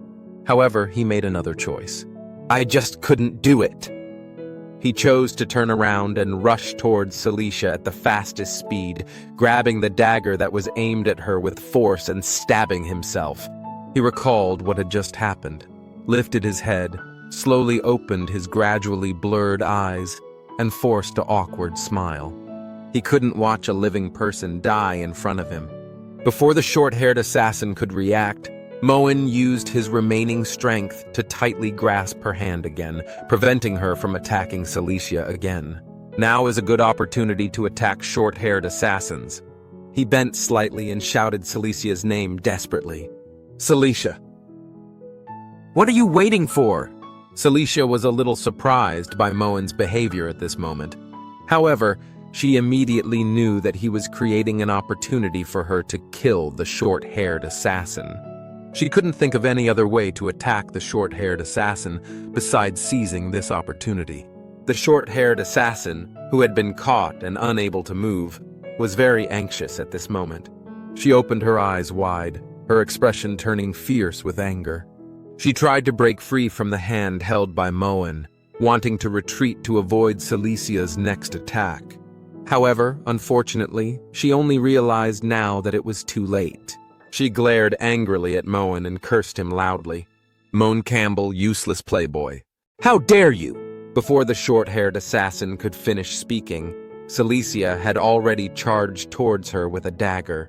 The short-haired assassin lowered her head and was shocked to see a blue shadow passing by her. She realized something was wrong, but she could no longer avoid it. Cecilia passed by the short-haired assassin with a cold expression, but the dagger in her hand was already aimed at her neck. Moen also seized the opportunity and released the hand of the short-haired assassin. The short-haired assassin, who had lost balance, fell backwards. She glanced aside and saw that Cecilia had already swung the dagger towards her neck. She said Celicia's name. "Cecilia." Cecilia didn't give the short-haired assassin a chance to continue speaking. She clenched the dagger tightly and slashed the short-haired assassin's neck with force, her movements flowing smoothly without any hesitation. After killing the assassin, she knelt down on one knee and stabilized her body. A dazzling blue light grazed the neck of the short-haired assassin, but at this moment she could no longer struggle. The short-haired assassin covered his neck in fear, constantly bleeding, trying to prevent excessive blood loss. However, all of what she did was in vain. She spat out a mouthful of blood and intermittently spoke Celicia's name. "Cecilia." Then she fell heavily to the ground and never stood up again. She held the dagger stained with blood and stood up. She turned her head, making sure the fallen assassin was no longer moving before she spoke softly. "It's over." Moen was still lying on the ground because he had no strength left to stand up. He was panting weakly, his body still trembling, and his hand was covering his bleeding chest. Seeing that the assassin had been killed by Cecilia, Moen finally breathed a sigh of relief. Cecilia knelt on one knee and looked at Moen, telling him about the situation of another assassin. Unfortunately, that assassin who was casting spells next door managed to escape. So isn't this the assassin you hired? Moen Campbell. Moen gasped for breath while intermittently answering her questions. Of course not. Cecilia asked him again about his intention to save her. Why did you save me? If I had died, no one would know about your treachery. From a rational standpoint, that would have been the best outcome for you, she said to him calmly. Moen added an unknown liquid to her tea, causing her to do something unspeakable. However, as long as Moen can run away on the spot and get her killed by the assassin, what he just did won't be known by anyone. However, he still had to run over to save her. She doesn't know why he did it. Moen looked at the ceiling. He knew he could have avoided saving her, but he felt guilty in his heart. He suffered fatal injuries in order to save her, which was also his choice. He weakly said to her, "Yeah, but that's not important anymore." Celicia's emotions are very complicated at this moment. She lowered her head and looked at Moen, who was so weak that she couldn't even say a complete sentence. Her brow furrowed slightly. Just now, you said, if you were a man, you should pursue you with dignity. Now, do I look like a man anymore, My Highness? Moen intermittently asked Cecilia, trying to get her response. However, obviously, he is about to lose his grip. As he spoke, his body kept trembling uncontrollably, and his gaze began to become increasingly unfocused. At this moment, blood was still flowing from his mouth all the way to his neck. Although he covered the wound on his chest with his hand and tried to stop the blood from flowing out quickly, it didn't seem to have any effect. The wound was still bleeding continuously, slowly staining his fingers red. Watching Moen in such a miserable state now, Cecilia closed her eyes and let out a soft sigh. By observing Moen's physical condition, she can determine that Moen's life is running out. She did not directly answer the question raised by Moen just now, but only shared her judgment with him. In 10 breaths, you will lose all your blood. You have 3 sentences left. Leave your final words. I will pass them on to the Duke and Duchess. After hearing what she said, Moen couldn't think of any last words for a moment. Actually, he doesn't have any last words to leave, because he knew that his setting in this world was just a playboy, an inconspicuous yellow-haired villain. If he dies, the world will lose a scourge like him. He slowly lifted his hand stained with blood while replying to Cecilia. No, my curse is gone. That's the best outcome for them. There's no need to leave any words for them to just think. If I must leave a last message? His hand gently caressed Celicia's injured face. Cecilia slightly widened her eyes, somewhat surprised by Moen's behavior. He used all his remaining strength to apologize for what he had done to her. Cecilia, I'm sorry, and I really like you. Moen's voice was getting lower and lower, and it was getting close to being impossible to hear what the last words he said were.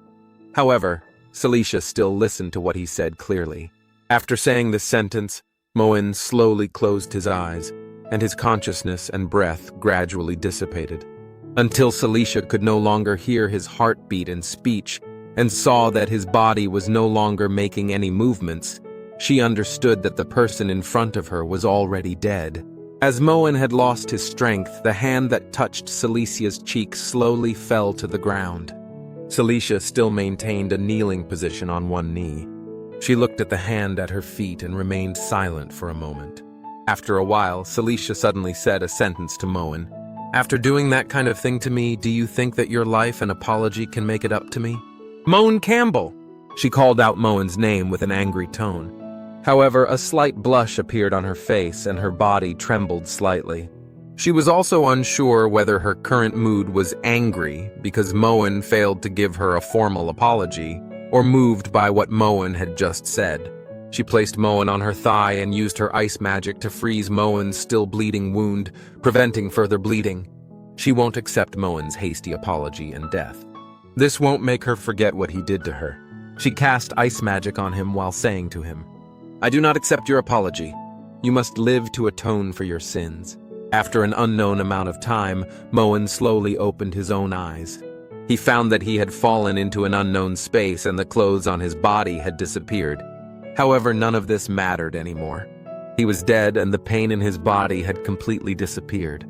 So he casually spread his arms and legs, his body relaxing as he lay in this space. All fatigue, dizziness, and pain have disappeared. It's comfortable. It felt like the body warm. Was this what it felt like after death? He maintained this posture, closed his eyes, and recalled what had just happened. The outcome is still death, but this time it was my own choice. And before I died, I even acted handsome in front of super beautiful girl like Cecilia.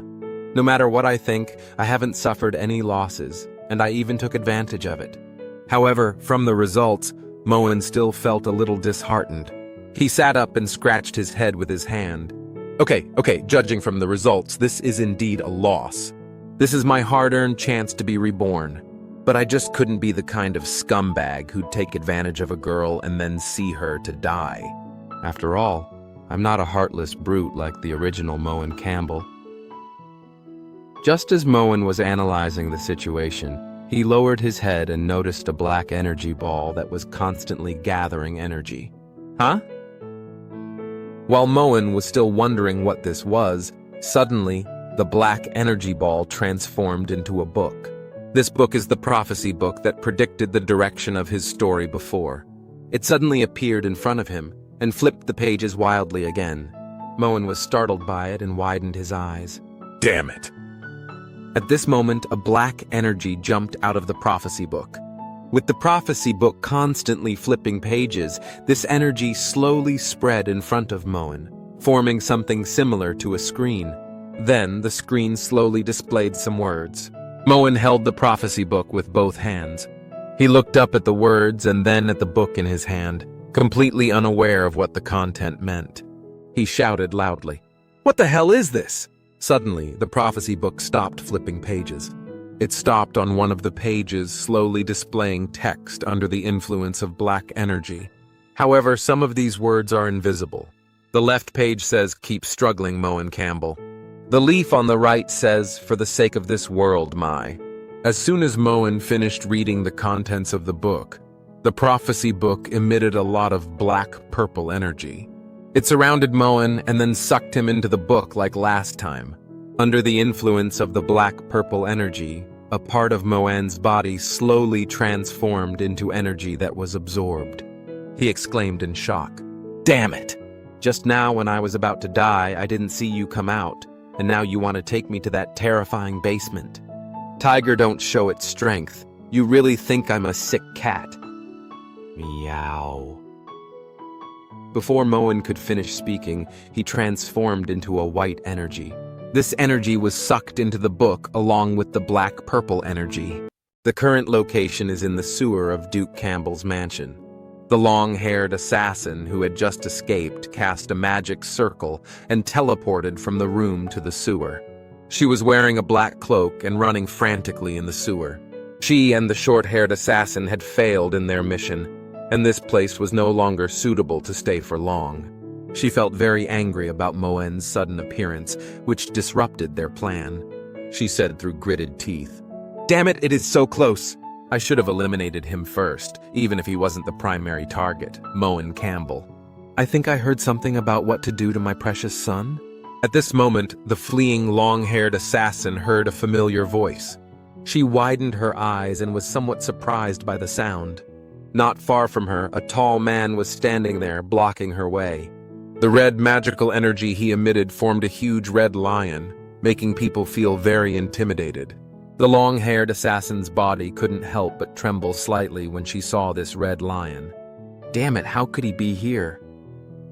Although she felt very nervous, she still pulled out 2 daggers hidden around her waist and prepared to fight. She looked at the man warily while revealing his true identity. Lionheart King, Ron Campbell. Ron walked towards her while placing his hand on his sword. "Oh? I didn't expect this guest to know about my insignificant name.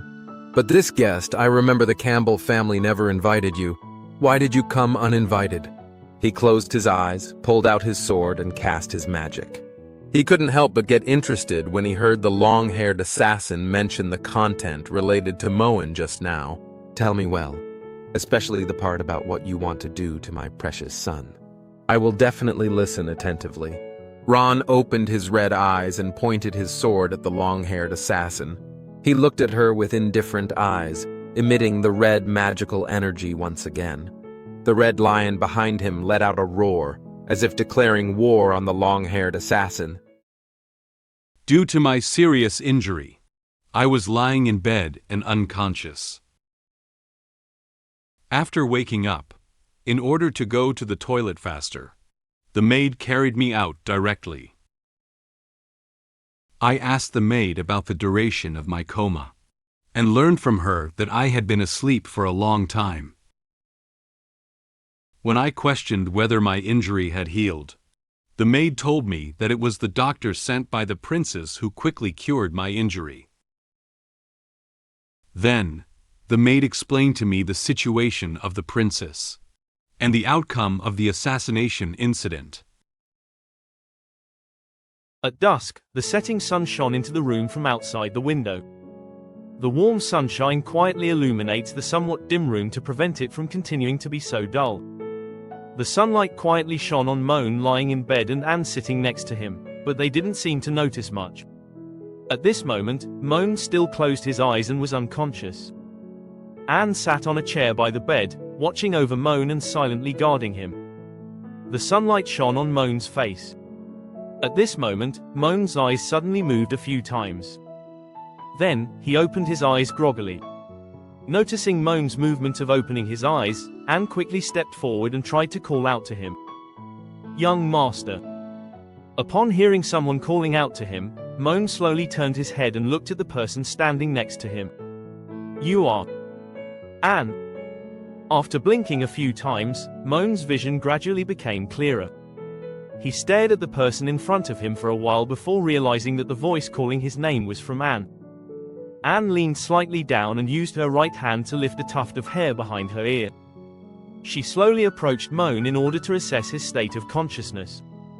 She whispered to him, "It's me. Where else does the young master feel uncomfortable? Where else does the young master feel uncomfortable? If there is, I will call a doctor to diagnose and treat you now. I don't need to call a doctor. I need to use the restroom." Moen refused Anne's request to call a doctor over. He supported the bed with one hand and, with a trembling body, tried hard to sit up. However, as he has just woken up and is still in a weak state, he does not have much strength at the moment. Anne saw Moen struggling to get up and looked at him with a worried expression on his face. "Young master, you can't do it now." Perhaps it was his sudden movement that tugged at the wound. Moen suddenly felt a sharp pain in his chest. He closed his eyes and tightly held his chest with one hand. His expression was painful, and a cold sweat broke out on his face. He suddenly felt that his body had no strength, and then he fell backwards. Noticing Moen's movements, Anne quickly stepped forward and caught him from behind to prevent him from falling down. "Be careful." Moen steadily leaned on Anne's chest. Anne hugged Moen's waist with both hands and slowly helped the weak Moen sit by the bed. Moen felt sorry for her when he saw that he still needed her help to sit up like this. He scratched his head and said to her, "Sorry, Anne, I suddenly lost strength in my legs." Anne helped him move while speaking. "You don't have to apologize to me, young master. Taking care of you is my responsibility. If the young master wants to go to the bathroom, you don't have to walk so far. There is a chamber pot in the room, let me help you." Chamber pot. Moen was puzzled by this thing Anne was talking about. Anne walked over to the side and brought over a uniquely shaped urinal. This urinal is made of gold, with a golden color and decorated with several rubies and emeralds. Holding the urinal calmly, she explained to Moen with a serious expression on his face. "Yes, Madam preferred not to delegate your care to others, so I am responsible for feeding you medicine, wiping your body, and helping you go to the toilet these days." Moen seems to have realized something. According to Anne, during the days when he was unconscious, she was the only one helping him with his daily life. This made him feel a bit embarrassed. He covered his head with one hand and interrupted Anne's next words with the other hand. "Wait, are you saying that you've been helping me these past few days?" Anne doesn't seem to know what Moen is thinking in his heart. She calmly answered Moen's question. Although the young master is unconscious, it is not difficult to guess your condition. When you frown and curl up, I sense your discomfort. Don't worry, you did not wet the bed even once. Then, Anne squatted in front of Moen's legs, placing his hands on his knees, intending to help Moen take off his pants. She lifted her head and asked her with a natural look. Do you need me to take off your pants for you? As soon as Moen saw Anne's attempt to help him take off her pants, he immediately became nervous. He was so scared that he quickly raised his hand to stop Anne. Wait a minute, Anne. Since he has already woken up, he doesn't want to cause any more trouble for Anne. Moen scratched his head awkwardly, and his cheeks also flushed. It was unavoidable when I couldn't take care of myself before. But now that I'm awake, I certainly can't let you help me with that anymore. Please help me to the restroom. It shouldn't be a problem for me to walk slowly. Since this is Moen's request, Anne did not continue to persuade him. She placed one hand on her chest and politely bowed slightly. Okay, if that's the young master's wish. Suddenly, Anne gently wrapped her hands around Moen's back. Moen turned his head and looked at Anne's arm with a slightly surprised expression. He doesn't know what Anne plans to do next. Anne exerted some strength slightly and quickly picked up Moen's entire body in a horizontal hug. She intended to take Moen out in the fastest way possible. She lowered her head and said to Moen, "This way is faster. Please be patient, young master." Moen showed a very surprised expression. He looked at Anne and then at his own body that was picked up by her and felt a little shy. After all, she had never been picked up by a girl before. He stammered, "Anne, wait, this is..."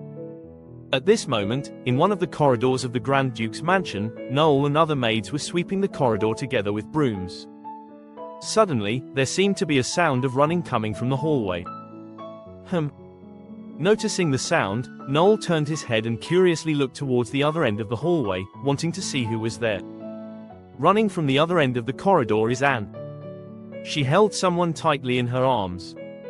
Since Anne was running, he had to hold onto Anne's shoulders to keep his balance. Noel carefully looked at the person running over and murmured to himself, "That's Anne. And young master. Young master is awake. I must inform Madam." Noel got a good look at the person being held by Anne was none other than Moen, who had passed out a short while ago. Seeing that he had already woken up today, Noel felt very happy. Anne looked ahead very seriously, hugged Moen tightly, and ran towards the nearest toilet and the entire floor. Moen feels very shy about being hugged by Anne now. This is too embarrassing. Upon reaching the nearest restroom on this floor, Moen still felt somewhat uneasy. He hesitated for a moment, then said to Anne, Anne." Anne answered him very calmly. "What's wrong, young master? Can you go out for a moment? I will provide you with round-the-clock personal protection. This is the order of the madam." However, Moen would feel embarrassed if a girl came into the men's restroom. "But if you stare at me, how can I go to the toilet?" Anne doesn't seem to care about this detail. She kindly offered help to Moen. "Do you need me to help you take off your pants?" There was really nothing more Moen could do about Anne's kind help. He didn't give her a response. Instead, he opened the door and pushed her directly outside the door. Then, he slammed the door hard behind him, leaving her waiting outside alone. Anne turned her head and looked at the closed toilet door in silence. A short time later, Moen emerged from the toilet and was assisted back into the room by Anne. Moen slowly sat down on the bed. At that moment, Moen remembered that he had forgotten to ask Anne about one thing. He raised his head and asked about her. "How long did I sleep?" After putting down Moen's arm, Anne answered his question. "Young master slept for 3 whole days." Moen was surprised by this time. 3 days? So long? What about my injury? Anne picked up a small tray placed beside Moen's bed, on which was a bowl filled with medicinal soup. She picked up a spoon and planned to give Moen medicine.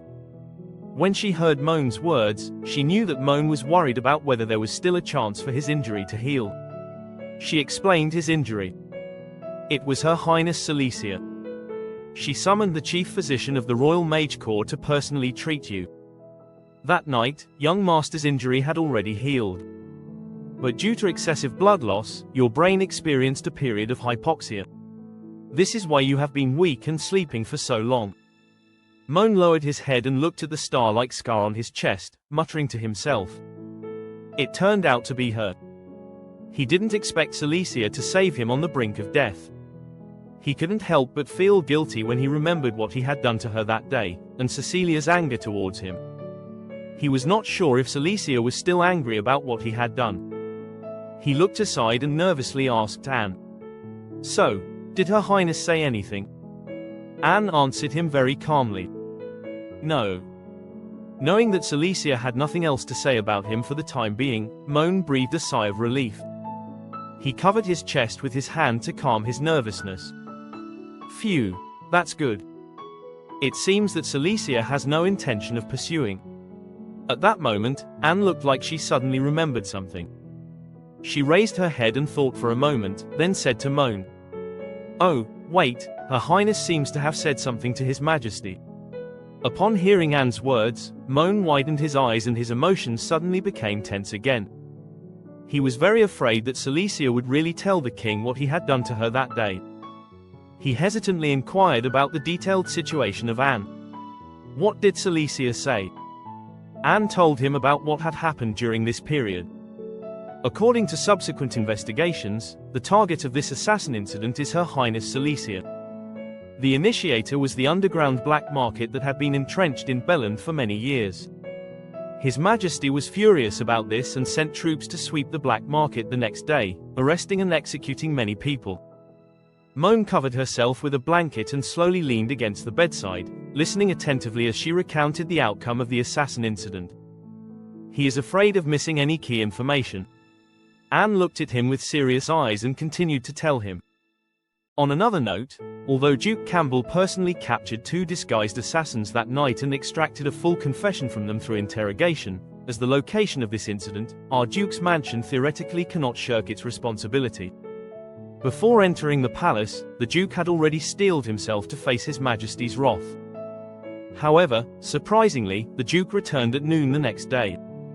Not only did he not receive any punishment, but even when His Majesty sent people to investigate the aristocratic class, he did not investigate our Campbell family. I think it was Her Highness Cecilia who said something to His Majesty and helped us navigate through it. After hearing the outcome of this incident, Moen relaxed completely. Phew, you scared me to death. Could you please be more thorough with your words next time? My heart can't handle such shocks. Anne seems to have sensed Moen's mood. She quickly approached him and placed one hand on the bedboard behind him. She questioned him expressionlessly. Young master is so nervous. Did something unspeakable happen to you while you were in the same room with Her Highness? Moen was startled by Anne's sudden approach. He hesitated to explain.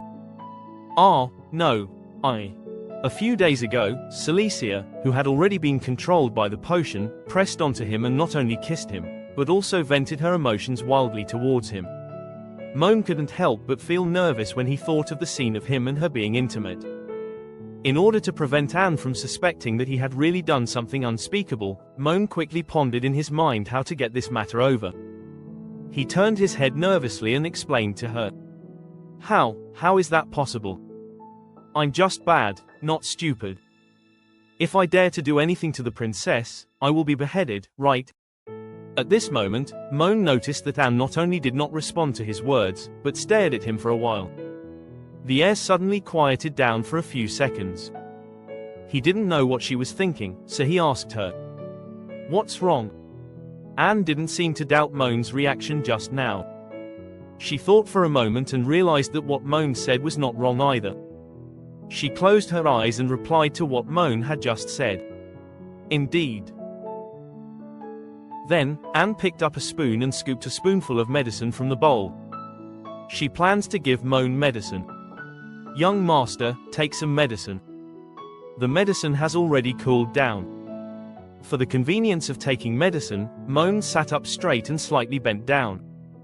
He closed his eyes and ate the spoonful of medicine expressionlessly. Suddenly, Moen opened his eyes. His face didn't look very good, as if he was surprised by the taste of the medicine. Subsequently, Moen began to cough wildly and even vomited the medicine. He coughed while speaking. "What kind of medicine is this? This is too bitter. My tongue is numb." Anne held onto the tray firmly. She held a spoon and calmly explained to him. "Strictly speaking, this is not medicine but a tonic to replenish your blood. I know the young master is afraid of hardship, so I have already put sugar in it. Young master, be good. Say, ah." Seeing that Anne didn't seem to understand what he was saying, Moen became somewhat anxious. "This has nothing to do with being good or not. My body is physically rejecting this." At this moment, Moen looked towards the door of the room and noticed voices speaking there. Although the sound was very low, it came through the crack in the door and he could still hear what the person at the door was saying clearly. "The young master has lost his temper again. The young master is angry, it's so scary." The people whispering at the door are Noel and the maids who just cleaned the hallway with her. When they passed by Moen's room, they heard his evaluation of the medicine. The red-haired maid whispered to them. "The young master hates bitter food the most. Before, every time he ate bitter food, he would become furious and whip people." The blue-haired maid also added softly. "Didn't Noel say that the young master has become a little gentler recently? It seems that Anne will also be beaten by him later. It's not convenient for Noel to make a judgment on the situation they mentioned. I don't know either. Just in case, let's report to Madam quickly." Upon hearing that the maids were planning to tell his mother about his situation, Moen couldn't bear it anymore. He pointed at the maid squatting at the door and spoke loudly with an angry tone. "Stop, you are not allowed to go." Noel and the other two maids were startled by the sounds in the room. Moen snatched the bowl from Anne's hand and continued speaking to the maids. "You are not allowed to tell my mother. It's just a medicine." Then, he lifted his head and held the bowl in one hand, drinking the medicine in one gulp. Noticing that Moen had started to lose his temper, the maids stopped eavesdropping. Noel quietly closed the door and quickly followed the other two maids away from here. After Moen heard that there were no more other sounds in the corridor either, he stopped drinking the medicine. Although the medicine remained in his mouth, he couldn't bear the bitter taste anymore. He turned his head and vomited completely on the ground. Anne was a little scared when she saw this scene. "Young master." She quickly went to fetch the nearby trash can and handed it to Moen. Moen held the trash can in both hands and vomited wildly into it. Anne looked at him with a worried expression and gently patted his back with his hand. "Sorry, young master. Drinking this medicine in one go can cause physiological nausea. You need to drink it bit by bit. I forgot to tell you in detail." Moen couldn't reply to Anne's words for a moment, so he could only continue to vomit loudly. What method did the maid use to feed such a bitter medicine into my mouth? I asked her with curiosity, but she left without specifying. At dinner time, I asked my father about the specific details of the assassination incident. After learning some details, I recalled the plot of the novel. I suddenly realized that due to changes in the storyline, the most important chapter for the protagonist was not triggered. This made me start worrying about the future development of the story again. After spitting out all the medicine in his mouth, Moen gently touched his chest, wanting to make his body feel more comfortable. Anne put the trash can aside and said to Moen, "This is the medication for the 4th course of treatment. According to the royal physician, drinking twice more should cure the young master's body." Moen was surprised to hear that he had to continue drinking such bitter medicine.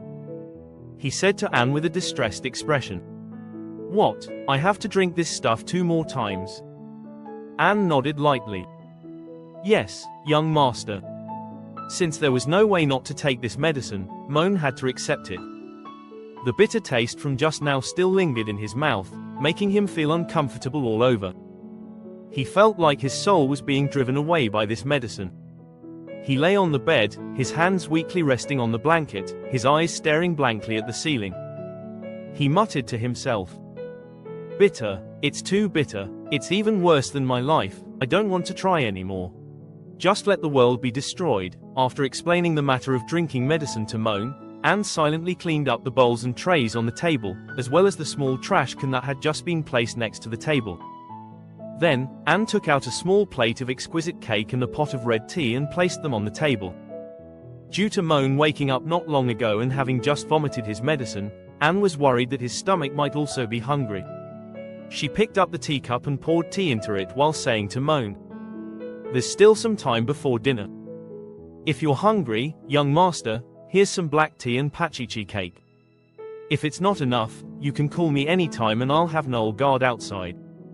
Anne handed the pachichi cake to Moen first. It's comforting for Moen to see that Anne is busy all over the place trying to take care of him. He took the plate containing the cake with both hands and expressed his gratitude to her. You've been working hard these past few days. I'll tell my mother to give you a raise later." Anne sorted out the plates and small trash cans and put them in a basket. She lifted her little skirt and bowed politely to Moen. She plans to leave his room first and report the situation to Moen's parents. In order to avoid Madam and Duke from worrying about you, I will report to them. I'll excuse myself for now. Moen held the cake and observed it very happily. This was the first time he had seen a pachichi cake. He looked at the cake while replying to Anne's words. Go ahead, go ahead. This pachichi cake is really good. No wonder it's so expensive. Suddenly, Anne remembered that there was one more thing she hadn't told Moen. By the way, young master, there's one more thing. This morning, the palace sent a letter to you. I put it in the cabinet next to you. Young master, remember to check it when you are free. Moen took the fork with the cake inserted in it. He ate the cake with relish while wondering about the address Anne said the letter was sent to. He thought silently in his mind. Royal Palace, could it be? He said to Anne. I know, I'll read it later. At this moment, Moen seemed to have something else to ask for. He ate the remaining cake in one gulp and looked up at the ceiling, pondering for a while.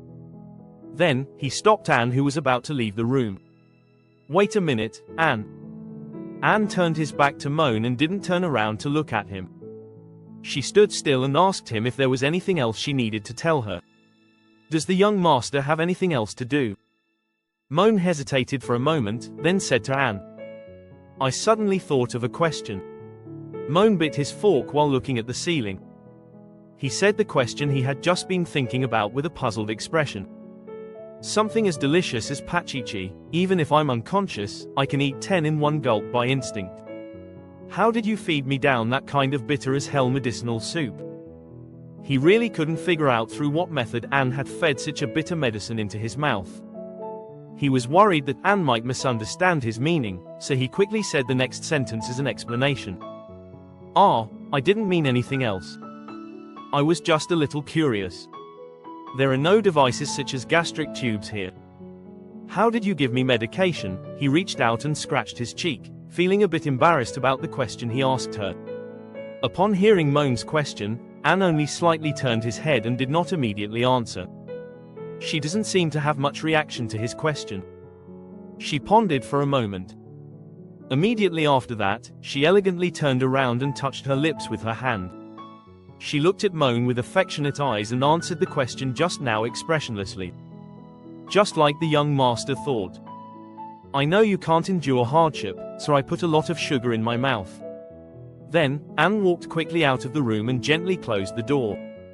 At this moment, Moen was still immersed in Anne's answer. He doesn't seem to have realized what else she just said.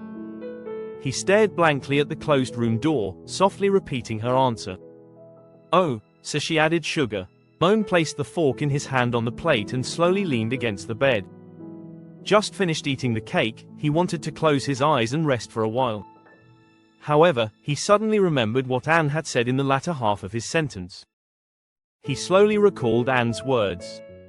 Wait, mouth. At this moment, Moen realized that he hadn't noticed this important information in a timely manner earlier. He was shocked. He instinctively touched his mouth with his hand, and his face instantly flushed. He stuttered. Whose mouth? Mine, hers.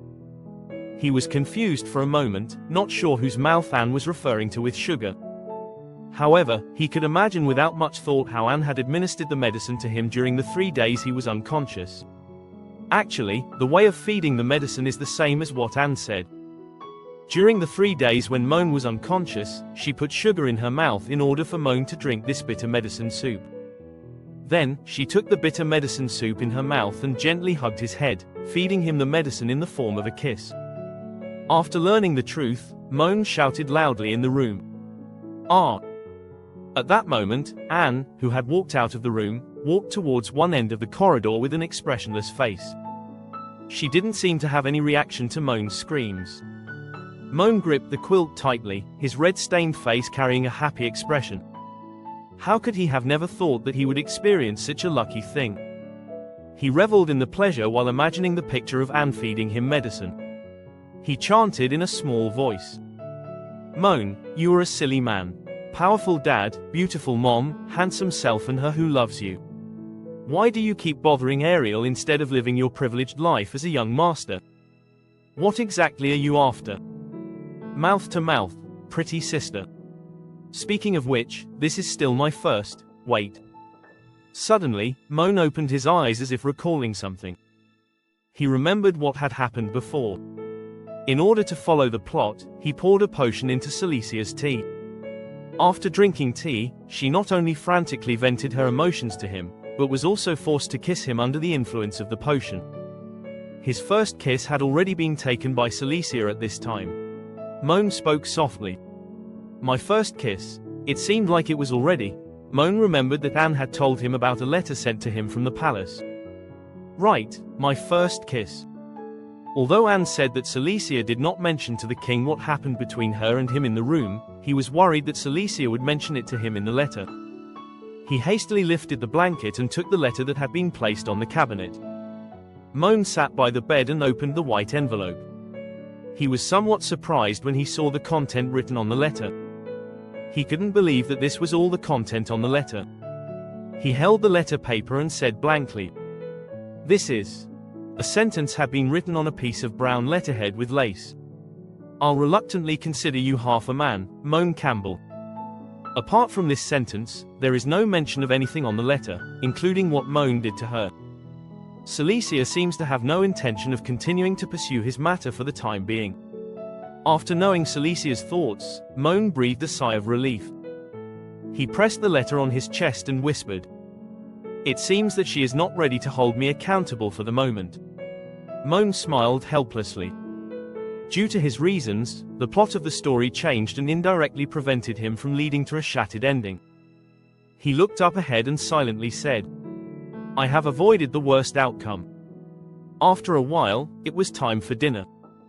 With a somewhat weakened body, Moen walked towards the dining room to eat with his parents.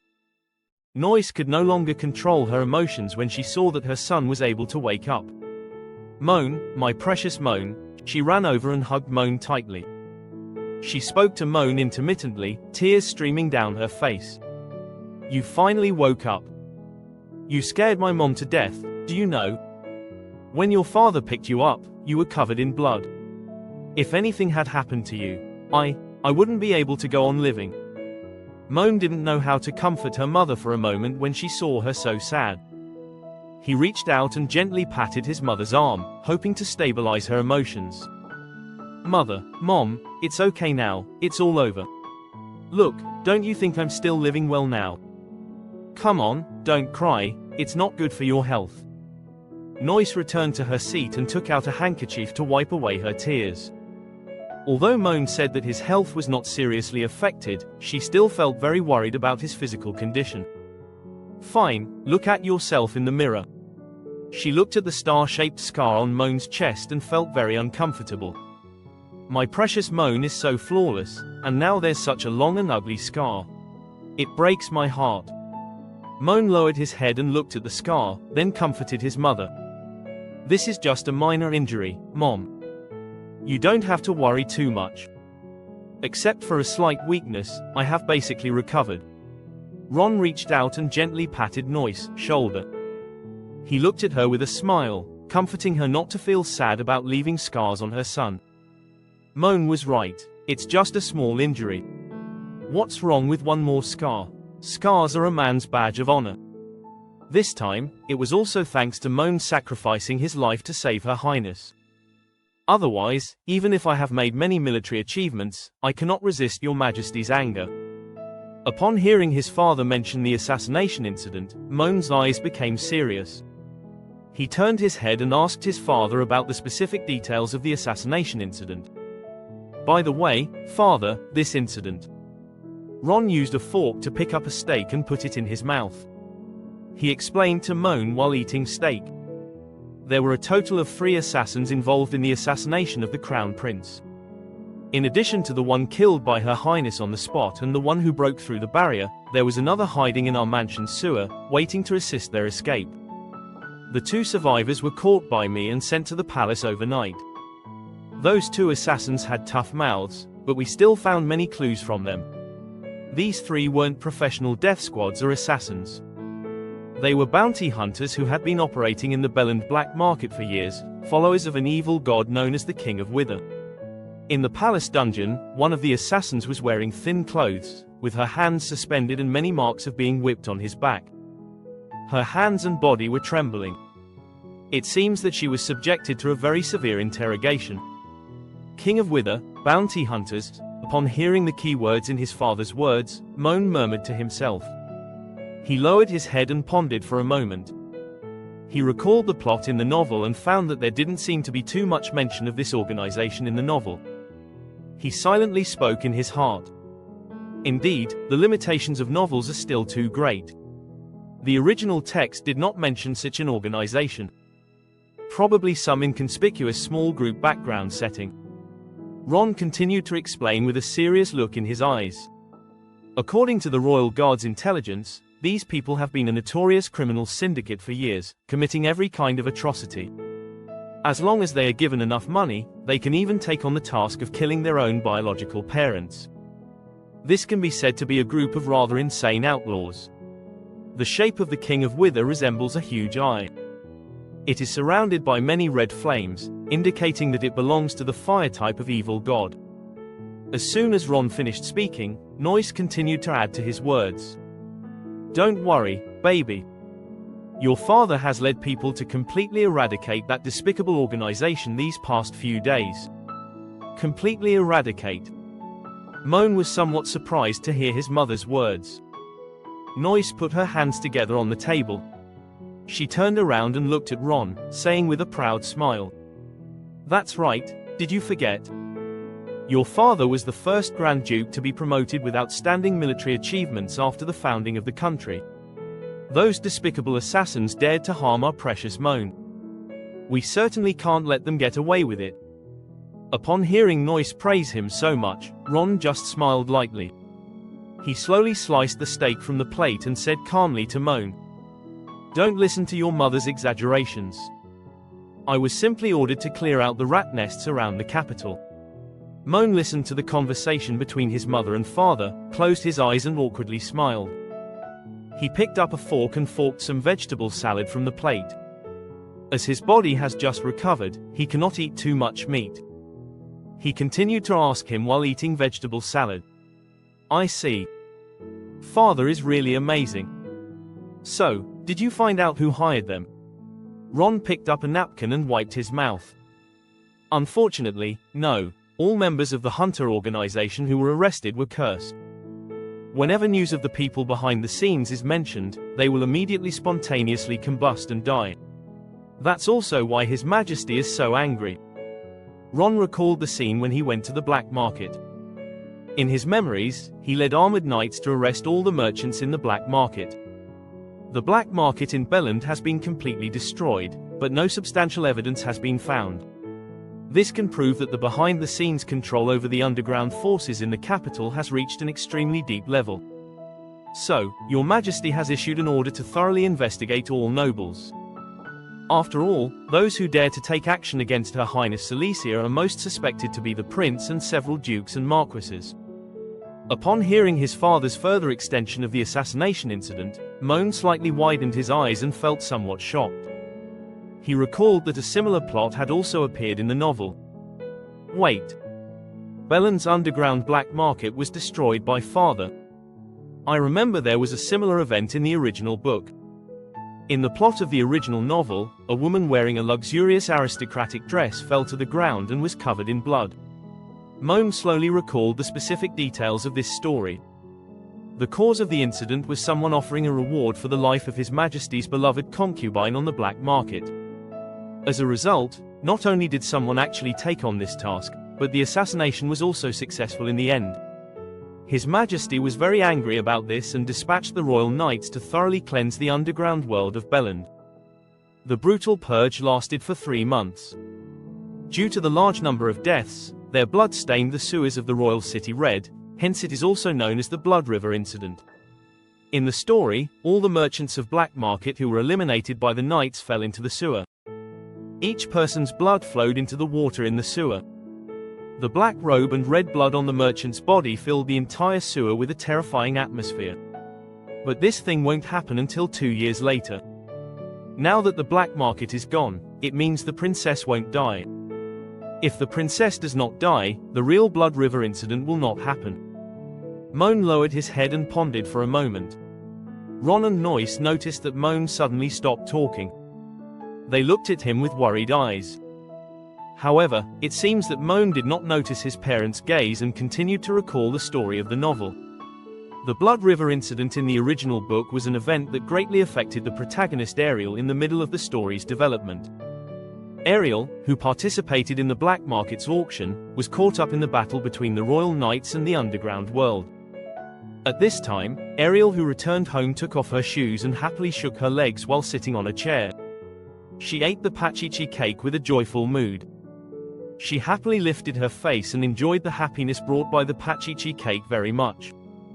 However, in the original plot of the novel, Ariel should not have appeared at home. Under several crises, Ariel successfully turned danger into safety with the protagonist's aura, and her strength grew rapidly. The Blood River incident was an important transitional chapter for Ariel's transition from the Academy chapter to the later Salvation chapter, but now, Moen looked up helplessly at the ceiling. An indescribable feeling slowly crept into his heart. I just gave Noel 2 days off, which caused a chain reaction. Everything has become a mess. The original storyline has been completely altered and there is no way to fix it. Late at night, instead of going to bed, I sat at my desk planning my future goals. To survive in this world, I must become stronger. I summoned the Black Book, hoping to find a way to enhance my power from it.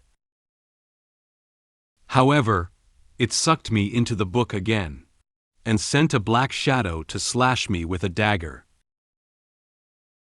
I was startled awake, and didn't know what had just happened.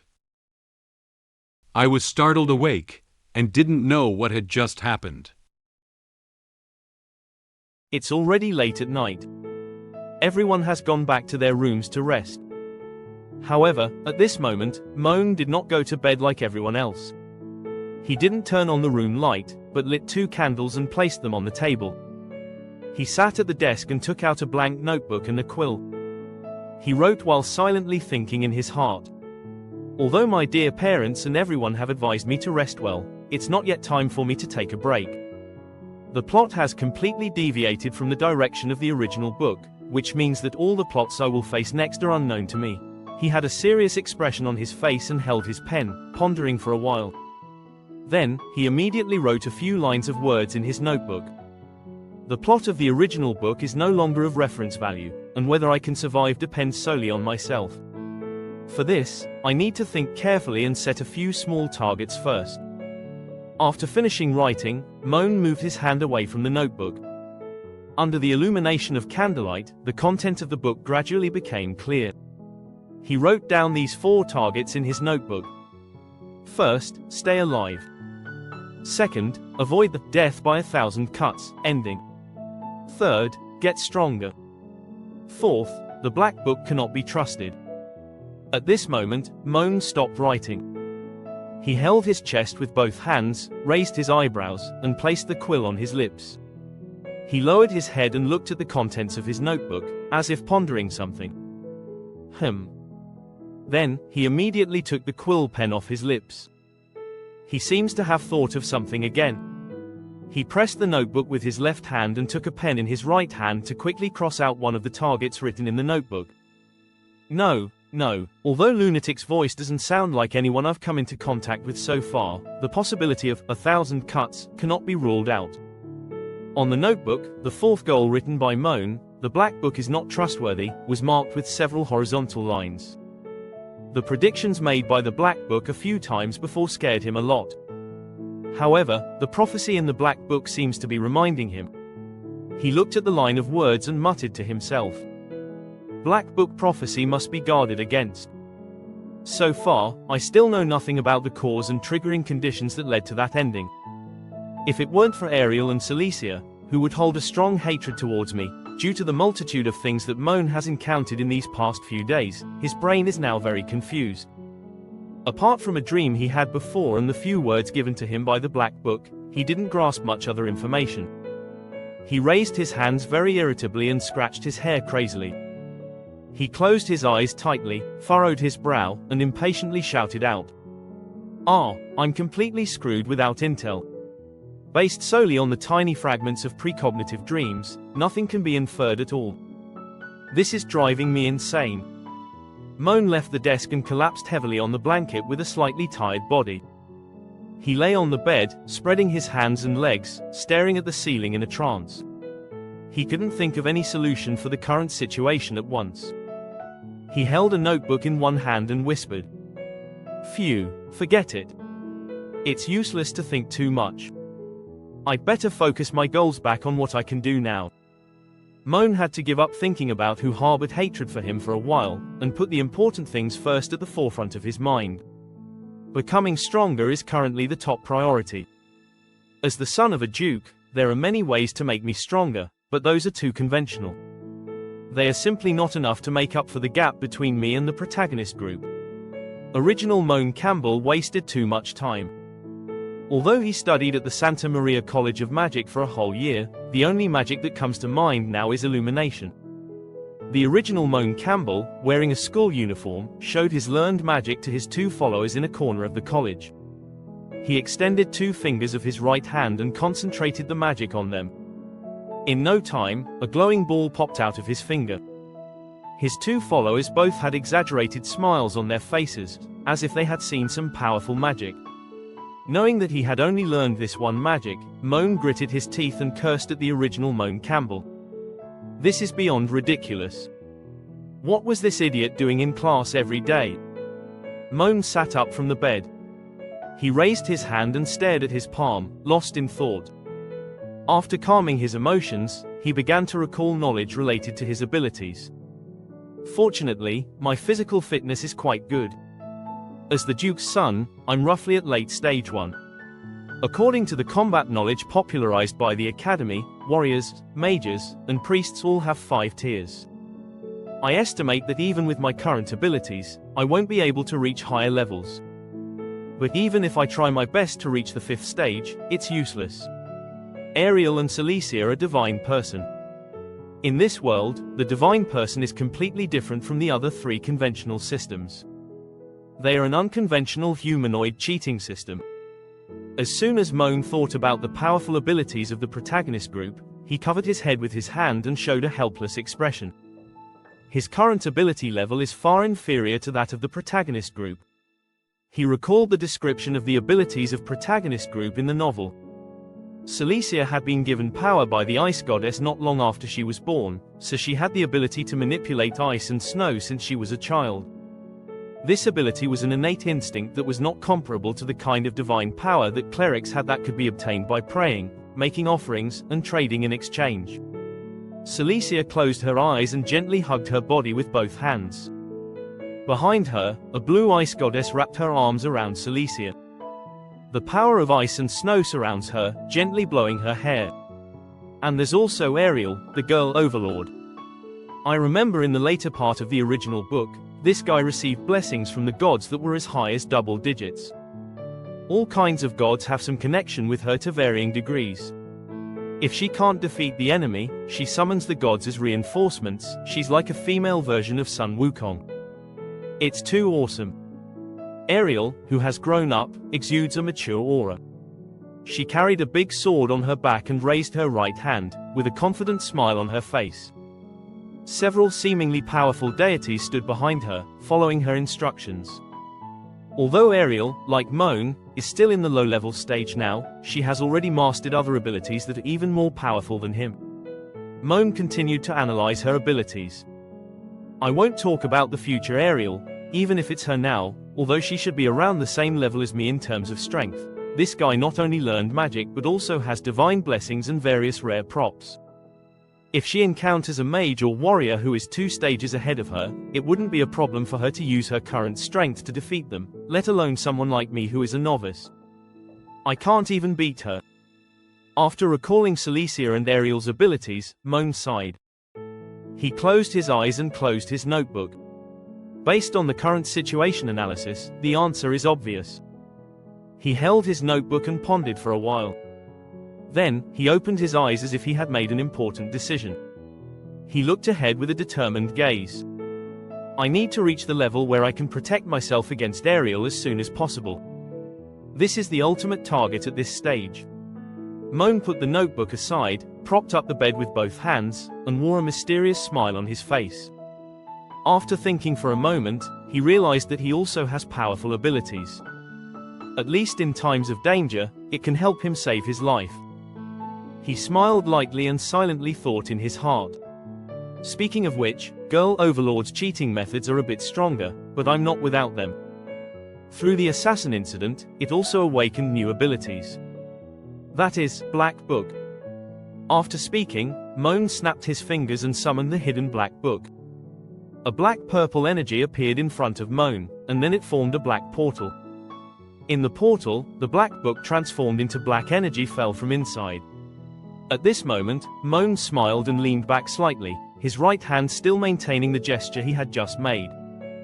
He heard the sound of the Black Book appearing and prepared to turn his head to catch it. However, he didn't notice in which direction the Black Book flew. It's really on call. Suddenly, the Black Book quickly flew towards and crashed between Moen's legs. Moen felt that her body was a bit unwell. Ah! Moen cried out in great pain. He covered the important part of his body and kept rolling back and forth on the bed. Obviously, his important part was hit very violently. The Black Book that did this instead flew onto the bed and transformed into the appearance of a book. It seems to be mocking Moen. Moen is very angry about this. He quickly grabbed the Black Book, looked at it with an angry expression, and shouted at it. It hurts so much. If you want to kill me, just say it directly. Why aim at that part? I will still use it in the future. However, the Black Book did not express any response to its behavior just now. It unfolded in front of Moen and began flipping pages frantically. Moen lowered his head and looked at the Black Book with a puzzled expression. Huh? Under the influence of black magic, the Black Book seems to have no intention of stopping. However, Moen noticed some words faintly appearing on some of the pages. Then, the Black Book suddenly stopped on one of the pages. Under the influence of black energy, the content on the page slowly emerges. The content recorded on this page is all about Moen's actions a few days ago. It not only recorded the incident of him buying medicine on the black market before the coming-of-age ceremony, but also detailed all the things that happened to him on the day of the coming-of-age ceremony. Moen held the Black Book in both hands and read the content displayed on the pages with great surprise. He hadn't expected the Black Book to possess such a capability. Even what happened between him and Cecilia in the room was written in great detail. He evaluated the content while reading the book. Is this a record of what happened to me in the past few days? Come on, this is way too detailed. Why does it read like some kind of erotic novel? And I'm the main character. Just as Moen was still immersed in a state of surprise and continued to look down, he suddenly realized that there was something wrong with one of the sentences. Hey, wait a minute. The sentence at the bottom of the page seems a bit different from the other sentences. Later, Moen Campbell carelessly opened the door without any precautions and was ambushed by an infiltrating assassin. Then, the word assassin suddenly changed from purple to red. Moen felt a bit strange about this reddened word. He touched the word and whispered, "Why is this text in red? Does it mean something?" Before Moen could finish speaking, the black book suddenly began to unleash its magic. The red word in the book, under the influence of the black book, released a huge red magical energy like blood. It slowly surrounded Moen like flowing water. Moen looked up and found that the black book was about to suck him in again like before. He quickly let go of the black book and said with a surprised expression, "Damn it! It's here again. Could you please let me know in advance next time?" Moen crossed his hands in front of his body, trying to prevent himself from being sucked into the book again. However, as more and more red energy emerged from the book, he could no longer control his body. In no time, he was completely engulfed by the red magic energy. When Moen is transported to a specific destination, the red magical energy gradually disappears from around him. Moen maintained his previous movements and slowly opened his eyes. He was not tied to a wooden board like before. He spoke slowly. "Where am I?" He looked up and observed his surroundings, realizing that the place he was in was completely different from before. He arrived at a place similar to a gladiatorial arena. Although the arena is a bit dark, there are some lit torches on the nearby pillars. They silently illuminated this area. Moen observed while speaking. "This place has insufficient light, but I can see around clearly. This is not the dungeon from before. Is this the space in the black book?" Suddenly, a black figure appeared behind Moen. This shadow carried a weapon and slowly walked towards Moen. At this moment, Moen heard faint footsteps behind him.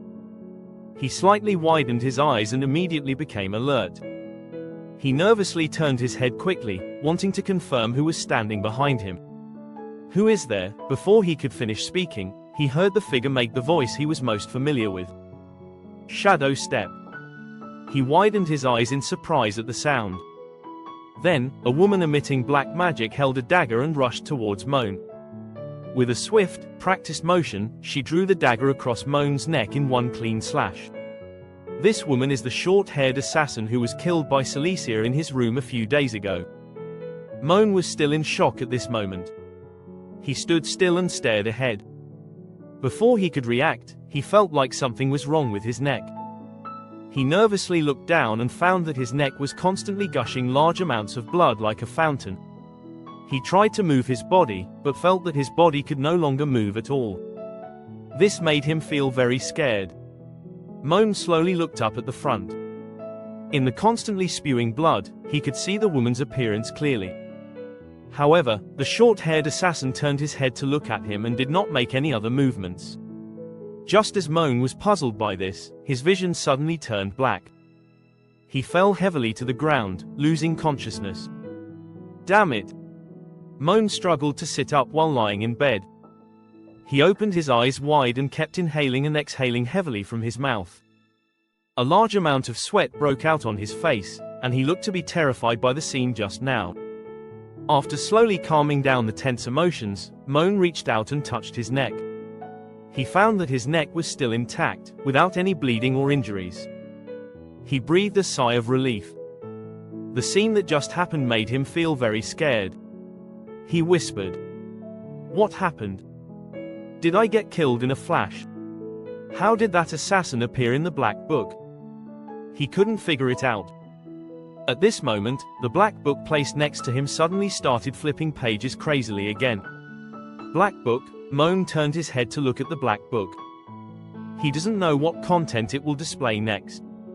Skill proficiency. After a while, the black book stopped again on one of the pages. However, the content of this page is different from what he just saw. This page not only lists his name, but also lists all the abilities he currently possesses. This looks like a chart of his abilities. The abilities displayed on the page are these in order. There are 2 progress bars below the skill proficiency level, which seem to record the progress of Moen's mastery of these 2 skills at the current stage. Seeing the content displayed on this page and combining it with what he had just experienced, Moen seemed to understand what Black Book was trying to convey. He held his chin with his hand and the corners of his mouth slightly curled up. I see. Is this your true ability, Black Book? I scolded you too loudly just now, I apologize to you, baby. Moen turned his head and revealed a confident smile. If he upgrades his skills according to the prompts given by the Black Book, he may become stronger at an astonishing speed. Knowing this information, Moen secretly rejoiced. He said excitedly, "Wait for me to try a few more times. If my inference is correct, my cheating method would be absolutely brilliant." After multiple attempts, I discovered the secret to improving skills. I followed the prompts given to me by the Black Book, and started fighting against the phantom in the book. After a night of hard work, my skills have finally undergone a slight change. However, the pain caused by my battle with the phantom made my body very uncomfortable. After summarizing my experience of practicing at night, I found that my physical skills are still not strong enough. Just as I was thinking about which teacher to seek advice from, I suddenly thought of someone at home who could help me. It's still late at night at this moment. The deep night sky is adorned with many sparkling stars. They are used to decorate this sky. The Moen has slowly risen from the bottom of the mountain into the sky. It emits a faint moonlight and, together with the stars, illuminates the entire dim sky. At this moment, the Duke of Campbell's mansion remained quiet in the darkness of night. In Moen's room, Moen had not yet decided to sleep. He repeatedly entered the Black Book space and tried several times based on the prompts given to him by the Black Book. He gasped heavily, as if he had just come out of a Black Book. He holds a Black Book in his left hand and a pocket watch in his right hand. He lay sprawled on the bed with arms outstretched, staring blankly at the ceiling as he spoke in a hollow monotone. "I'm coming out." Moen raised his hand and looked at the time on the pocket watch in his hand, only to find that the time had not changed much. The time flow rate is consistent, but this time only lasted for 3 seconds. In order to calculate his survival time in the Black Book space, he specifically took a pocket watch to check the time.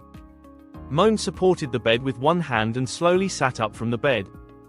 He was sweating profusely, and the dark circles around his eyes were starting to deepen a little.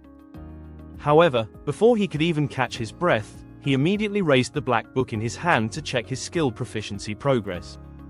Since he had held on for very little time, he didn't know how the skill proficiency progress was going. "Wait a moment, let me check my proficiency." Sure enough, it's just as I guessed. Moen opened the Black Book and found that the progress bar under the skill table had undergone a slight change. The dagger combat has increased from 1% to 1.5%. The shadow step has increased from 0.5% to 1%. It seems that he can improve his skills by fighting against the phantom in the Black Book. Seeing the change in the progress bar, Moen revealed a smile and secretly rejoiced. The several attempts he had just made were all effective. Based on his combat experience with the phantom in the Black Book, he came to a conclusion. The skills used by the enemy will be included in the Black Book. By fighting against the shadow enemy and the illusion, I can gain proficiency. This is equivalent to me being able to obtain all the skills I have seen for free through this method, without even having to pay tuition fees for learning skills. It's a good way to make him more powerful quickly. Moen remembered that he saw the short-haired assassin in the space of the Black Book. Her agile movements and proficient spell-casting excited him greatly. Her swift footwork and her nimble combat skills. These will soon be mine. With such a powerful cheating system, should I still be afraid of the protagonist? Moen excitedly imagined the feeling of holding these powers in his hand, while lying on the bed and pulling the blanket to cover himself. He didn't expect the Black Book to provide him with such a timely way to become stronger. Just now I said I needed strength, and the cheating system came. I really shouldn't have lost my life. Although it is not yet known what the increase in proficiency is related to, but now. Just train directly. After finding a comfortable position to lie down, Moen picked up the black book placed next to him and threw it directly in his face. The black book activated its magic and immediately brought him into the space within the book. After entering the book, before Moen could stand firm, the short-haired assassin felt the enemy's invasion. She immediately rushed to Moen and lifted her leg, quickly kicking him in the neck with her high heels. Moen received a fierce blow from her very directly, and a lot of blood flowed out.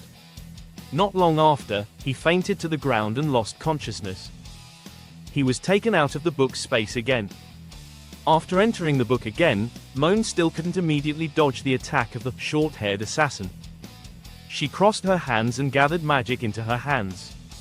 She quickly arrived in front of Moen and used a cross-slash on him. At that moment, two black energies rushed directly into Moen's body. He was seriously injured and blood splattered everywhere. Under her attack, Moen lost consciousness once more. After entering the book for the third time, Moen still couldn't persist in front of the short-haired assassin for too long. She took out the dagger placed on his waist this time. She clenched the dagger tightly and slashed at him. Moen was powerless against the quick response and skilled killing techniques of the short-haired assassin. He shouted loudly, "What the?" Soon, his body was cut in two by her. He lost consciousness again. Just as Moen entered the space of the black book again, Anne arrived at the door of his room. She held a tray with a medicine bowl in one hand and lightly knocked on the door with the other hand. "Young master." Anne didn't hear Moen's voice, so she opened the door and walked in. After closing the room door, she walked towards Moen's bed holding a tray. "Young master, it's time to take your medicine." That's when she noticed that something didn't seem quite right with the covers on the bed. Moen, who was supposed to be lying in bed, wrapped himself in a blanket. From Anne's perspective, it looks like there is a ball moving around on the bed. However, she was unaware that Moen was engaged in a fierce battle with the short-haired assassin in the black book at this moment. Due to being in the space of the book, he was temporarily unable to perceive the outside world and did not realize that the blanket had been messed up by him. Seeing Moen wrapping himself up like a baby, Anne's mouth slightly curved upwards. She seemed to recall things from the past. "Even after all these years, you still sleep just like when you were little. You are so cute." Anne praised Moen softly. She lifted her head, and a large blush quickly appeared on her face. She gazed at the blanket with infatuation, feeling her heart melted by his cuteness. She showed a faint smile. She loves both Moen when she was a child and Moen when she grows up now. Whether it was Moen as a child or Moen all grown up now, she liked him. Anne quietly placed the medicine for Moen on the cabinet next to him. Then, she reached out and gently touched the bowl. The entire bowl instantly emitted a faint red magical glow. Seeing that Moen had already rested, it wasn't convenient for her to wake him up to drink the medicine. So, she cast the can make food keep warm magic to keep the medicine from getting cold so quickly. She whispered, "He should have just fallen asleep. I won't disturb him for now." Then, Anne walked out of Moen's room gently. Moen didn't notice that Anne had already left his room. He is still fighting. Suddenly, Moen lifted the blanket and quickly sat up. It seems that he has once again lost to the short-haired assassin. He lowered his head and stared at his important parts with wide eyes, his body trembling slightly. He was sweating on his forehead and face, and there were still some tears at the corners of his eyes. He seems to have been kicked in an important part by the short-haired assassin. He covered that area with his hand while loudly cursing at her. "Ha, damn it, crotch kicks." He clenched his fists in anger and expressed dissatisfaction with the attack from the short-haired assassin. "She is so much stronger than me and still plays tricks. This is too cunning." Even in the face of such a strong opponent, Moen does not want to choose to give up. In order to become stronger, he needs to continue fighting. He lay face down on the bed and quickly pulled the covers over himself. He rolled himself into a ball again with a blanket. He said angrily, Once more, I don't believe I can't touch her once. In the repeated battles between Moen and the short-haired assassin, time slowly passed from night to morning. The sky outside the room changed from black to azure. The white clouds gradually increase, adding some decoration to the open sky. The gradually rising sun dispelled the darkness and shone on the Duke Campbell's mansion. Moen, who hadn't slept all night, lay in bed. He had thick dark circles under his eyes and stared blankly at the ceiling with bloodshot eyes. He gasped weakly and drooled from the corner of his mouth.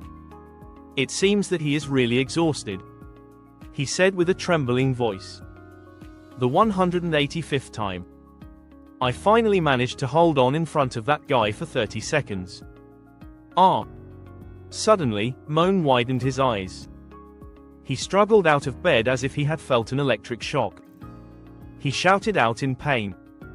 He waved his hands around and tried to grab onto the cabinet, but accidentally knocked over the medicine Anna had placed on it. With nothing to support him, Moen fell off the bed in one fell swoop. The medicine that Anne had given him to drink also all spilled all over the floor. However, he was no longer in the mood to pay any attention to it. He desperately tried to suppress the pain in his body. He curled up on the floor in pain, covering his head with one hand and pounding the floor with the other. Damn it! He had been killed by the short-haired assassin so many times that his body was already in too much pain. After a while, under his efforts to hold on, the pain in his body slowly began to dissipate. Feeling that his body didn't hurt as much as it did just now, Moen slowly sat up from the floor.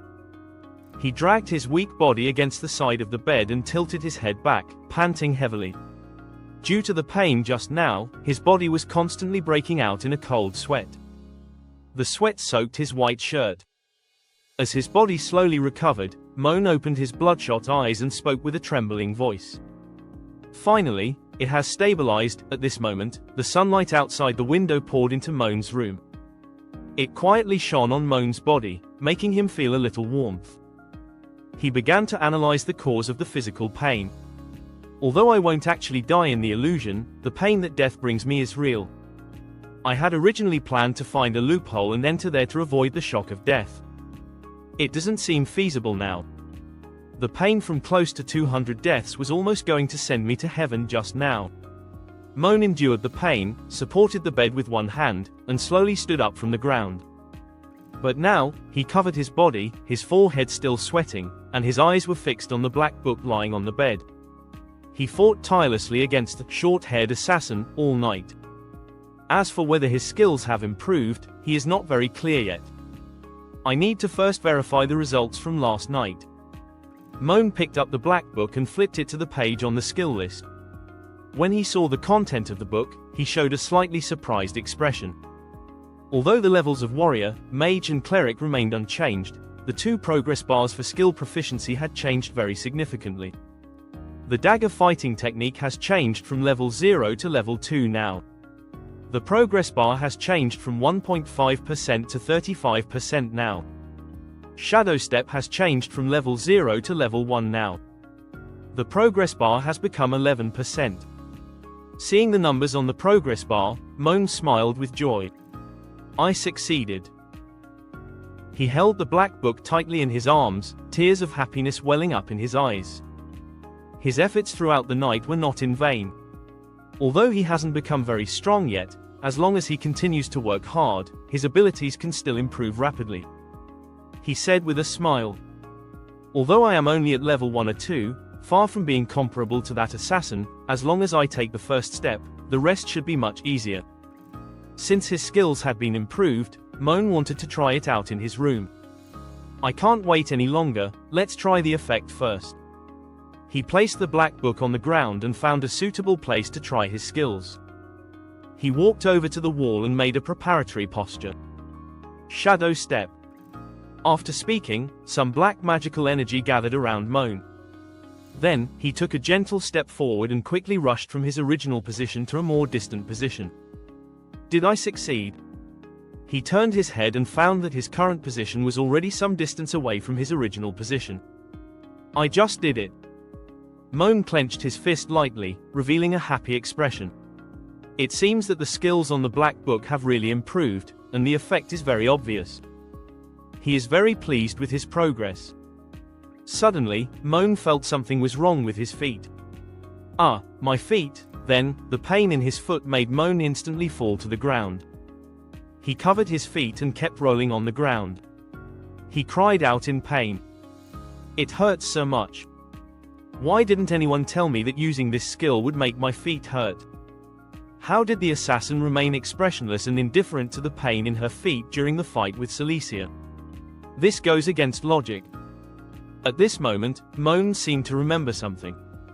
He stopped rolling and lay on the ground, slowly calming down. Wait, I understand. It's because my level is too low. This skill is not something that first-stage warriors can learn at all. In the memory of the college, I remember martial arts skills need to be combined with battle aura to be displayed. Battle aura is an energy that only second-stage warriors can master. Even if he immediately learns to use advanced skill, his body cannot withstand the damage caused by this skill. He couldn't help but sigh. Now, he must find a teacher to help him improve his warrior ability and enhance his physical endurance. He gently rubbed his ankle with one hand and looked at the skill chart in the Black Book with the other, pondering his next plan. Anyway, I'm still too weak now. The subsequent plan needs to be readjusted. Firstly, I need a teacher. Speaking of which, it seems that Santa Maria College is about to start classes. However, in my memory, most of the college mentors seem to be mages, and there have never been any strong warriors in my memory. While recalling the relevant clues in his memory, Moen walked towards the desk and took away the quill. He played with his pen while scratching his head, feeling very distressed about the current situation. This is troublesome. Magic in this world is so easy to use that there are not many people practicing martial arts. If I want to find a teacher in this field, even if I have money, I would probably. When Moen was just worried about which teacher to look for, a character's name suddenly flashed through his mind. He slightly widened his eyes and expressed surprise at the person he thought of. Wait a minute. The most famous and powerful warrior in the original work. Moen's mouth slightly curved upwards, revealing a smug smile. He knows who to choose as the teacher to help him improve his martial arts skills. The man who possesses unparalleled combat power and acclaims as the absolute pinnacle of martial arts. Isn't he at my house? Moen's father Ron was wearing pajamas and sitting in the dining room enjoying his breakfast. After he forked up some macaroni and put it in his mouth, he forked up a shrimp. He gave a slightly bewildered expression looking somewhere in the dining room. It seemed that Moen was looking for his father as his teacher. My father had already developed a whole set of skills when he was young. He is the most suitable teacher for me, both in terms of resources and abilities. Just as I was about to tell my father about my practice plan, he happened to be leaving home and heading to the border. My plan to rely on my father to enhance my abilities fell through. I can only bid farewell to my father with a sense of loss. Before leaving, my father told me many inspiring words, and also mentioned an important thing to me. Moen began to recall some background stories about Ron Campbell in the novel. If we were to talk about the most powerful and famous warrior in the world in the past century, there is only one candidate. At the age of 15, he served as a guard beside His Majesty the King, who was still a prince. At the age of 20, he led the King's guards to sweep through rebellious forces both domestically and internationally, and successfully stabilized the turbulent situation of the new king's accession at that time. In the novel, Ron wears armor and a cloak over his shoulders. He walked up the steps with firm steps. On both sides of him, there were many nobles standing. They all bent down slightly and bowed to him. The person standing above the steps is the king. He served as the imperial marshal at the age of 25 and defended the border, fighting several battles that shocked everyone on the continent. At this point, the entire empire not only clarified its territorial map, but also made neighboring countries and demons retreat and dare not invade for nearly 20 years. He returned triumphantly at the age of 32 and was awarded the title of Lion Heart King by His Majesty the King. This is the only imperial duke who has been promoted through outstanding military achievements since the founding of the empire. This man, undefeated throughout his life, whether against kingdoms, demons, remnants of the old regime, or rebellious border cities, anyone who posed a threat to the empire, he'd crush them, even if they were just a passing dog. He is my father, my dear father. Moen couldn't help but admire him. After recalling the relevant content in the novel, he closed his eyes and sat on the bed. He spreads his hands and shakes his head, lamenting how the original Moen Campbell had failed to recognize the remarkable people by his side. He gave a mocking smile and muttered to himself. Moen Campbell, how pathetic your fate is. You've got a treasure mountain but don't even realize it. Who needs St. Maria College, or teachers? I don't need any of that. From today onwards, I'll just stay at home and let my father teach me. Perfect, that's decided. Moen smiled smugly and nodded with great satisfaction. He believes that with the guidance of his father, his abilities will definitely be greatly improved. He has already started imagining the scene when his father guided him. Just then, there was a knock on the door of his room. Then, a familiar voice came in. Young master, are you awake? Moen raised an eyebrow, turned his head with a puzzled expression, and looked towards the door. Who had come to his room to find him? He opened the door of the room and found out that Anne had come to find him. He calmly said to her, I woke up very early. What's up? Seeing the room door open, Anne walked in. She approached Moen and bowed gently to him. Then, she told him what she wanted to convey. Duke is looking for you. Moen was a little surprised by her. Father? Moen was just thinking about discussing with his father about improving his abilities. He didn't expect his father to find him so soon. He placed his hands on Anne's shoulders and gently pushed her out of the room. He showed a very happy expression and said to her, As it happens, I have something to discuss with father too. Let's go. Anne felt a bit confused about Moen's actions. She didn't know why Moen looked in a good mood.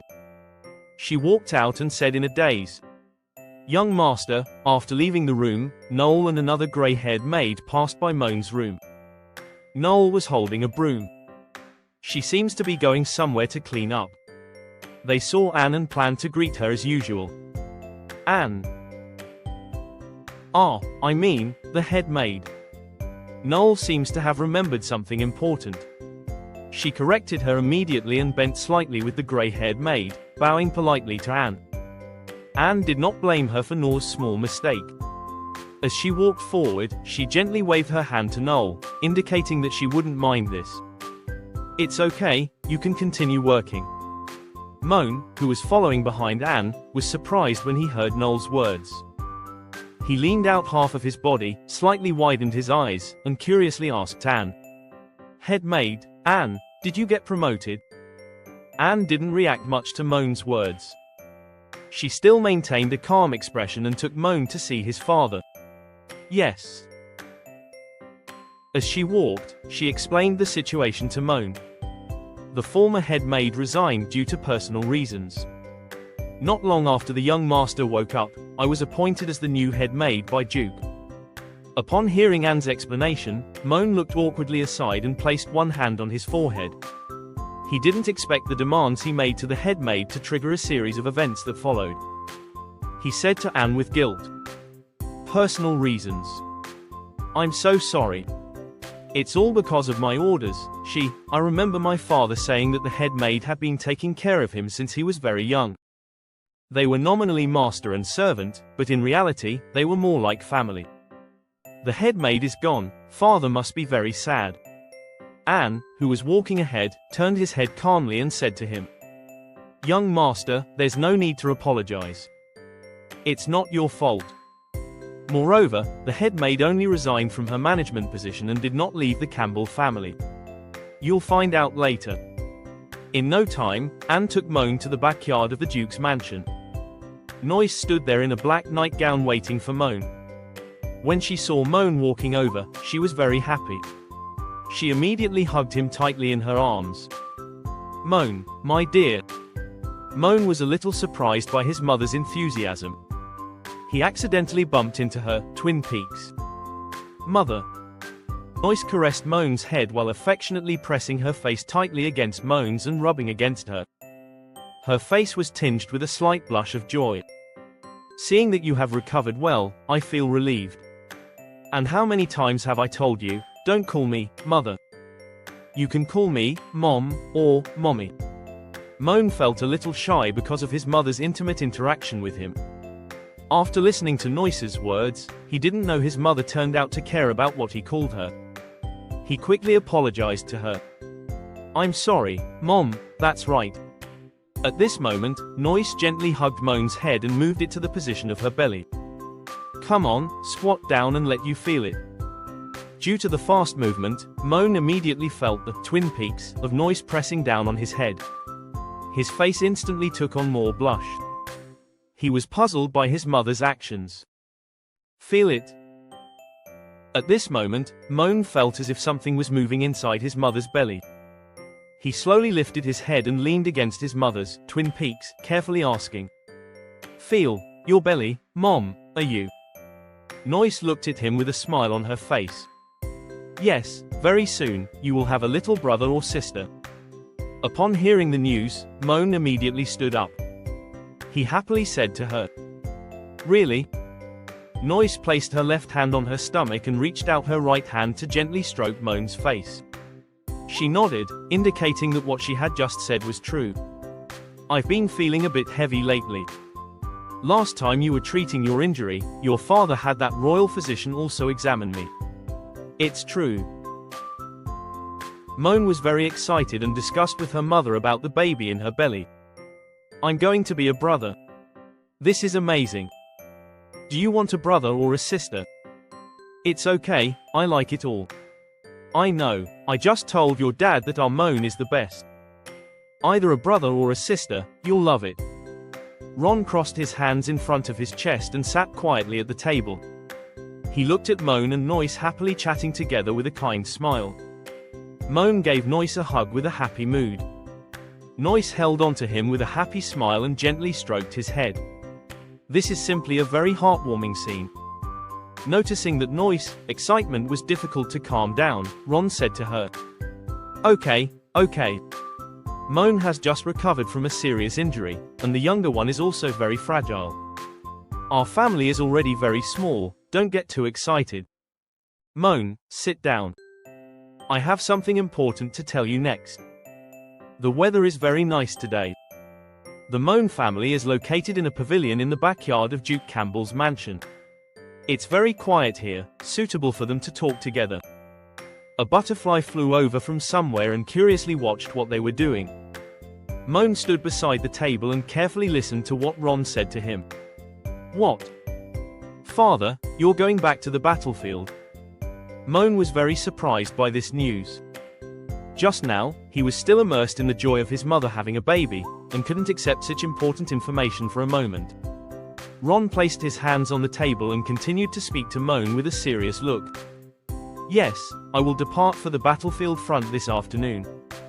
Considering that you will start school in a month, only your mother will be left in royal capital. So, your mother and most of the maids will also depart with me in the afternoon. I will send her back to our Campbell territory to rest and prepare for the birth. Then, Ron gently turned his head and said to the mature-looking maid wearing glasses. Sister Faye, take care of Noise for me while I'm gone. Faye placed her hand on her chest and bowed to him, indicating that she had received the order. Don't worry, Duke. I will take good care of Madam. This maid named Faye is the resigned head maid that Anne mentioned to Moen just now. Moen is clearly feeling a bit flustered. He leaned forward slightly and said to his father with a pleading expression. Father, can you stay? Besides you, there should be many generals in the Empire who can lead troops to fight. It doesn't necessarily have to be you, right? Ron took a sip of tea and then explained to Moen. The situation is urgent, and I have no choice. After more than 10 years, in the abyss to the west of the border, there are signs of the damn demon race stirring again. After leaving this time, I estimate that I may have to station at the border for 3 years. Abyss demons, Moen felt a bit familiar with the word he mentioned. At this moment, he slightly widened his eyes. He suddenly remembered the relevant information about the Abyss demons in the novel. Wait, I remember it. This paragraph was mentioned in the original book. At first, the invasion of the demon race was just a feint attack. Their purpose is to confuse the human world and lay the groundwork for a plan 3 years later. And 3 years later, it is the beginning of the protagonist's official entry into the world-saving chapter of the novel.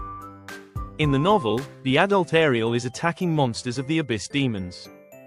She gathered her magic onto the big sword, then waved the sword in her hand and launched an attack on the demons attacking her.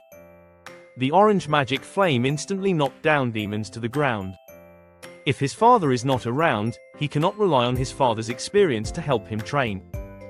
In this way, his plan to rapidly improve his abilities was ruined. At the thought of these, he felt very anxious. He slightly opened his mouth, nervously thinking. 3 years. Father is leaving for 3 years. What about my plan, my teacher, my safety? My plan to stay home and shock the world after I emerge. Over, it's over. Moen stared blankly at the sky, holding his head with both hands and screaming in pain. He is unwilling to accept this fact. He tried to remain calm in front of his parents and suppress his inner emotions. However, he still sat nervously in the chair, his hand holding the teacup trembling. The degree of trembling was as if all the black tea was about to shake out of his teacup in the next second. Soon, it was afternoon. The weather is very clear and there are relatively few clouds. At the entrance of Duke Campbell's mansion, a brown griffin is sitting on the ground grooming the fur on its legs. A white carriage was parked next to the griffin, seemingly prepared for Noyce. It seems that Ron and Noyce are both ready to set off. Ron changed out of his usual attire and once again put on the armor and red cloak that had accompanied him for many years. He placed his hands on Noyce's shoulders and comforted her emotions. All right, you've always been a crybaby. Crying too much isn't good for our little Campbell on the way. Noyce kept sobbing while covering her face with her hand. If it weren't for the little baby, I wouldn't have gone back to our territory. The thought of having to wait until the academy is on holiday before I can see Moen, At this moment, Moen had no intention of listening to his parents' conversation. He bent over and looked ahead in a daze and despair. At this moment, Ron turned around and said to Moen with a serious tone, "Son." Moen lifted his head and looked at his father with a disappointed expression. Ron placed his hands on Moen's shoulders and looked at him with a determined gaze. "You sacrificed your life to save His Highness in the matter of the assassin, which proves that you do not lack courage in your bones. You live up to the Campbell name." In fact, when Moen remembered what had happened during that time, he felt that his father's praise for him was a bit excessive. "Father, actually, I'm not as good as you said. Listen to me. As men of the Campbell family, it is our duty to defend our country and our responsibility as the 4 major ducal families of the empire." Then, Ron showed Moen the golden badge on his chest. "Did you see this medal on my chest? This is Campbell family crest. The sword blade represents His Majesty the King's sword. The evil dragon below refers to the enemies of all empires. I am the sharpest blade of the empire. The men of the Campbell family will one day step onto their own battlefield. Perhaps you will take it from me, or perhaps you will find another path that belongs to you. But that's not important.